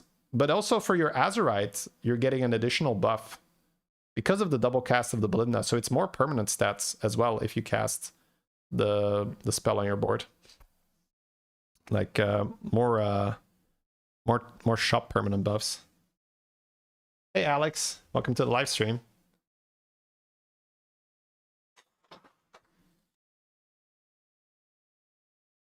Chromie, no, my precious. Yeah, in these positions, it's about knowing when to let go. He had so many options, but at some point, you have to trade your potential for actual board, right? So the Chromie, it's potential, all the value, right? The oil and stuff, that's all just potential, but he has to like commit at some point. Ooh, damn. Oh, if he did have armor, he would have kept his block, but that is so hindsight, right? Taking 9 is so awfully specific, so. But now it gets a little scarier, right? We were kind of safe there. Yeah, probably just want to hero power first thing every time because it's 1 gold. You're so likely to recover that 1 gold. I guess we're selling the Chenvala soon. I like how he is also prioritizing the cleave. I've started doing that a bit more myself. Yeah, sell the Chenvala. Does he want to sell the...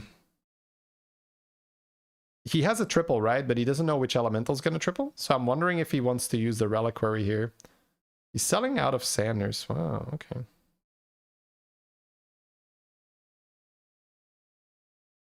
So how is he gonna do this? He's selling the reliquary, I think. Well, he's gonna use one anyway. He could just buy here. Tripling any of these is okay, but the reliquary, then you'd have to keep it, right? Basically, he's trying to figure out now, would I keep this reliquary on my board? Now that he sold his Rogers, he could just sell Privateer and then have a golden reliquary. Okay, it didn't happen, so it's not that relevant. But it's good to think it through. Be like, would I keep it here or not? Because if you're not going to keep it, then you want to sell it, of course. Well, that was good. Another Azerite, not interested right now. He's on 9. Not interested, okay. Belinda with Chef's Choice always goes off twice, so that's just worth buying. Yeah, he doesn't want to triple that. I do like still picking up the shield. Not picking up the Azerite was really disciplined. Interesting. He did lose, right? Yeah, he lost his block. But it is money. Gets rewarded for the skip, right? Skips the Azerite because he knows he needs more instant power. Finds the golden ley line, which gives him so many more magic absorptions. Which makes him so much stronger this turn. Beautiful. Hey, Gremlin. 110 streak. What's up? Buff, buff, buff, buff, buff, buff, buff, buff, buff, buff, buff. Alright. Might even play the Privateer because I don't think we care too much about the pair right now. Oh, he just cycles it for another Ellie. Yep. Fair. Yeah, he already has a golden cleave. Can build a second cleave. Big opponent, but we're bigger. That's good. The opponent needs to be big enough to kill our ley line.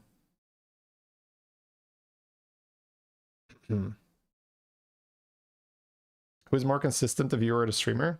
I've caught every single one of my streams for like the past 10 years. I'm insanely consistent. All right.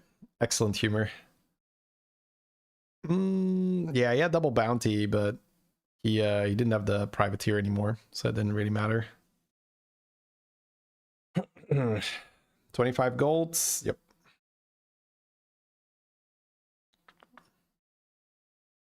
Oh. It's very nice to see how he gets these elemental games off the ground when there is no Rylak. Rylak is in the game, but he doesn't have it, right? Because I know how to get this when I have Rylak. It's tougher to do without. So he had the Rogers. So it's good to see that it's Rogers into Ellie if he doesn't have the Rylak. He gets the double cast on the bounties. That gives him some size to begin with. And once you have some size to the shop, your magic absorptions are good. And it's kind of like, okay, I'm just going to keep a ley line on the board. And that's good enough. Whee! Yeah, I'm not sure how accurate the watch time is for the people using the command. I know for really, really long time viewers, it's not going to have it all. All right. Yeah, beautiful ETC start. Can't wait to have this wishbone thing myself with the ETC hero power. Hey, Minu.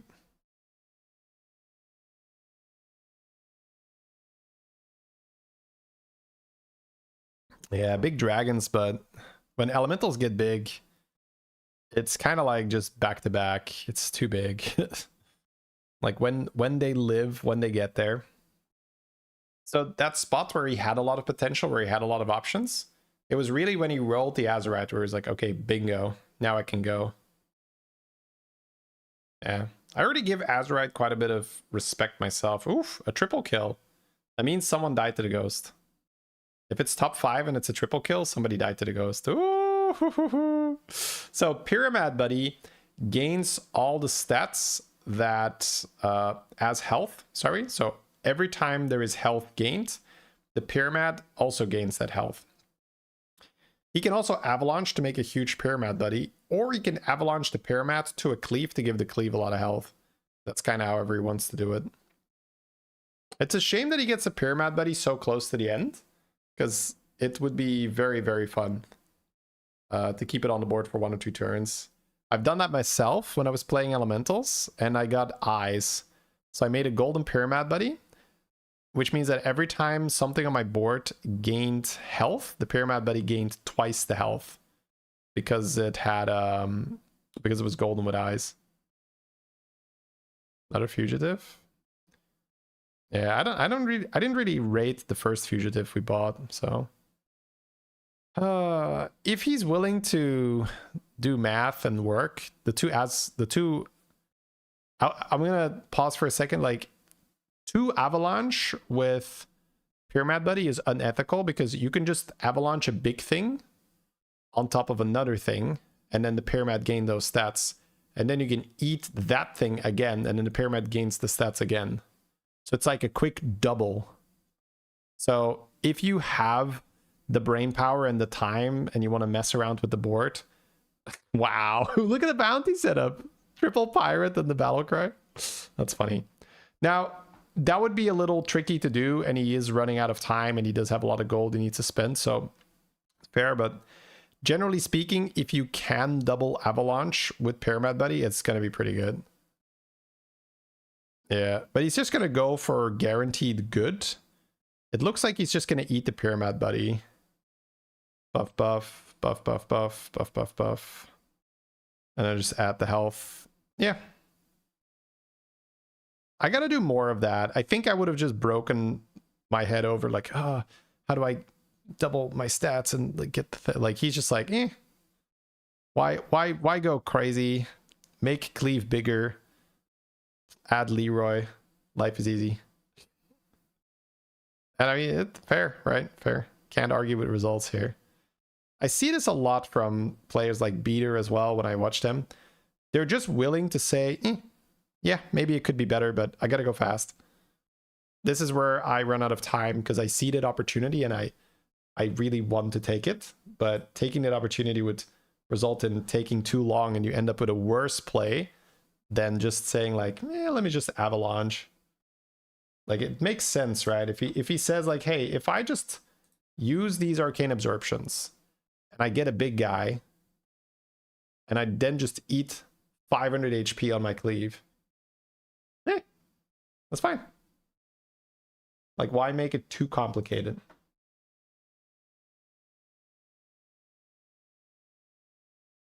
Keep it simple when you can. Have you tried back-to-back? Yes. Actually, I have multiple videos on my channel from back-to-back. The most recent one was a really cool one with clock. Where we just popped off.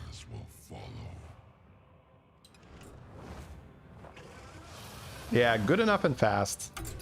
That's what we're aiming for. Now, I do that more now than I did before. I'm definitely getting better at that. Spotting the opportunity, or rather when to pass on the opportunity and to say, okay, let's go for good enough and fast here. All right, chat. Let's queue it up. See if we get some cool stuff.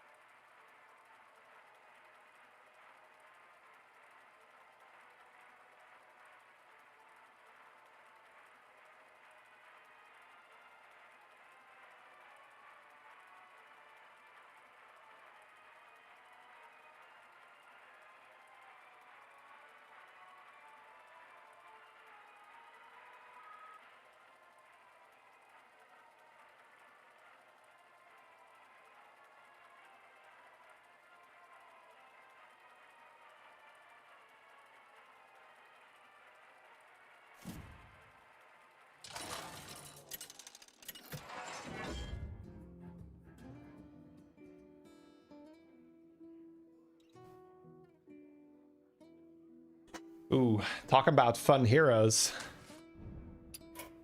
Marrying the manager. Pugnacity, thank you very much for the prime. Thank you for checking if you had it, dropping it on my channel. Really appreciate that. Thank you, thank you, thank you. Biggest pop-off or top 8 hero pick? I mean, I think that's... Like, we have 2 right now. Hey, my favorite What are the commander 2 is back. pop-off or Ready to die get heroes, started? chat? Trog hungry. Boom! What a big boy. Look at that. Gallywix, that's one. What's the other one?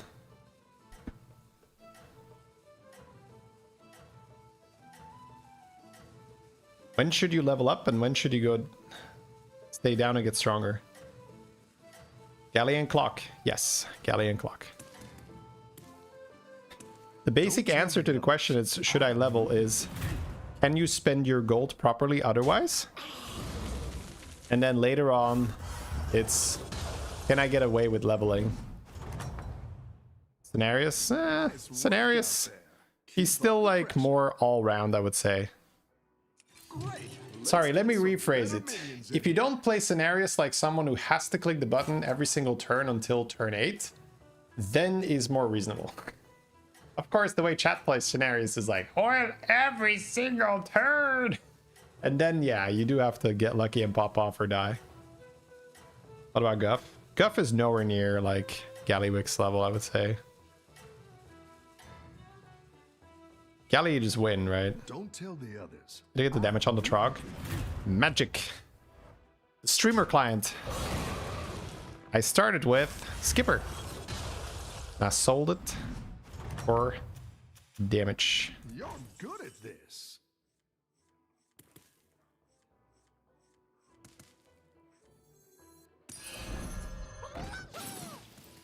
I just oil here. Oilge. Oil will help us buy a card next turn a level. Speaking of scenarios, get a little scenarios action myself here. What's the plugin called again? It's in chat.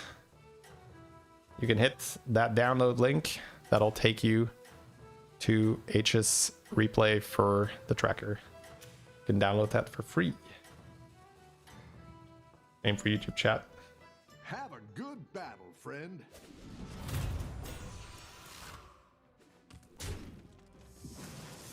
Bonk, bonk, bonk.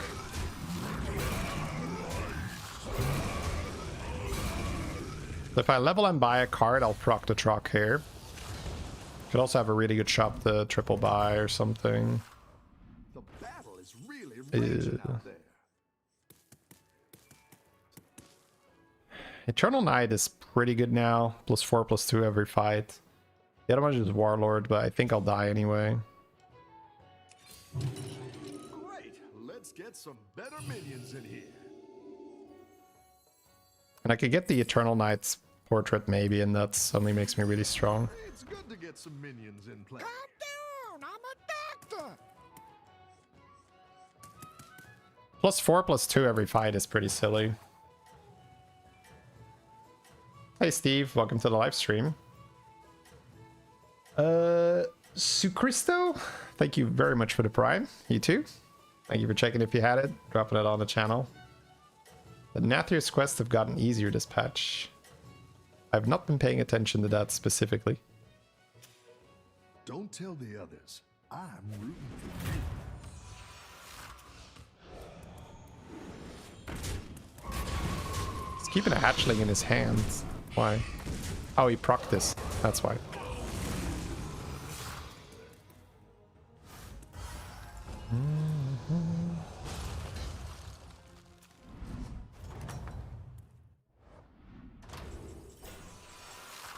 Two eggs of the end times on turn 5 sounds insane. So does Portable Factory.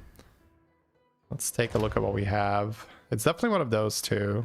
If I take Factory, I buy 1 card. If I take Egg, I buy 2, right?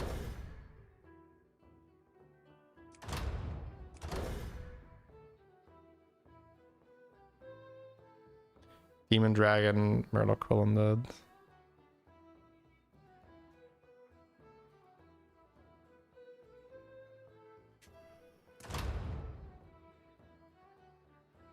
Early Egg is pretty solid. Turn 7 double. But I think I actually like the factory. I want to get strong right now. Ooh. This is too good if I hit. The battle Give me a is reminder. really raging out there. Yeah, buddy. Poor unfortunate souls. Oh, yeah, that is unethical. Unethical game coming in, chat. A rewinder every single turn. That's what you like to see. I just wanted to be a little stronger this fight too. I don't want to have to wait for the egg payoff. Oh, percussionist every turn when you play demons. Ah. What a good feeling. You'll have to see it.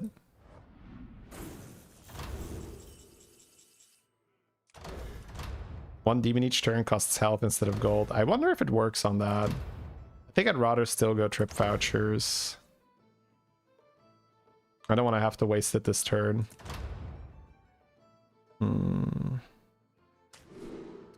2 greater trinkets plus a percussionist every turn sounds fantastic. Nice work out there. Keep up the pressure. It works. Yeah, I'm fine with this. Totally fine with this.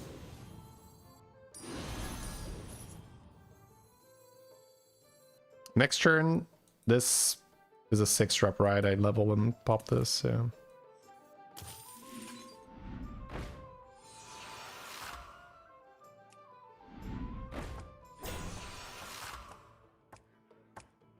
Yeah.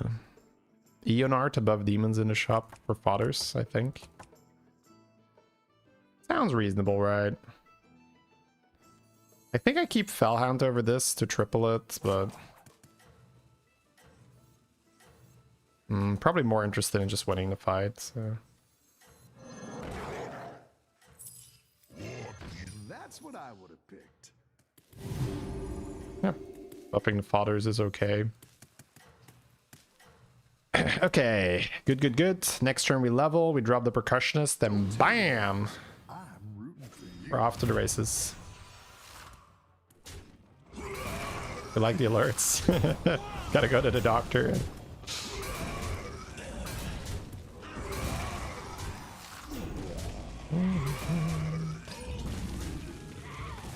Alright. Unfortunate damage to the face here. 10 damage. 10 whole damage points.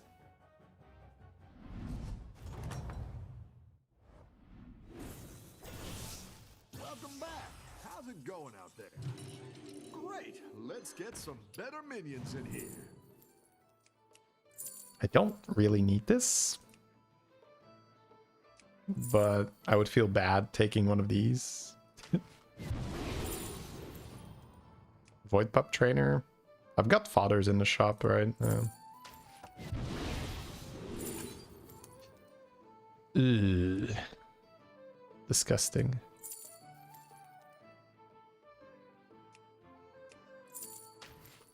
Cold War. Gold pups get treats. I'm gonna sell this. Well, I guess I could sell these two to not eat on them, right?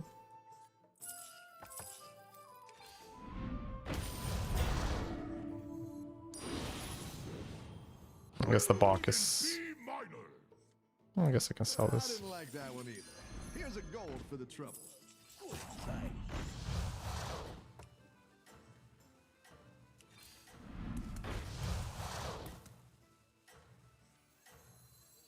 The Condors to pop off next turn. That's not Liverpool.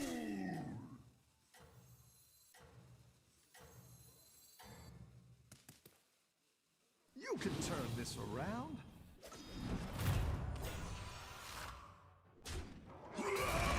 Why not the Shop Up Demon? It goes so slow, I don't know. It's not really worth my money, I think.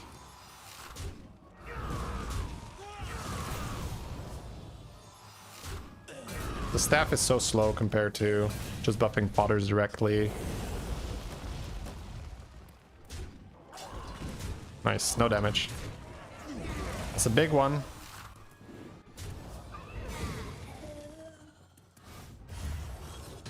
I want to get the guy that makes fodders when I sell stuff. That's what we're hunting for. Bran is also insanely good. This guy is also nice. After your hero takes damage, yeah, there's like this thing, but I don't hate Nether Pendant. +2/+2 every 3 times hero takes damage outside of combat.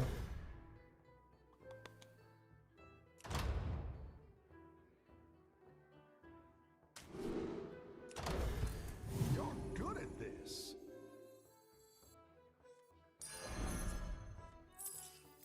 Poison the well. Roll for Bran first.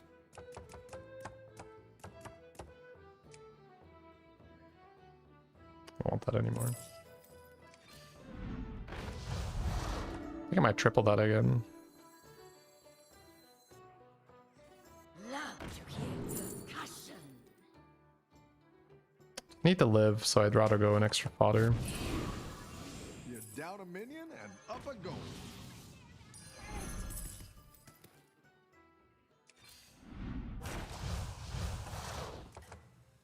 Love to hear percussion.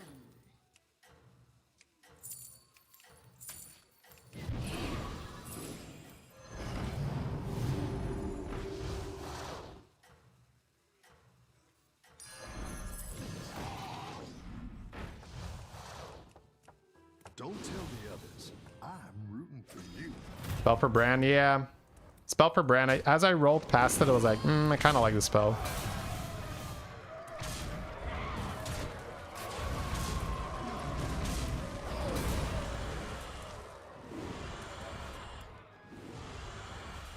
That seems like a fun board to have with Bran. Alright. No, you hear about the first 3 turns with scenarios. And after that, you see what makes sense.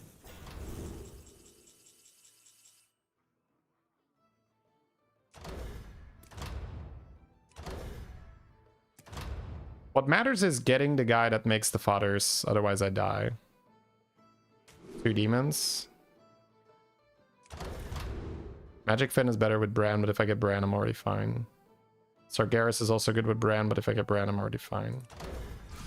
So I just need the guy that's The battle is really makes the raging out fodders. there. Roll for Bran.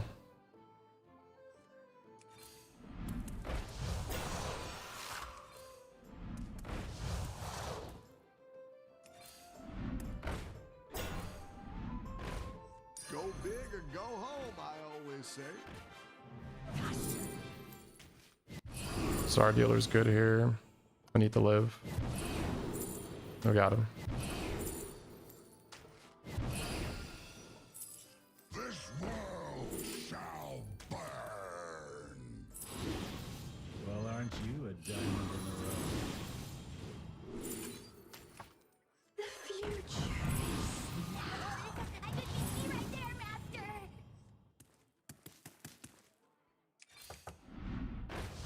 Let fall the sands of time. Love to hear percussion. Come on down.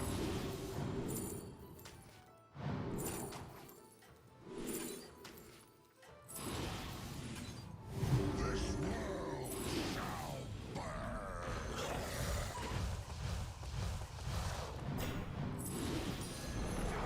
Love to hear I didn't like that one either. Here's a gold for the trouble. Oh shit. Fuck, I sold one. And I couldn't roll. Damn it. I had to go too fast there. Good turn overall, great turn. Just sucks that I sold my Wrath cards. I don't even know if they swapped or if I just didn't see what I was dragging. If I had known he was so weak, I could have chilled a bit, but it's hard to call that he has no board at all. Alright, is what it is, move on. Your minions really pulled their weight. Keep. Kind of nice to triple. Don't really care about these. Alright, let's see. Maybe I triple, I don't know. So, I think I still just sell it, honestly. It's just gonna steal buffs otherwise. love to hear percussion. Void buff's good.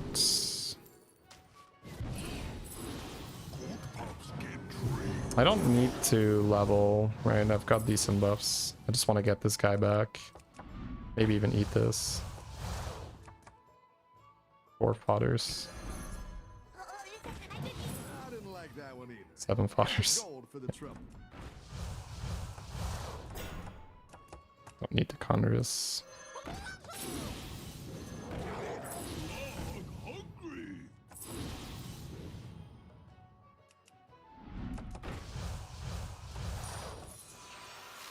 What's up? Oh, wait, what's up with the shop? Is that weird?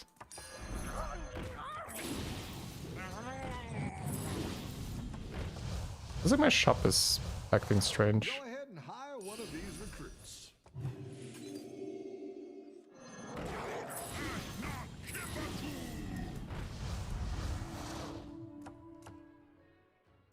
Got 12 golds, my level, but looking for something to do with this.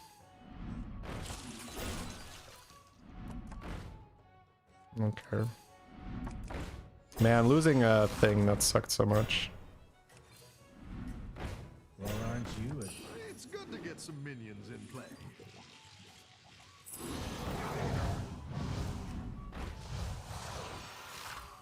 Go ahead and hire Bro, one what of the these fuck? recruits.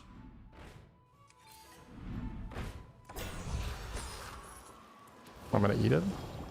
Have a good I am, okay, friend. damn.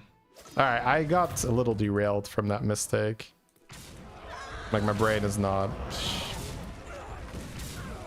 Drakari is, like, not that necessary for these. I don't want to sell or mutinous this guy. If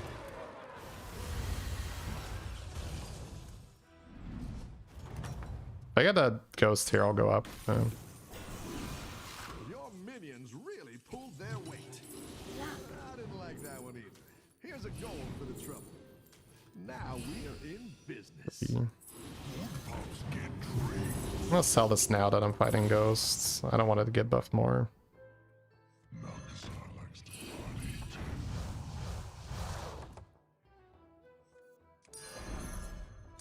Come on down.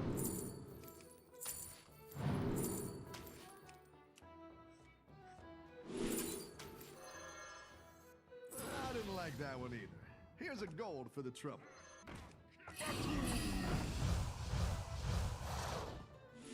Actually, this eating something is gonna mess up my fodders, right? I don't think it's worth.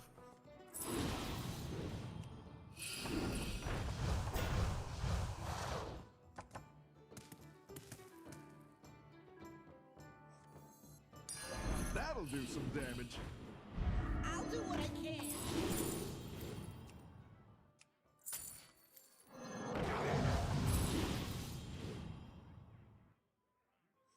well, aren't you a diamond in the rough?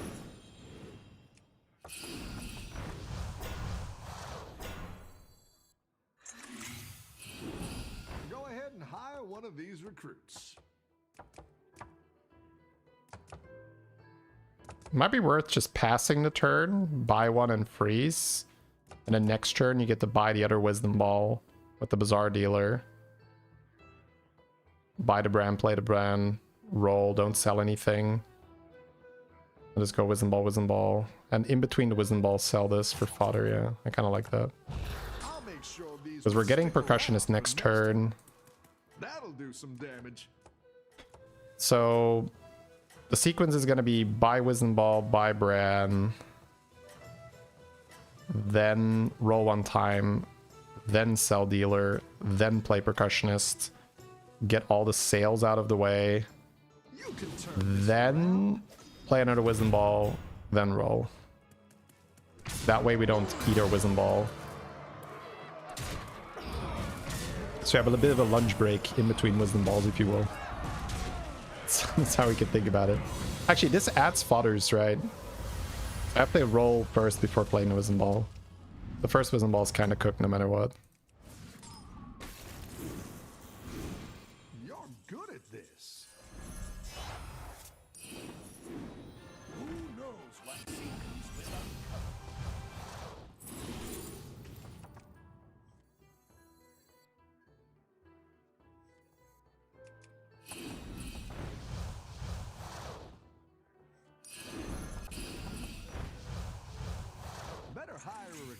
while you can.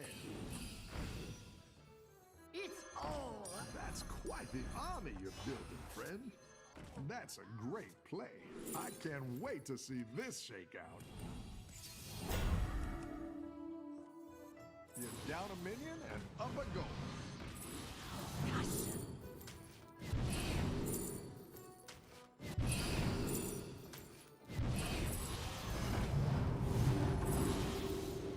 It's all ours now. That one might make all the difference. Looks like you can get a triple. Love to hear percussion.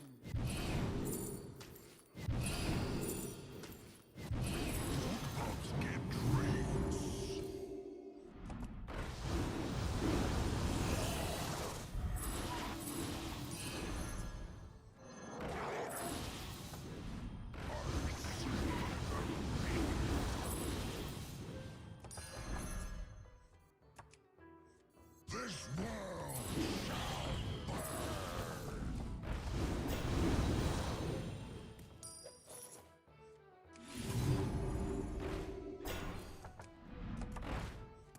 I'm the hammer in the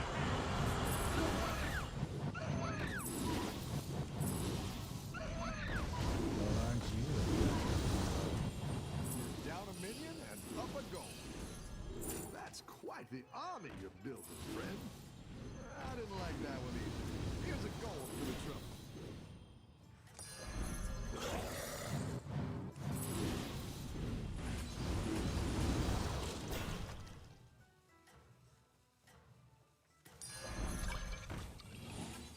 I don't think I need mute in this thread. I'm not eating anything. You're doing great out there.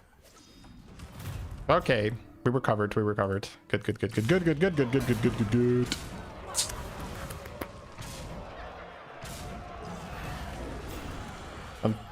Oh man, that first Wrath card getting sold was so unfortunate. Not much to do about it.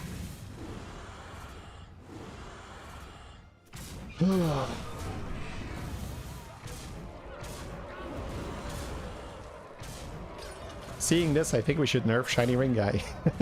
My point exactly, right? Oh man. Alright. You're good at this. Love to hear percussion.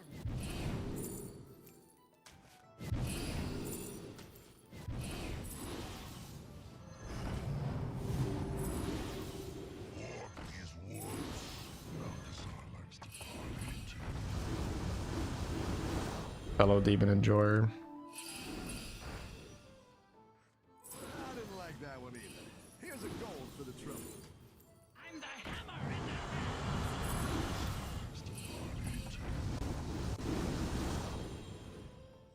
the That's quite the army you're building. I'm buying this because I don't think I'm running out of cash with my current setup. 4 was okay.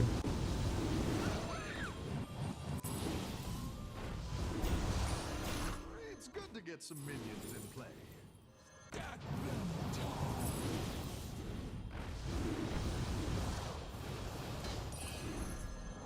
I'm not buying the underdog. I don't think it's good enough. That one might make all the difference. That'll do some damage.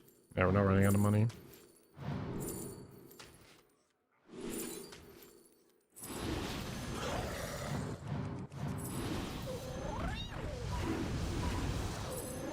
down a minion and up a goal.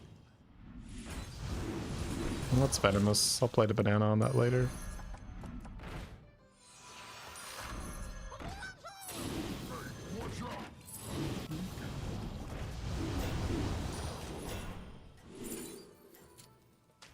I want to do that. Down a minion and up a goal.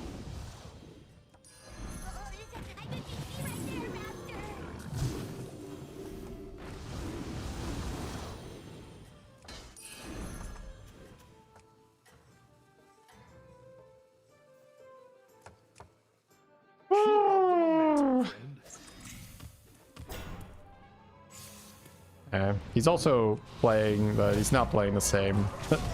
He didn't have Golden Ram, right? His turns are looking like slightly differently. Okay. This board takes more setup than Shiny Ring Guy. Not really. You only really need Wrathguard, and then it just falls into place. Everything else sort of just happens.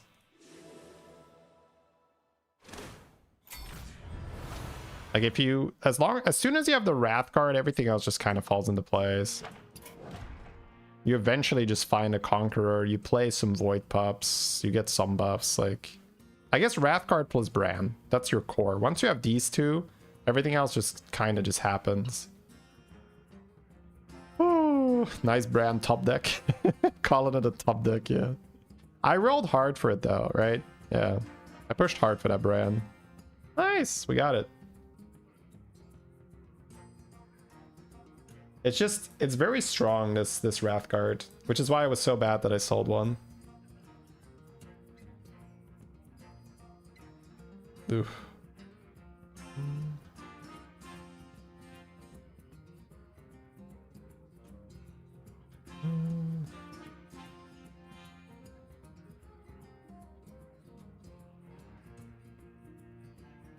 Do do do.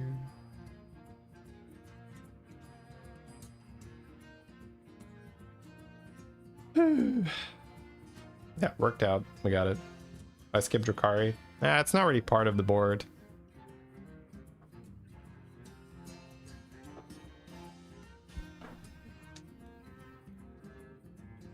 Yeah, clean game, fun game. Even the shop was just getting bigger because of Nether pendants.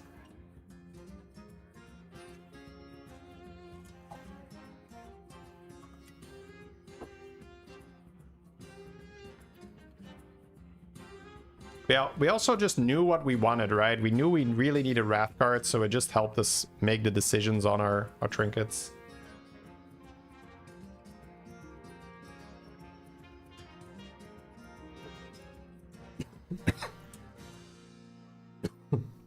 Also, the factory giving you the battle cry. That's just amazing. Drakari's dead this meta?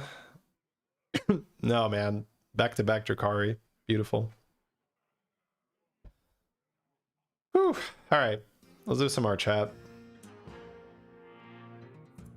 Yeah, my day was completely different. Like, I had it in my head that I was gonna go to the dentist, right?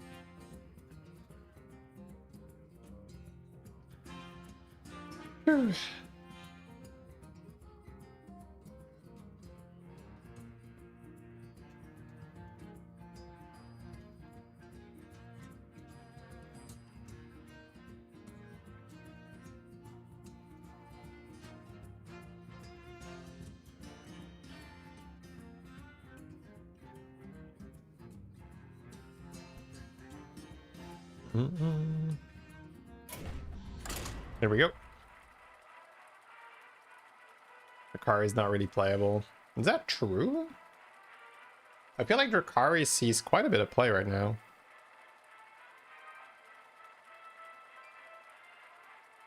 Gaining Drakari's spell power. Spell power is good for so many things. It's good for Shiny Ring Guy. It's good for the back-to-back. It's good for Queen's Card. Drakari on Murlocs in the mid-game. You don't really play it for too long, but yeah. I don't think that's really true. Yeah, I think calling Drakari dead is just not... Yeah. Don't think I agree with that.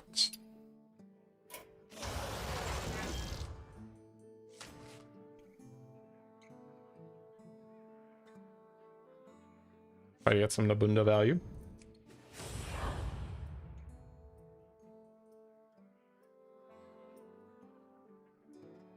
Titus, Rukari, Brand are played fairly equally.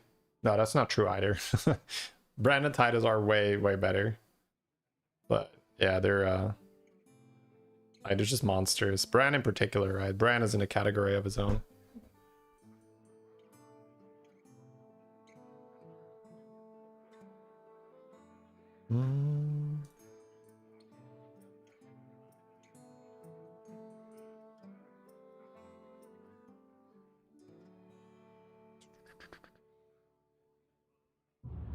Yeah, you still get your 6 when you unlock it. When you swap it, rather. 7 fresh opponents. Are you ready? I might use Sprouts so I have it in my thing. I really like having a useful spell here. But Front Rake is fine. If I get it again, I'm not sad. Scouts.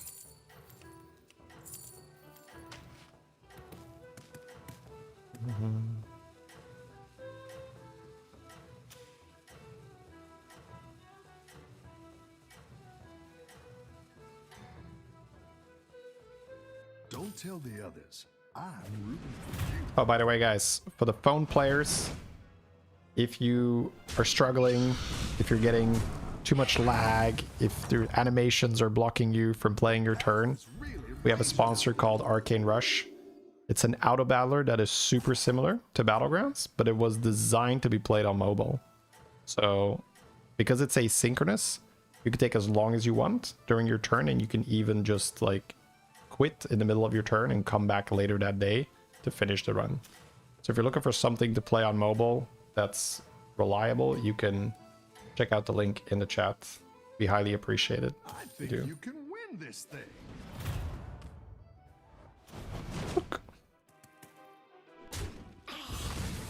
Yeah, Titus and Bran are better than Rukari, I would say, quite a bit. But just calling it dead is not true, I think. Automaton.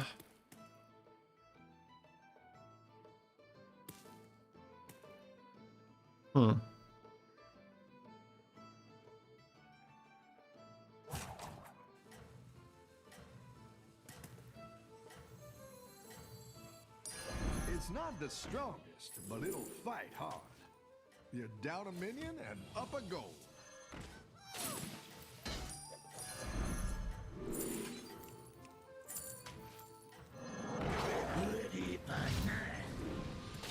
You're doing great out there.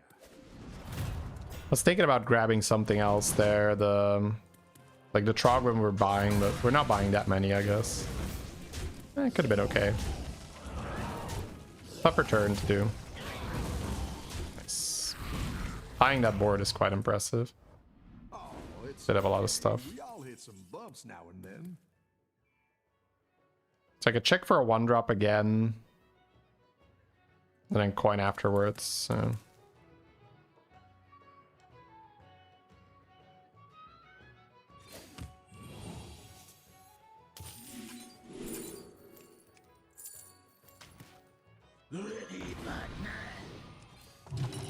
Great! I can bring in more powerful minions now. Hey Dame, appreciate that. Thank you, thank you.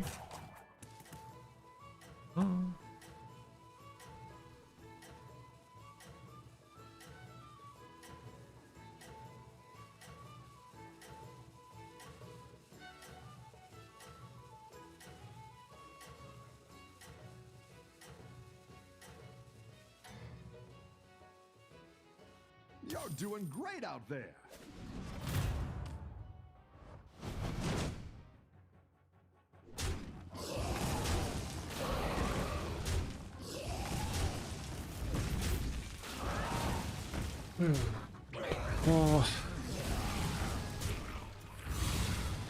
Block with the Goldens.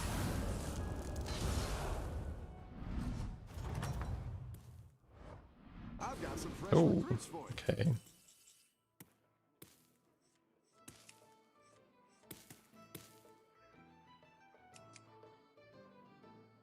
It's actually kind of cool, yeah. So buy this. Buy this.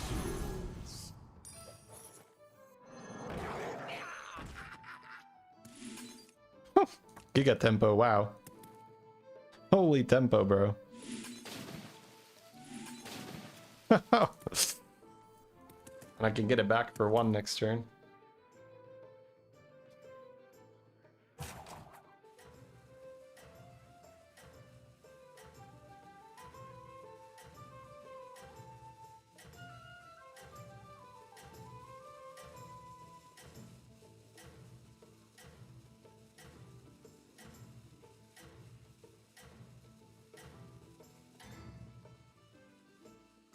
You're doing great out there.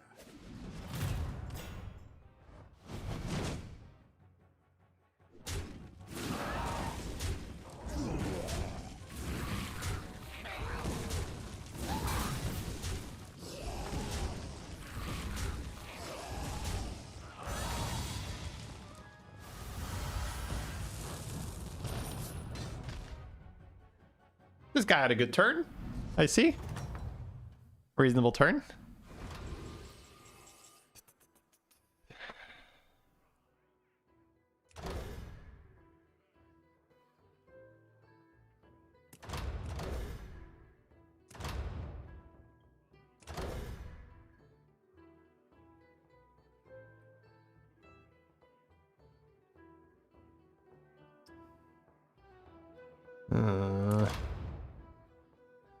Bit annoying.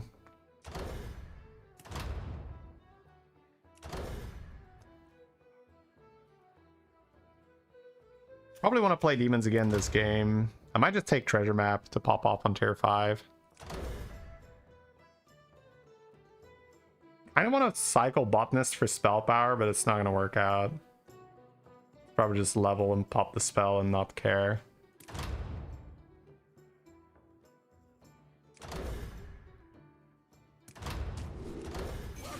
My money is so awkward here. Aren't you too low on health for the treasure map? That doesn't work that way.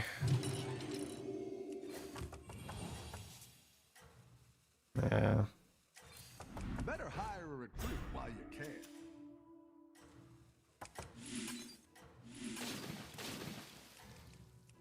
So, if we follow the reasoning of aren't you too low health for treasure map, what would you pick there?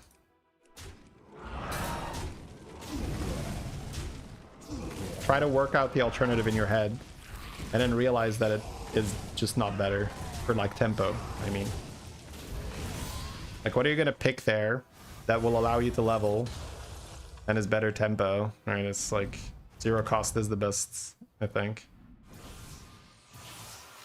Nice work out there. Keep up the pressure.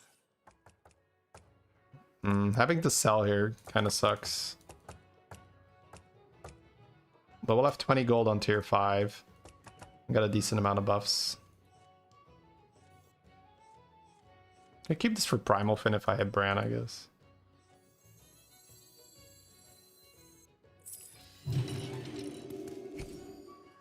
I hope that line of thinking makes sense. So I try to not just put the answer down. I try to say like, okay, well, follow that reasoning and see where it leads you. There's already you in this lobby. Wait, what? Oh, oops. That's a screenshot. Oh yeah, Ardu is in the lobby. He's a Gallywix. Alright, I'll leave the names all up then. It's fine.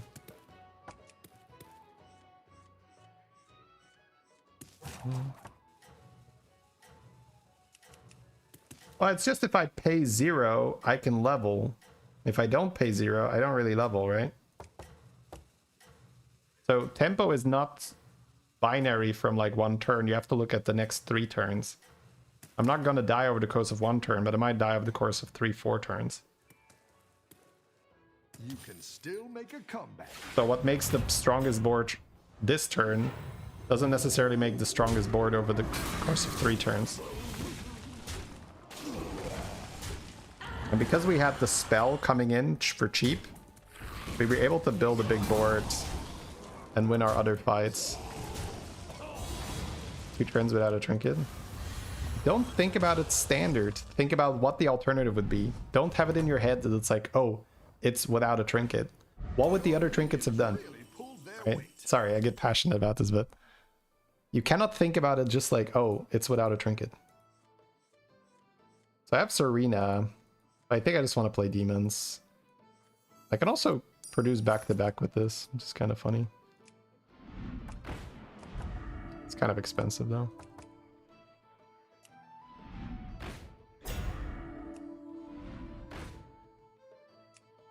Better hire a Yeah. recruit while you can. I'm gonna open it up.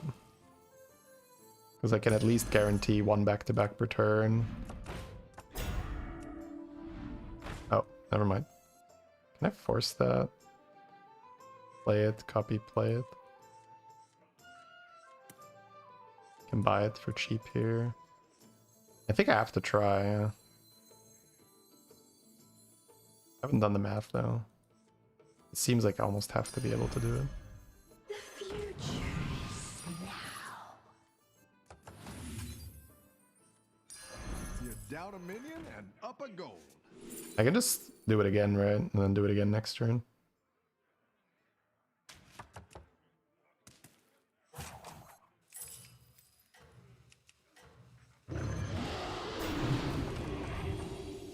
Oh, I copy back to back. I fucking suck. Alright. That's fine. I don't have enough money to force it anyway. I don't have enough money to force it anyway.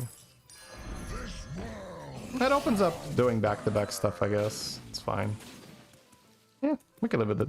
Don't tell the So other. now I have the back-to-back as a... Maybe this is actually even better, but we'll see.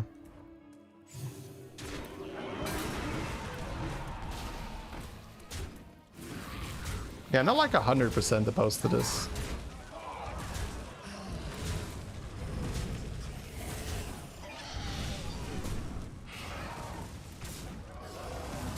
Let's go, bro. The back-to-back on the Nightbane actually did something. We got a really good fight here, yeah. 10%. Golden Touch with this would have killed, yeah.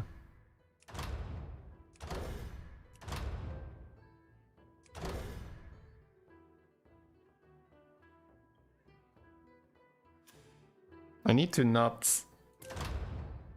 die over the next 2 turns. Usually it's just typewriter, it's so good.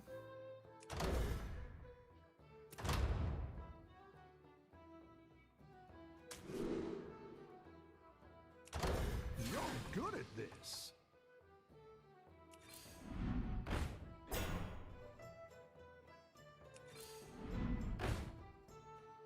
Double meditative. Back to back. For now, I don't think I skip this. I do want to play demons, but I have to find Bran.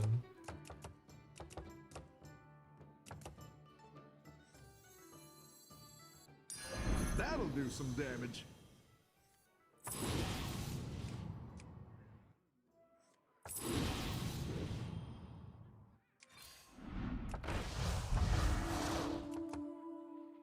Okay, well, that solves it.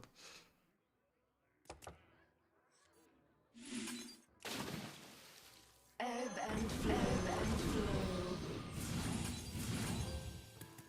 Guess I'm out of the demon stuff.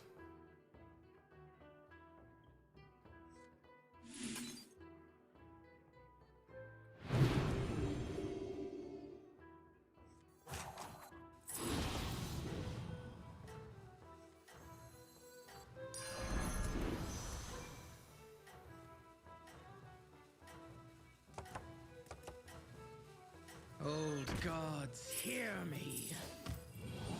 Old gods, hear me. All right. Keep up the momentum, friend.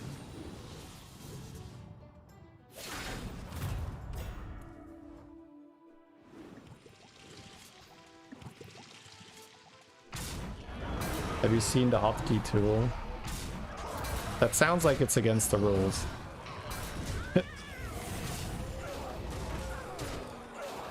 No, I haven't seen it yet. But that sounds like it's not allowed. Alright, armor's huge. Or cheeky little ghosts. Oh, it's okay. Oh no. Some bumps now and then. 2 spell powers.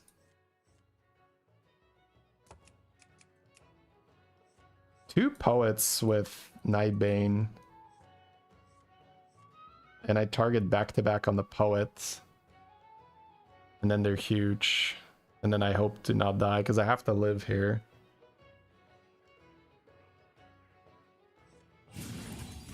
I like buying this. And then you could like ram everything on poet and just get 2 big I kind of like that idea. Because we just need to not die, right? If I can just hold the door for a little while longer, we're good. Feels like you buffed in the shop. Yeah, I think I should have buffed in the shop last turn.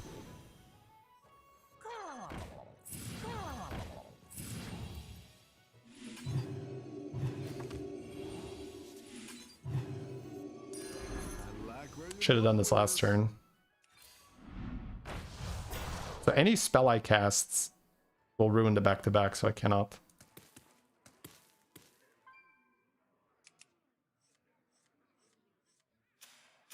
I don't think I want to sell that much anyway. Go ahead and hire one of these recruits. I think I'd rather just roll for Drakari triple.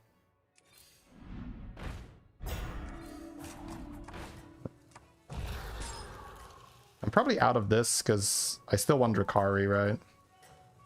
I can buy the banana, but I cannot play it. Oh.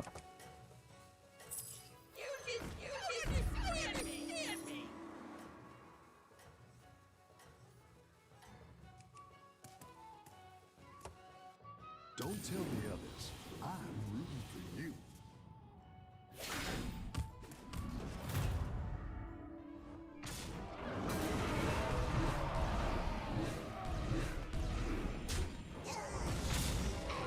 Nice.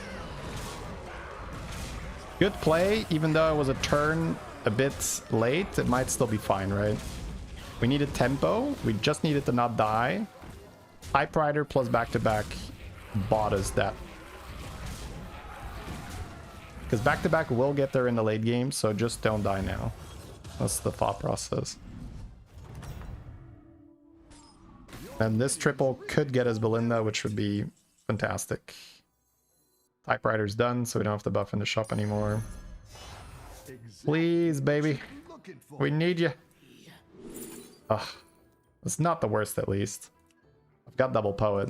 It's actually not bad at all. Now, would it be better to tier for Belinda? Would it be better to not be too greedy and hero power for another back-to-back and roll for Drakari? What are we doing here? This guy is also smacking... Finding armor is honestly also pretty sick.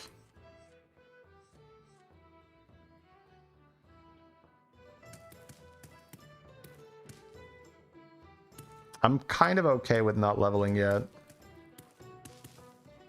I do need Belinda though. What does next turn look like?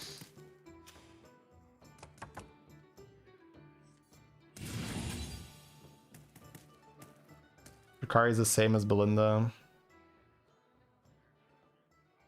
I guess, kind of. Oh.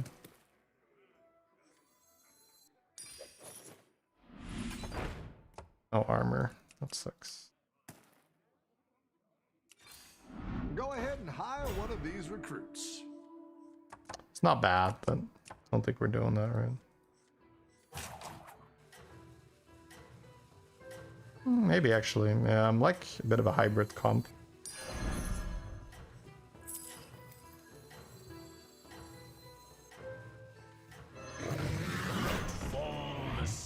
Of time. Oh, I got back-to-back. Oh, whoops.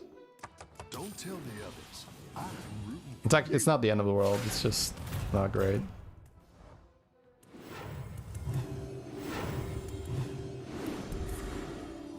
These are not over here, right? The poets are next to each other. Yeah.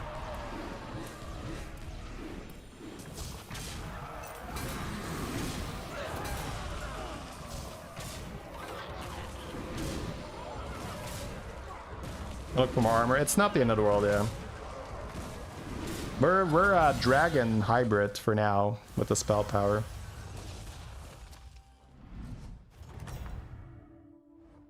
Your minions really pulled their weight. I think I level now because if I hit eyes, it's also pretty sweet. Now we're in business. Yep.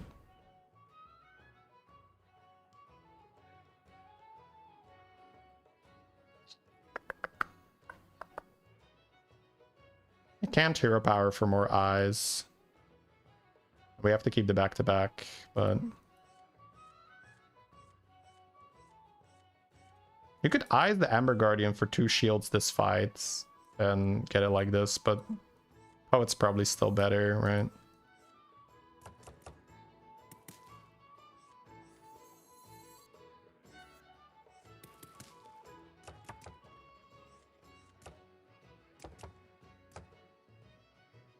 Or we're just gonna make like big Nightbane and play Find Shield Dragon comp. Copy the Goldenizer once. I cannot, right? Then my back-to-back is gone.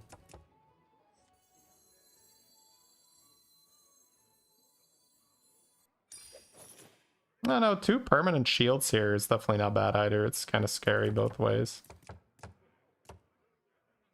I think I'll just Golden the Poet though. Probably double buffing Nightbane? Actually not 100% sure on that.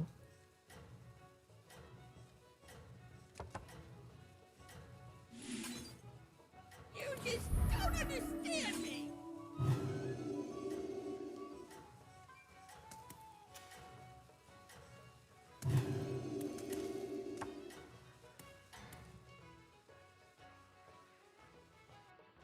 I think you can win this thing.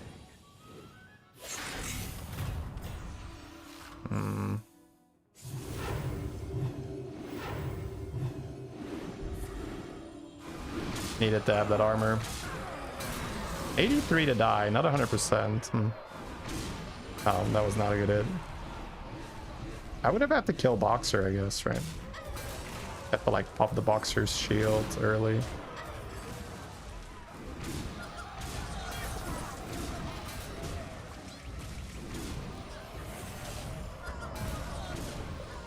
Oh, is that it? No, that's 12. Man, if both Deflectos can't live, that's like such an unlikely one. Close. You could hold a back-to-back for next turn. That sounds like a great idea when I'm below damage cap.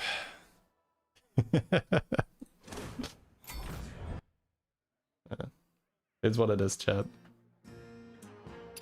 So close. I don't think we played it that poorly, but I think that turn where I could have copied and buffed the Harbinger, that could have bought me my damage cap. I think that's where I lost.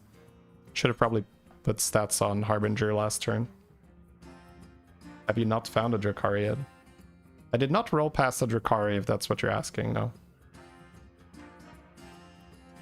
It's quite common. Like, this is something that happens quite often where I see people in the Discord being like, dude, I rolled like 30 times and I didn't get a Titus. And it's like, that's pretty standard. It's like pretty normal.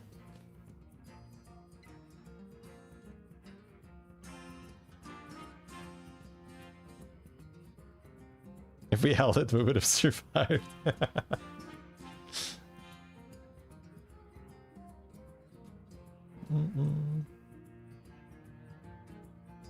Yeah, I think the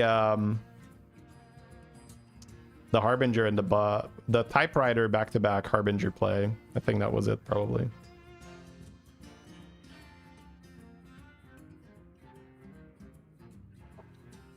What's fun? Tough opponent, right? Giga mechs. Yeah, is what it is. It is what it is, chat. It is what it is.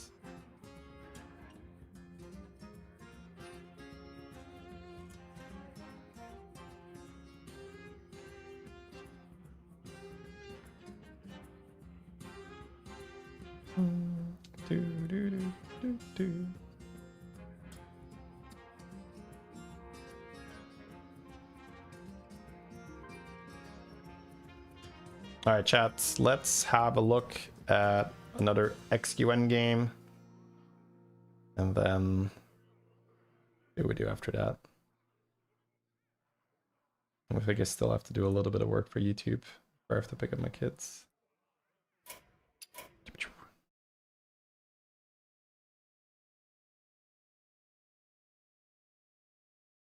Hey, big bro. Keep the chat in English, please.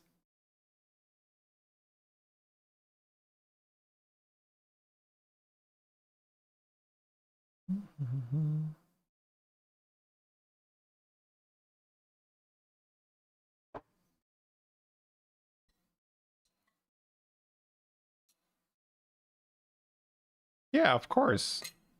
But that's not just a gaming thing. That's like an 80-20 thing, right? You are not going to do everything perfectly. So you should do the things that matter most well. Knowing when you're supposed to tier to 5 versus missing a pointy arrow on a minion are both things you could be doing better. One of them has almost no bearing to the outcome of the game. The other is absolutely crucial. So yes, of course, everything is not created equally. There are many things that don't really matter during the game, and there's a few things that matter a lot. So you do the things that matter a lot well, and the things that don't really matter too much. You don't really You play great? Well, thank you, big bro. No, I don't. My geography is not great.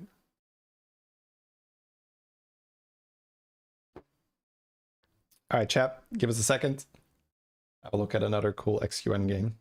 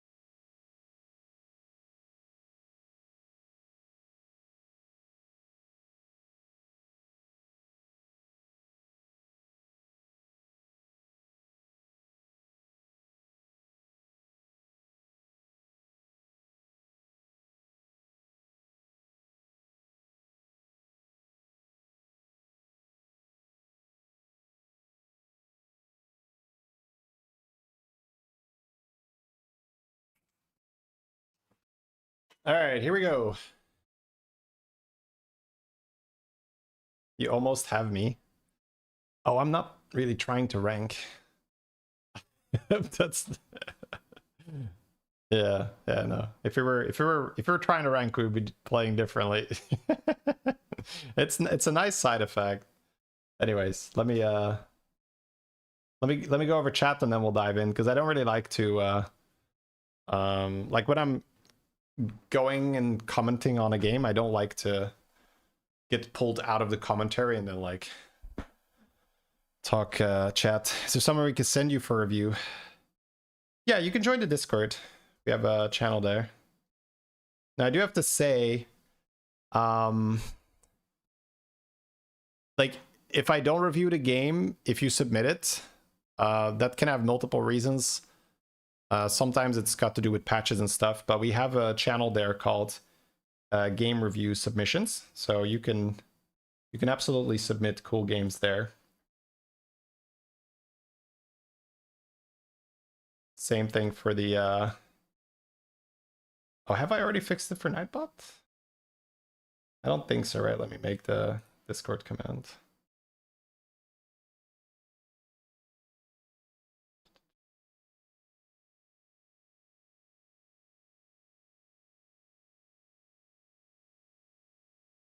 Oh, I already have it. Okay.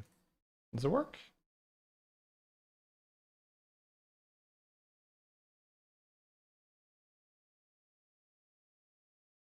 Read a law crash course this morning. Life changes drastically after you truly grasp that. Yes. It's such a big one. But that's just expanding on what the question was earlier. Because I have to, it's like earlier when somebody asked like, oh, why don't we sell the Rogers and play Dragons? Like, it's a really, really good reminder that at some point I didn't know that either. But because it's been so integral to how I essentially lead my life and think about stuff, that thinking 80-20, at some point it was not part of my thinking, right? So the basic explanation there is that you I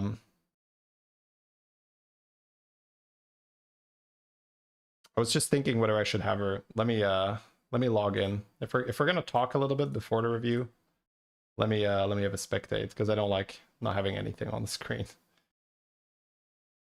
Let me do that first and then explain this further. And then I could just like reply to some stuff in the chat, and then we'll look at the XUN game.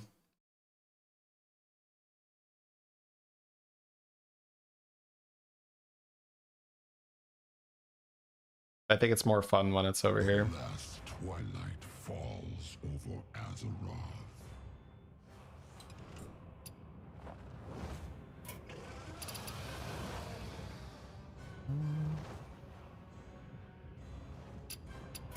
See what Jeremy's doing. I mean, you play for content and not rank. So I don't want to make it seem as if I'm not trying to win. I'm definitely trying to win. But I don't play that much because I'm doing more stuff for YouTube. And when I play, I try to get YouTube games more than I'm trying to win, if that makes sense. It's just something that I realized a couple years ago. Because in the beginning, I was tryharding for rank all the time. So I was streaming 6 days a week, like basically 8 hours a day. Grind.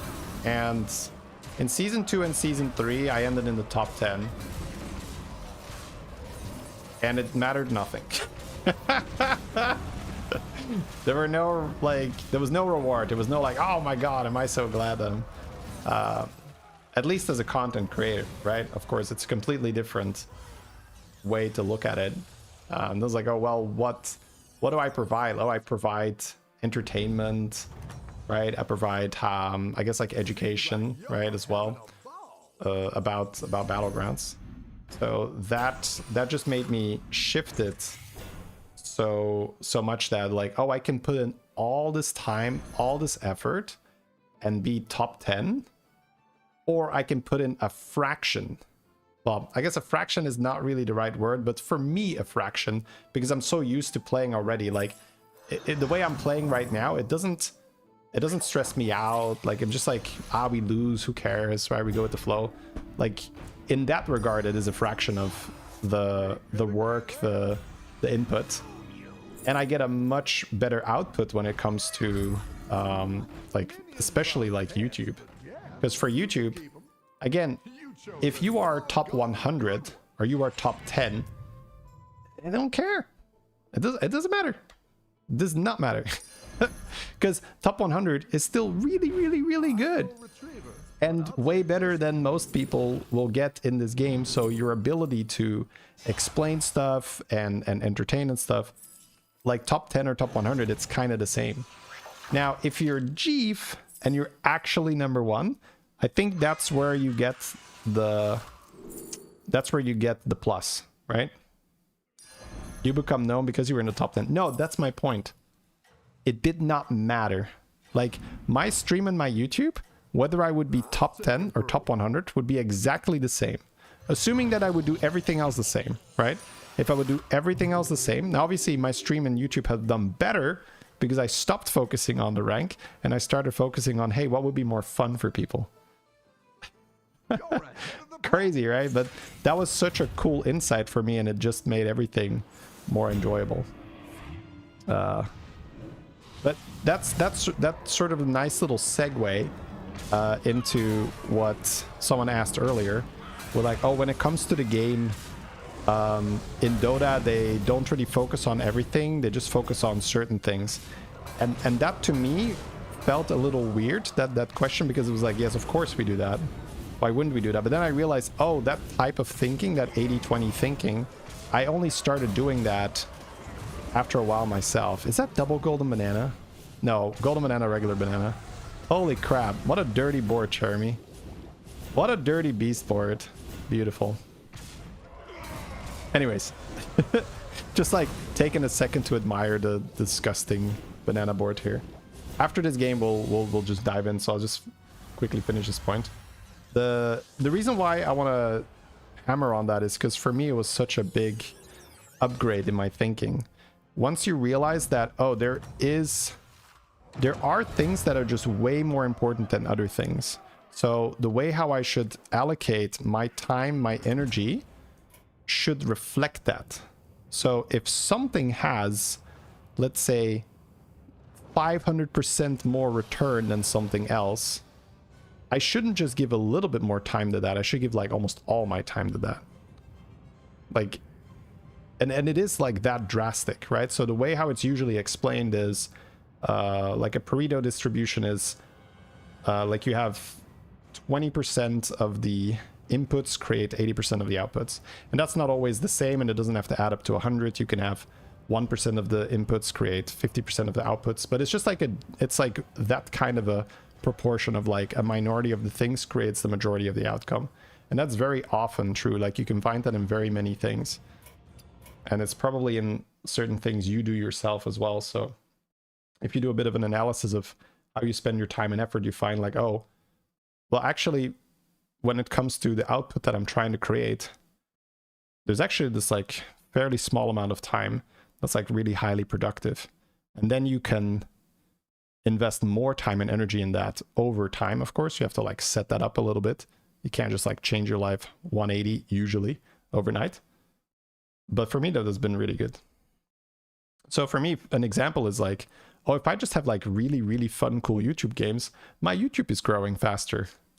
So I can either play on Twitch for like 8 hours and just grind rank, or I can say, hey, let's just go into every game and pick all the sires and pick all the Marins and the buttons and take the cool quests and take the cool trinkets and level really fast and try some shit. And then it's just like, and then I have like maybe 5 cool YouTube games instead of 1 because I did that for a whole stream, right? Anyways, it's just fun. It's fun. It's fun stuff for me to talk about. Advice on how to deal with tilt. Do you guys want to hear the tilt advice or do you want to see the game? I'm fine with both, but I told you guys I was going to do the game, so I don't want to bait you. So you can vote in the chat. Do you want to hear how I deal with tilt or do you want to watch the XQN game?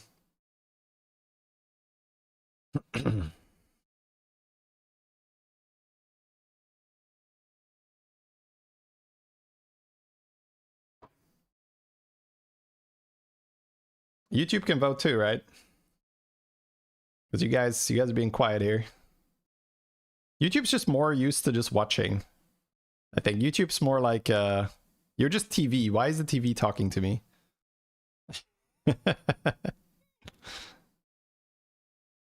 Man, it's kind of tied here, right? 1, 2, 3, 4. I think there's more games, right?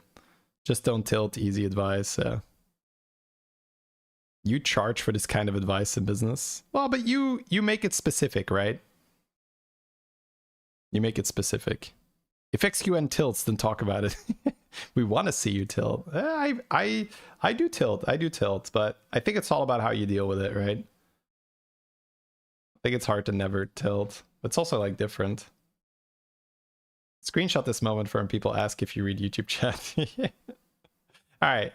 I think there were more games, so I'll tell you what. I'll do the game, and then for the people that care, remind me after the game, and I'll talk a little bit about the tilt stuff.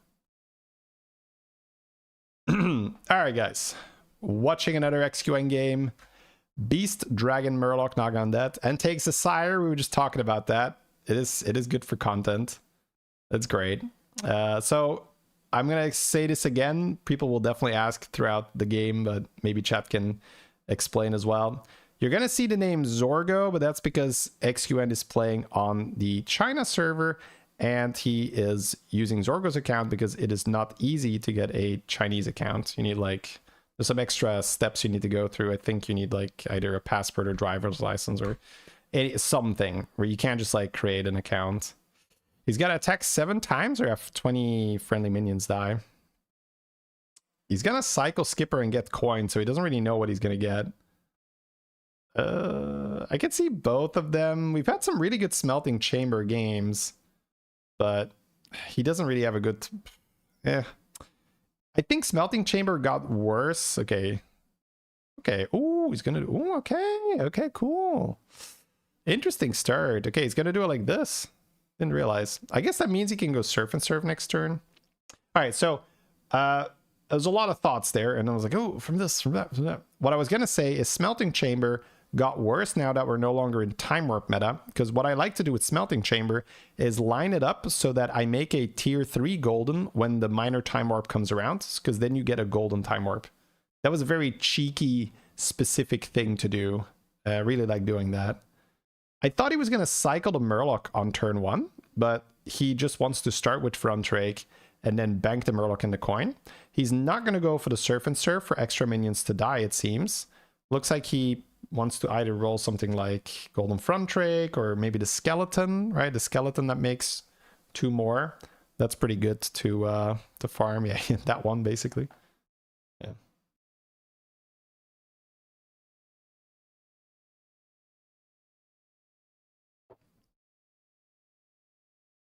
All right. I have the Skeleton and he has a... Ooh! Okay. Wow, bro. That is the dirty, dirty, dirty turn. I see. I mean, Amber Guardian, he's going to have 2 more dragons, right? I think you just think you have to do it. Oh, that is dirty. Man, that's going to give him such a better leveling experience. And you can see how he's not too worried about rushing this quest. He's just like, well, I don't really need to have a bunch of death rattles on my board. I can just play to be strong. And then when I'm strong, I can just, you know, I can just level and then this quest will complete eventually.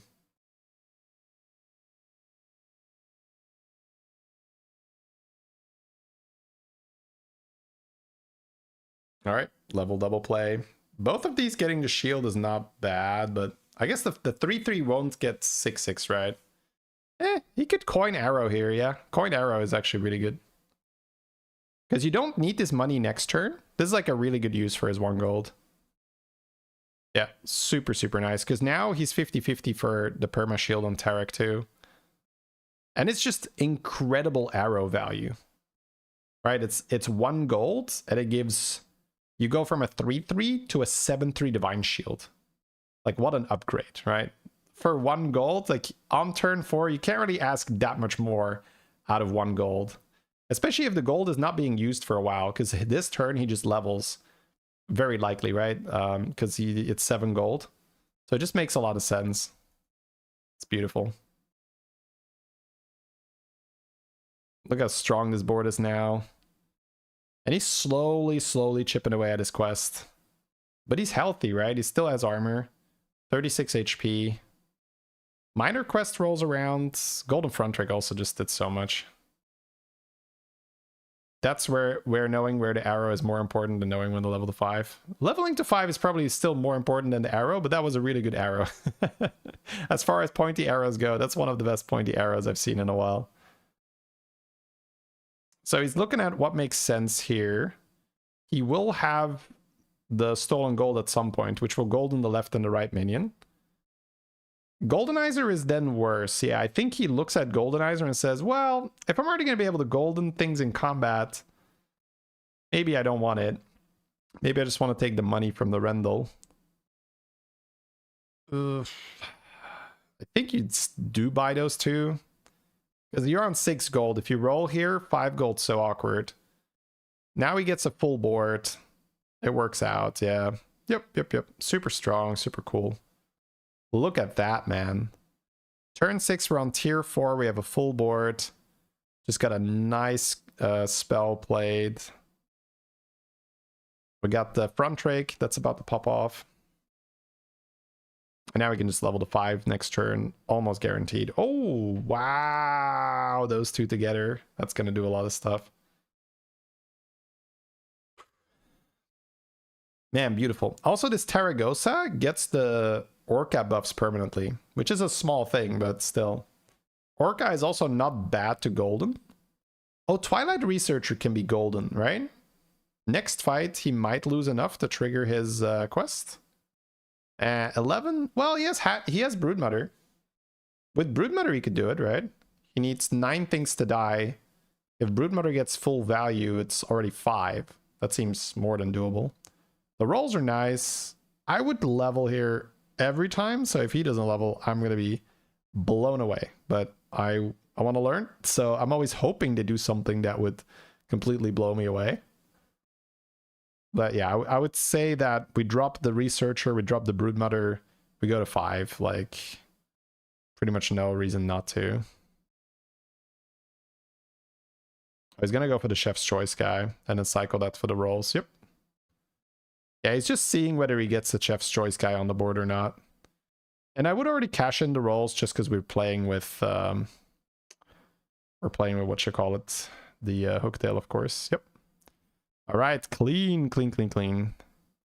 A little scared that the Broodmother won't have space right now. We'll see. Because 5 HP on the Chef's Choice guy and 8 HP on the Taunt. If we go first, this is not guaranteed that we'll have space.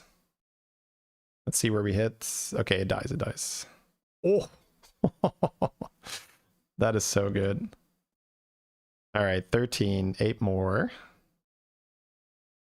There's a lot of stats on that Tarek. I think we're fine, right? Yeah. Yeah, can we kill one more?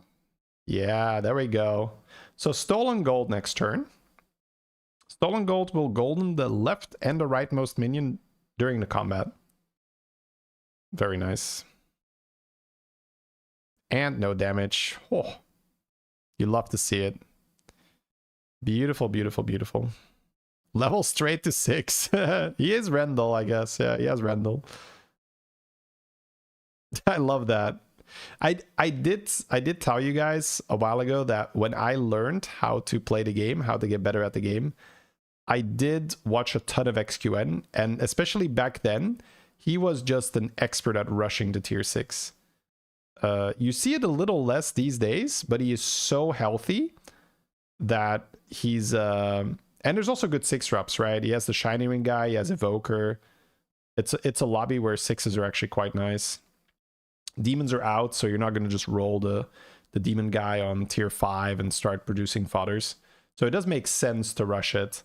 But you need to be in a spot where it's viable, right? If you are low HP, then you're going to die. So it's very fun to see him just instantly slam the 6. I want to see what he wants to make golden on the left side. It looks like right now it's going to be the Chef's Choice guy. Are we going Groundbreaker here? Are we going Macaw? What's the... what are we looking at in the shop? We're going Macaw, okay. Oh, we can Macaw on the Draconic. Ooh, that's true. Macaw the Draconic. Oh, he's just picking it up preemptively. Alright, gonna go for double Chef still.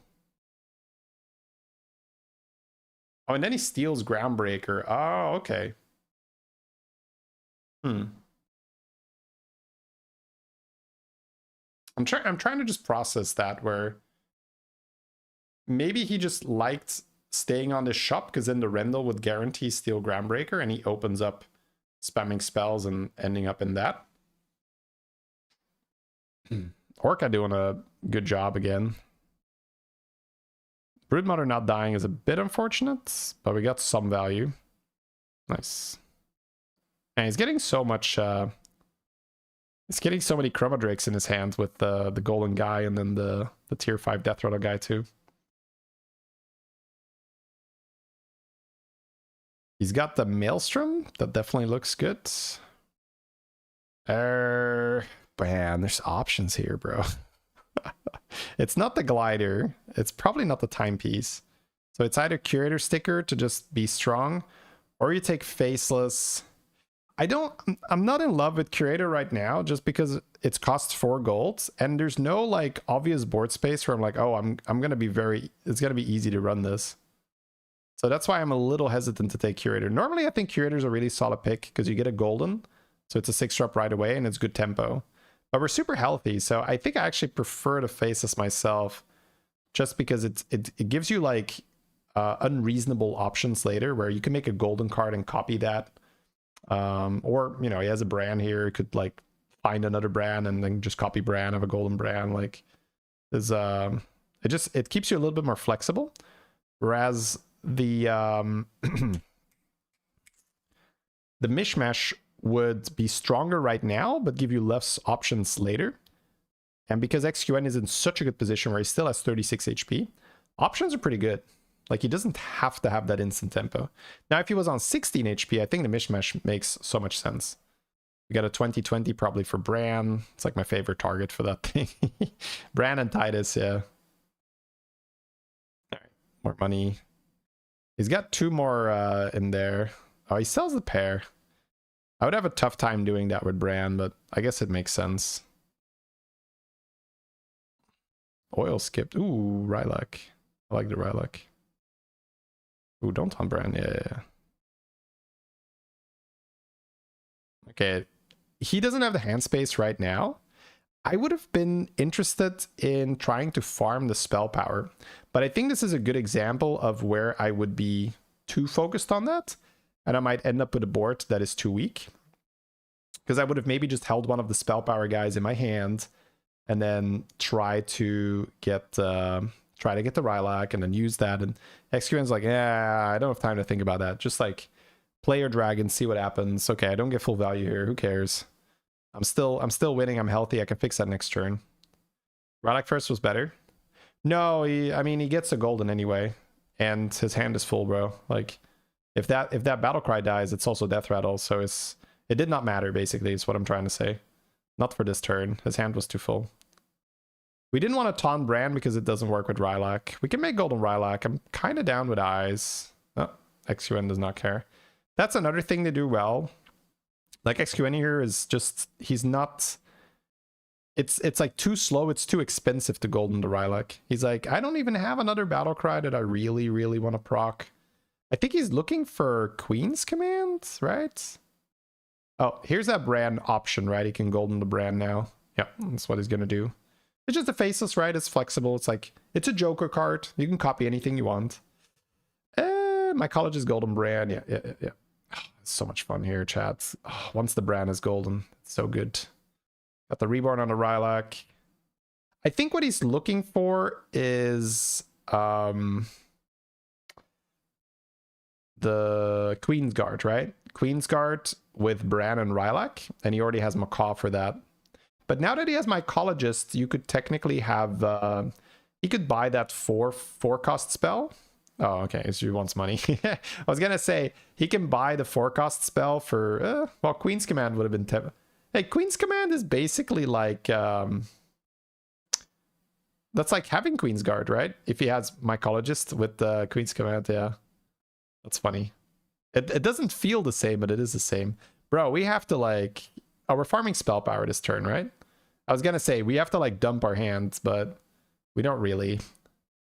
Oh, it's such a satisfying spell power farm. And it's golden because, oh, yes. Oh, you could also golden Titus. Is it better? No, nah, goldening the thing is better. All right. You don't know about putting Death Rattle on the Reborn. The Rylak has a Death Rattle regardless, right? Yeah. There you go.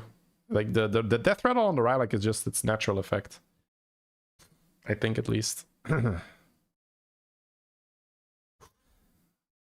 So yeah, look at the amount of spell power he's just gaining. His brand did die though.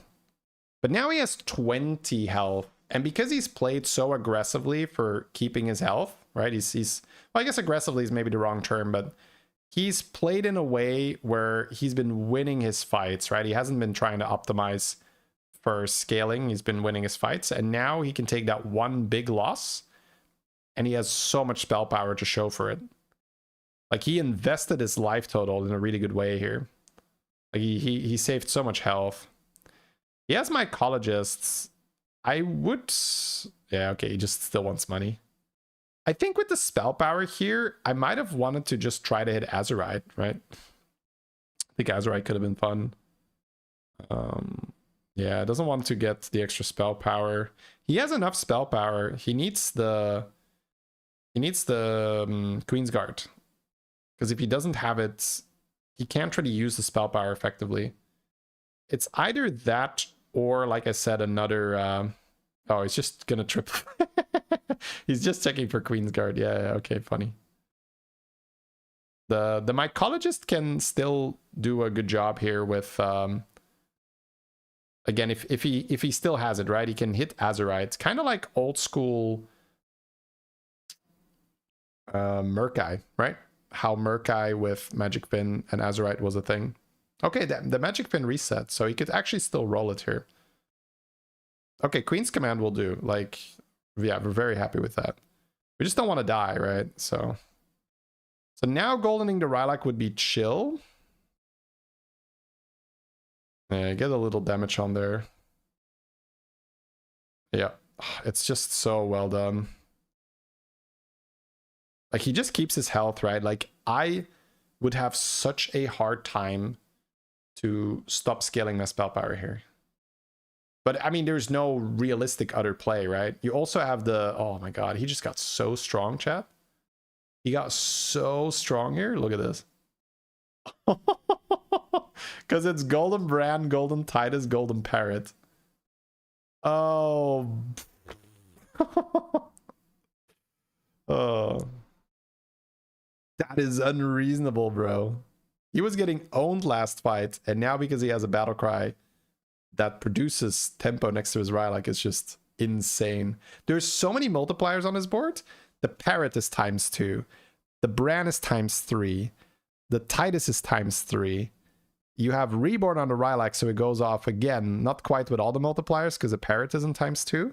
And then he has another ×2 from the Maelstrom.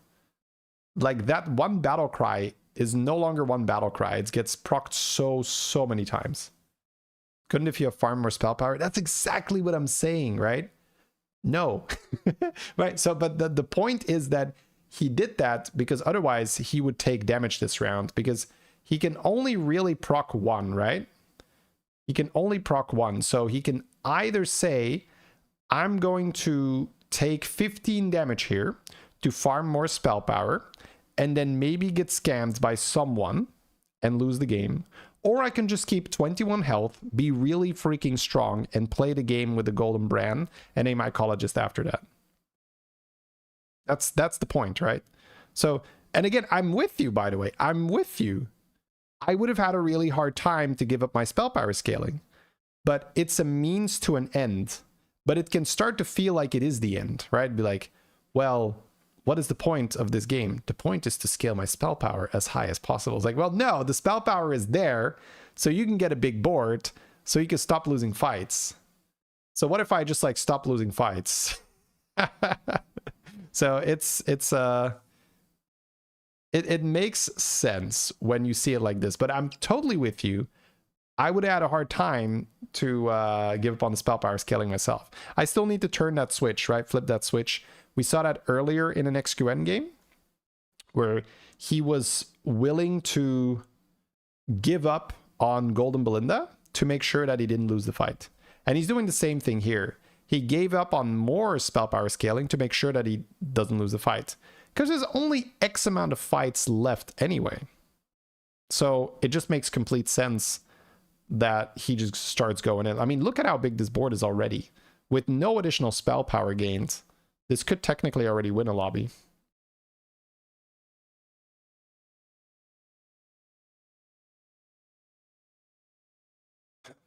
With Murlocs in, yeah. Otherwise, I don't know how you could get scammed.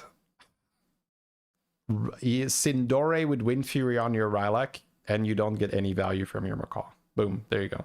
Like that's already one thing that could potentially happen. Like there's just and it's not even something that you specifically think about in every single situation. Be like you really think it through. It's more like you do that because of what the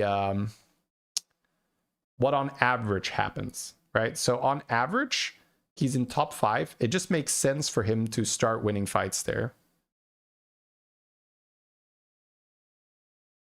Do you know if you take Souvenir Stand, it will copy your hero power? Yeah. Souvenir Stand copies a greater here. Souvenir Stand copies a greater trinket. Buttons gives you a greater trinket, right? It might be a little weird at first, but it's completely consistent. It's one of the best things about playing buttons. That's why you do it. He can golden Macaw, but it's already golden, right? He's always going to have it in the front. Wait, he has random evolves in his hand. Is he going to cook with that?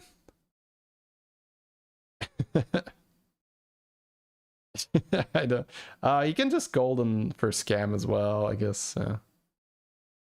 No, he's not going Diamok. What's the play here? Man, we have money in our hand and not a lot of time. Oh, you could try to roll Azerite, yeah.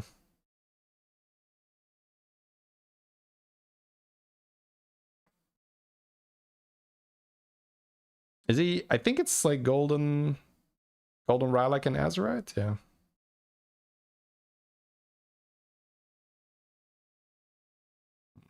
Not enough time for Bloom though. There's Azerite. Ah, money. Yeah. Ugh. Yeah, he's gonna have to take it next turn. I mean, the Rendell. Right. Oh shit, that's a lot of health. Wait, we were bigger, right? We were bigger. There's no Wind Fury? Yeah, well, it dies anyway. Wind Fury is sort of the dangerous one where we might end up not getting any Rylak value too, which is a bit annoying. Sorry, not getting any Macaw value. Can those generated Murlocs triple? No. That's something they did from the beginning. Not even the Hearthstone devs were willing to let that chaos run rampant. I say that in a way, in a good way, by the way, because they quite often just say, start of season, let the players break the game a little bit. Let's just let them have some fun. But even, even with that mentality, it was like, nah, we can't let people put like 3 different spells in that Murloc and then proc it with Rylak or Murkai. I wonder what his plan was with the Evolve. Maybe he just bought it for money, right? Because he was trying to get rid of it. He should put the Murloc last for hero power. It's the same.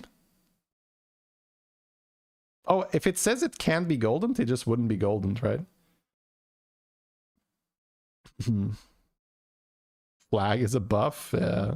So he has 5 gold to roll a spell power thing, which is why we saw him think so. I think you just take coin and accept. Yeah, you take your losses. I agree. He still has this Merc, this Murloc in his hand. Oh, the dragon too? 30 seconds. The dragon might not even be worth cycling anymore. Yeah, we got time. Sorry, we got money, we don't have time. I'd be shocked if he still wants the dragon. Okay, color me shocked. Color me shocked, chat. I mean, on 20 seconds, I don't think that's correct. But I would probably buy it on autopilot myself. And on a Leroy. It doesn't matter. Like, he can do what he wants. He could end on spell power. End on spell power for the boys. I love it. I mean, it's not even that weak. Ooh, nice. Well, I mean, that doesn't matter. The guy's dead. Because he's kind of low on damage. And this way, the Macaw will trigger. Oh, so now he does have a Wind Fury, right? And he does go first. Yeah. That is annoying.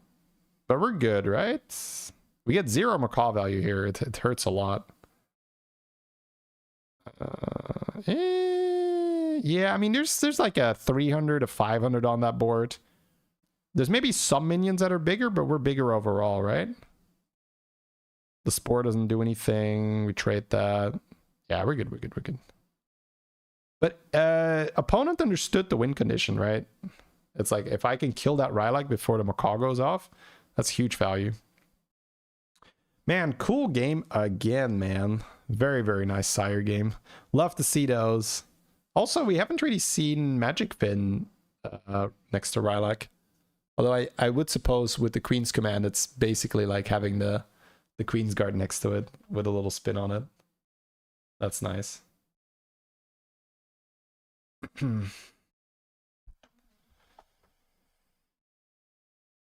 Yeah, Sindori would have to be big enough though, because Rylak had some stats. But it's those reasons why you would just prefer to not take 15 if you don't have to.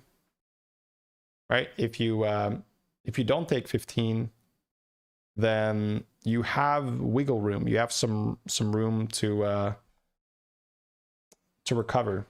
So it's why he didn't farm spell power for one more turn. And again, I want to make it very clear. I would have probably tried to keep my spell power myself. So that's why I love just watching these games to help me make that distinction, be like, oh, hey, you could do that. Like, essentially have that mindset of nothing is sacred on your board, except the brown, right? But, you know, if you're trying to win, nothing is sacred. Because we saw him sell off his Belinda pair earlier. Here we saw him sell off his spell power after one turn of scaling, right? Which is not fun. But what's correct here? All right, chat. Quickly go into the bathroom, and then sure, someone asked about the tilt stuff, right? So if you guys still want to hear about the tilt stuff, I can explain it a little bit.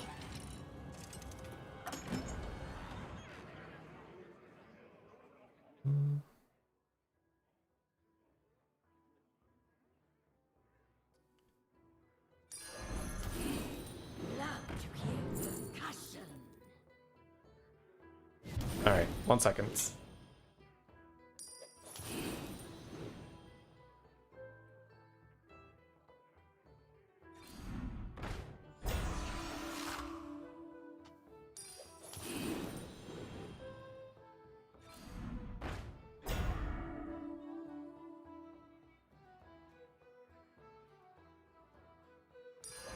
What a team up!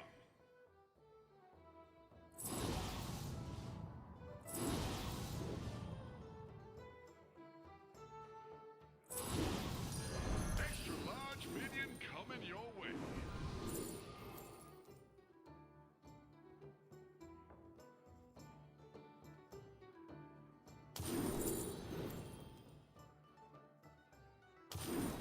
Do you take me for an ordinary mage? The future is now. I am deeply unimpressed.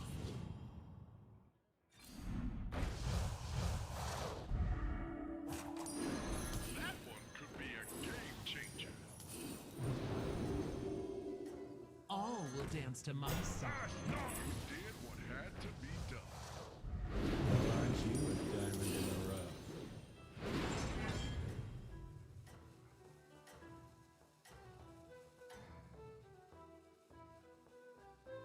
You have unlocked your true potential.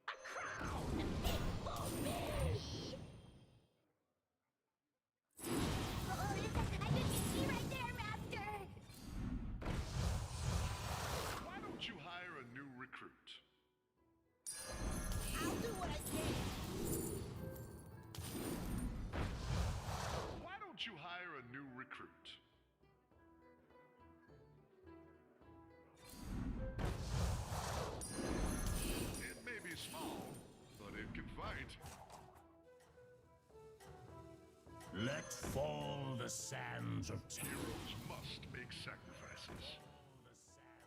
Time.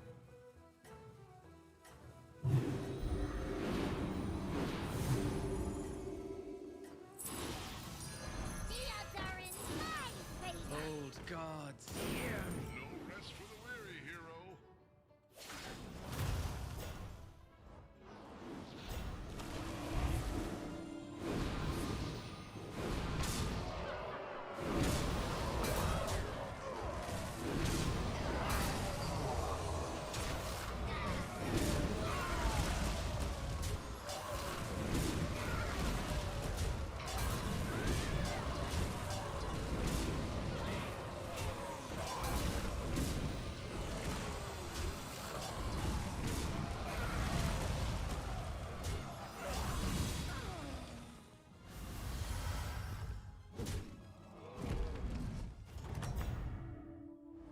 It is not over yet.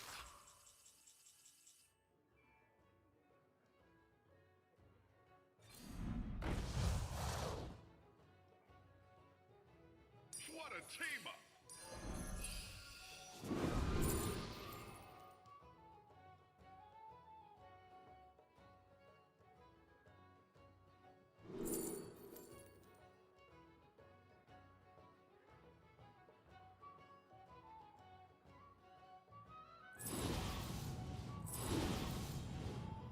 It's all ours now.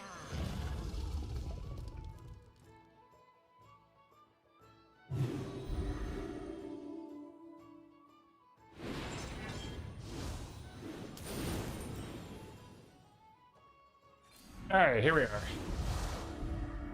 Replica works on triples. Yeah, I think it always did. The odds are in my Queen's Guard double buffs itself. Ah, that's true.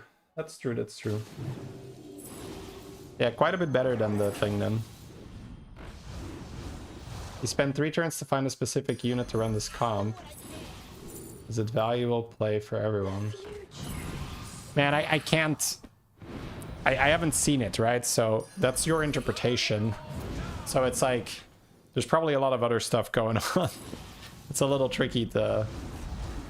Yeah, basically I can't answer the question like that. Game changer. Because you'd have to see what does his shop look like, how much money did he have, like what does his board look like, what's his health at the time. Yeah.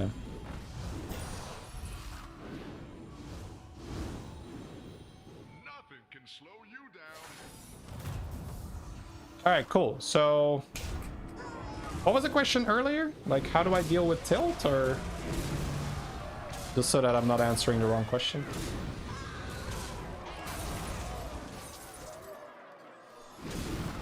I think after this, we'll do a little bit of chatting. After this, I'm going to end the stream, by the way, guys. So if you're just here, if you want to see a Battlegrounds game, I think I've played my last one for today. But today's Friday, right? So tomorrow's weekend, Saturday, long stream. Sunday, about as long as today, I think, roughly. So. Oh yeah, Taran Spirit Walker would copy the triple spell. That's true. You are a true hero. Tilt was the topic. Right, so someone asked earlier, let's just assume that the question was, how do you deal with tilt, right? I think that's I think that's a fun thing, because that's like a very high return thing. I think if you figure out how to deal with tilt effectively, it has incredible positive results on your game. Not only that, it's also the experience you have is so much better. Because especially for me, when I used to tilt more, a session of Battlegrounds could get ruined essentially by a tilt session, essentially, right? So you're like, oh god, I hope I don't start tilting because then it's not fun. I'm not having a good time anymore. Hey Berserker Stance, thank you for the 3 months. Appreciate that. So let me deconstruct this properly, right? Where do I start? I always like taking a moment before I start talking, otherwise it's just a little incoherent.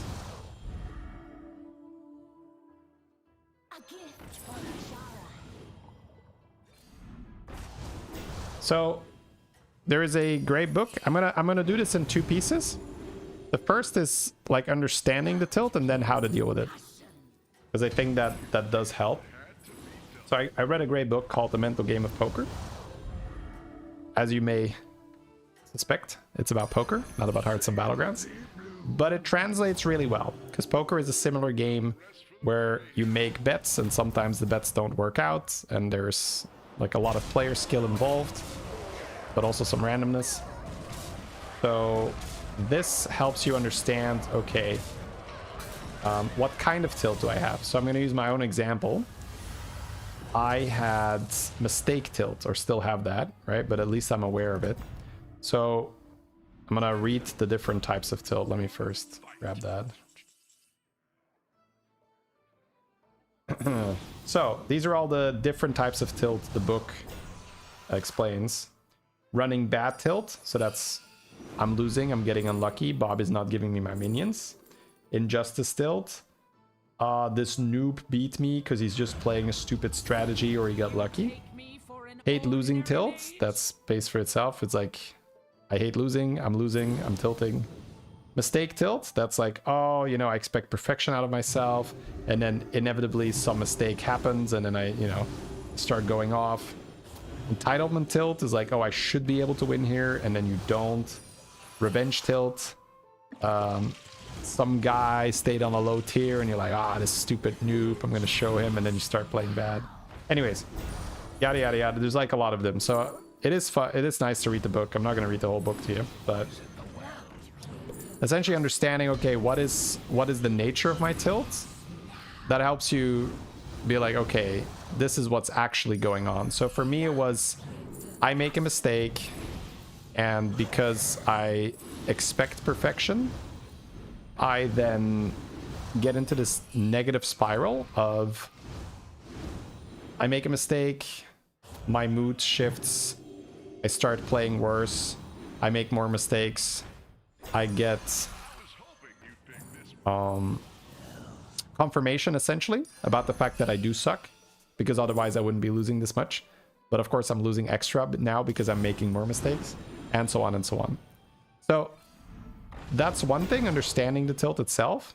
But the one that I think is really practical and you can put into play even without understanding truly what type of tilt you have, is like the very practical, okay, how do you make it go away? Because I think that is something that you can apply even if you don't understand necessarily what is happening. So I'll tell you how I do that, right? It's a 3-step process. And I'm going to try to explain also what's going on, because it can seem like something that you're not going to want to do because it feels stupid. But I'll also explain why it works. So number 1 is you do something physical. The like easiest, well, not easiest, but like the most likely success is like, oh, if you just like do like a hard workout, or you take like a cold shower, or you do something that completely pulls you out of that thought pattern. Because like you're stuck in a certain thought pattern. You're like, ah, you know, this sucks, I'm tilting, blah, blah, blah, right? But you don't want to do that every time, because that's like time consuming. But I'm saying like that is like the foolproof one, right? If you have a moment you're like, man, I really want to get rid of this, and you need to do a workout anyway, like do a hard workout. That's so good. But you can just do, for this one, I'll give you a whole sequence that if you get good at it, it'll take like 90 seconds. Like 90 seconds or so, right? Which is like amazing, right? It's like get rid of tilt in 90 seconds. So first one is do something physical. So that can be like jumping jacks. I think that's an easy one I do. I do like 15, 20 jumping jacks. And that's to essentially help you change your state, because if you are focused on that mistake, if you're focused on the tilt, you're not going to be able to logic your way out of it. And that was a huge discovery for me, because I had always tried to logic my way out of things. But if your body isn't working with you, if you are feeling down, if you are feeling angry, frustrated, just thinking about, I really shouldn't be frustrated or not, it makes no sense. It's not efficient. It's not effective. It doesn't help. I'm sure that a lot of you guys have been there, right? So you have to first change how you're feeling before you go to that strategy. So the first one is do something physical. It helps you change how you're feeling.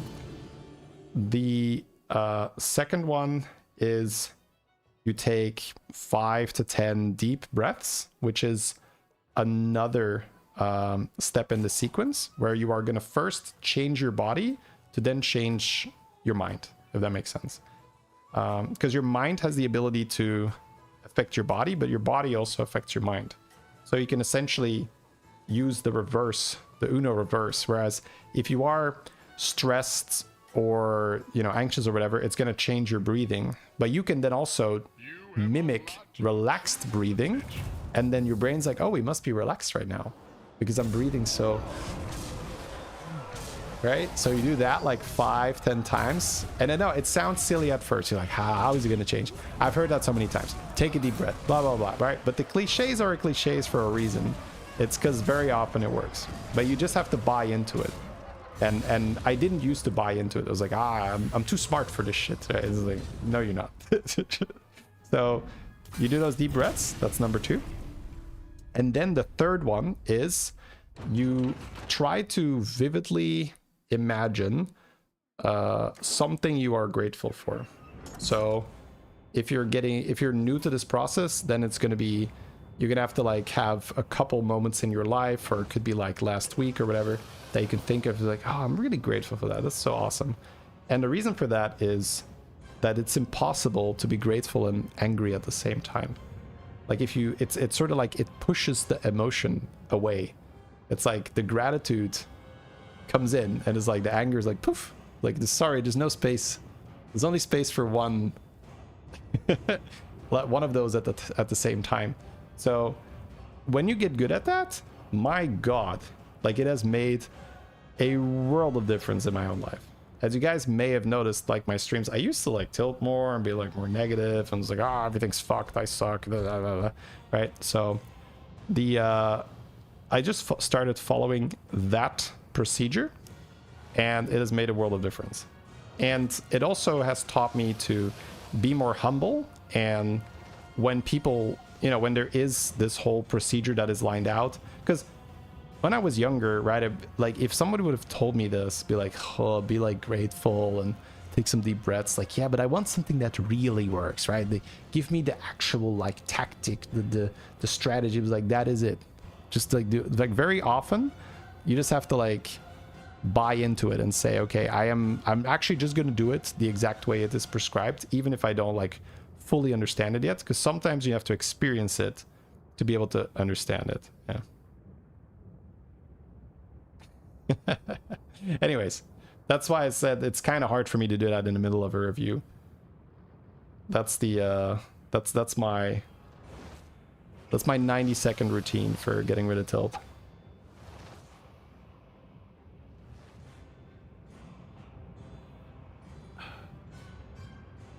Spiritual folk call it raising your vibration. Yeah, but I think that they do a lot of damage with that, because it's so like you're not saying anything when you say that, right? Like raising your vibration. I feel like it puts a lot of more analytical people off, right? Be like, I got like the right vibes and this kind of stuff. I think when you say like, okay, we're doing this because it's doing this and it's changing that, like just purely describing what you are doing is I find that it's easier to convey that to other people. Hey, Alex. Thank you very much for gifting us up. Welcome, Prinamic. It's quite ironic that you is smarter than your brain. Exercise that calm yourself is more instinctive and reason. Yeah.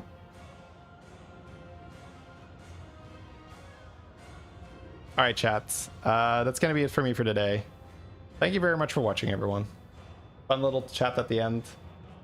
Let's go raid someone. See you guys tomorrow for a long stream.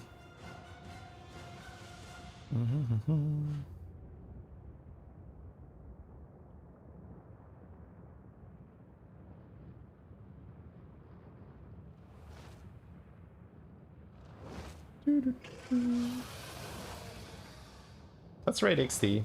We spectate him a lot. Give him some love.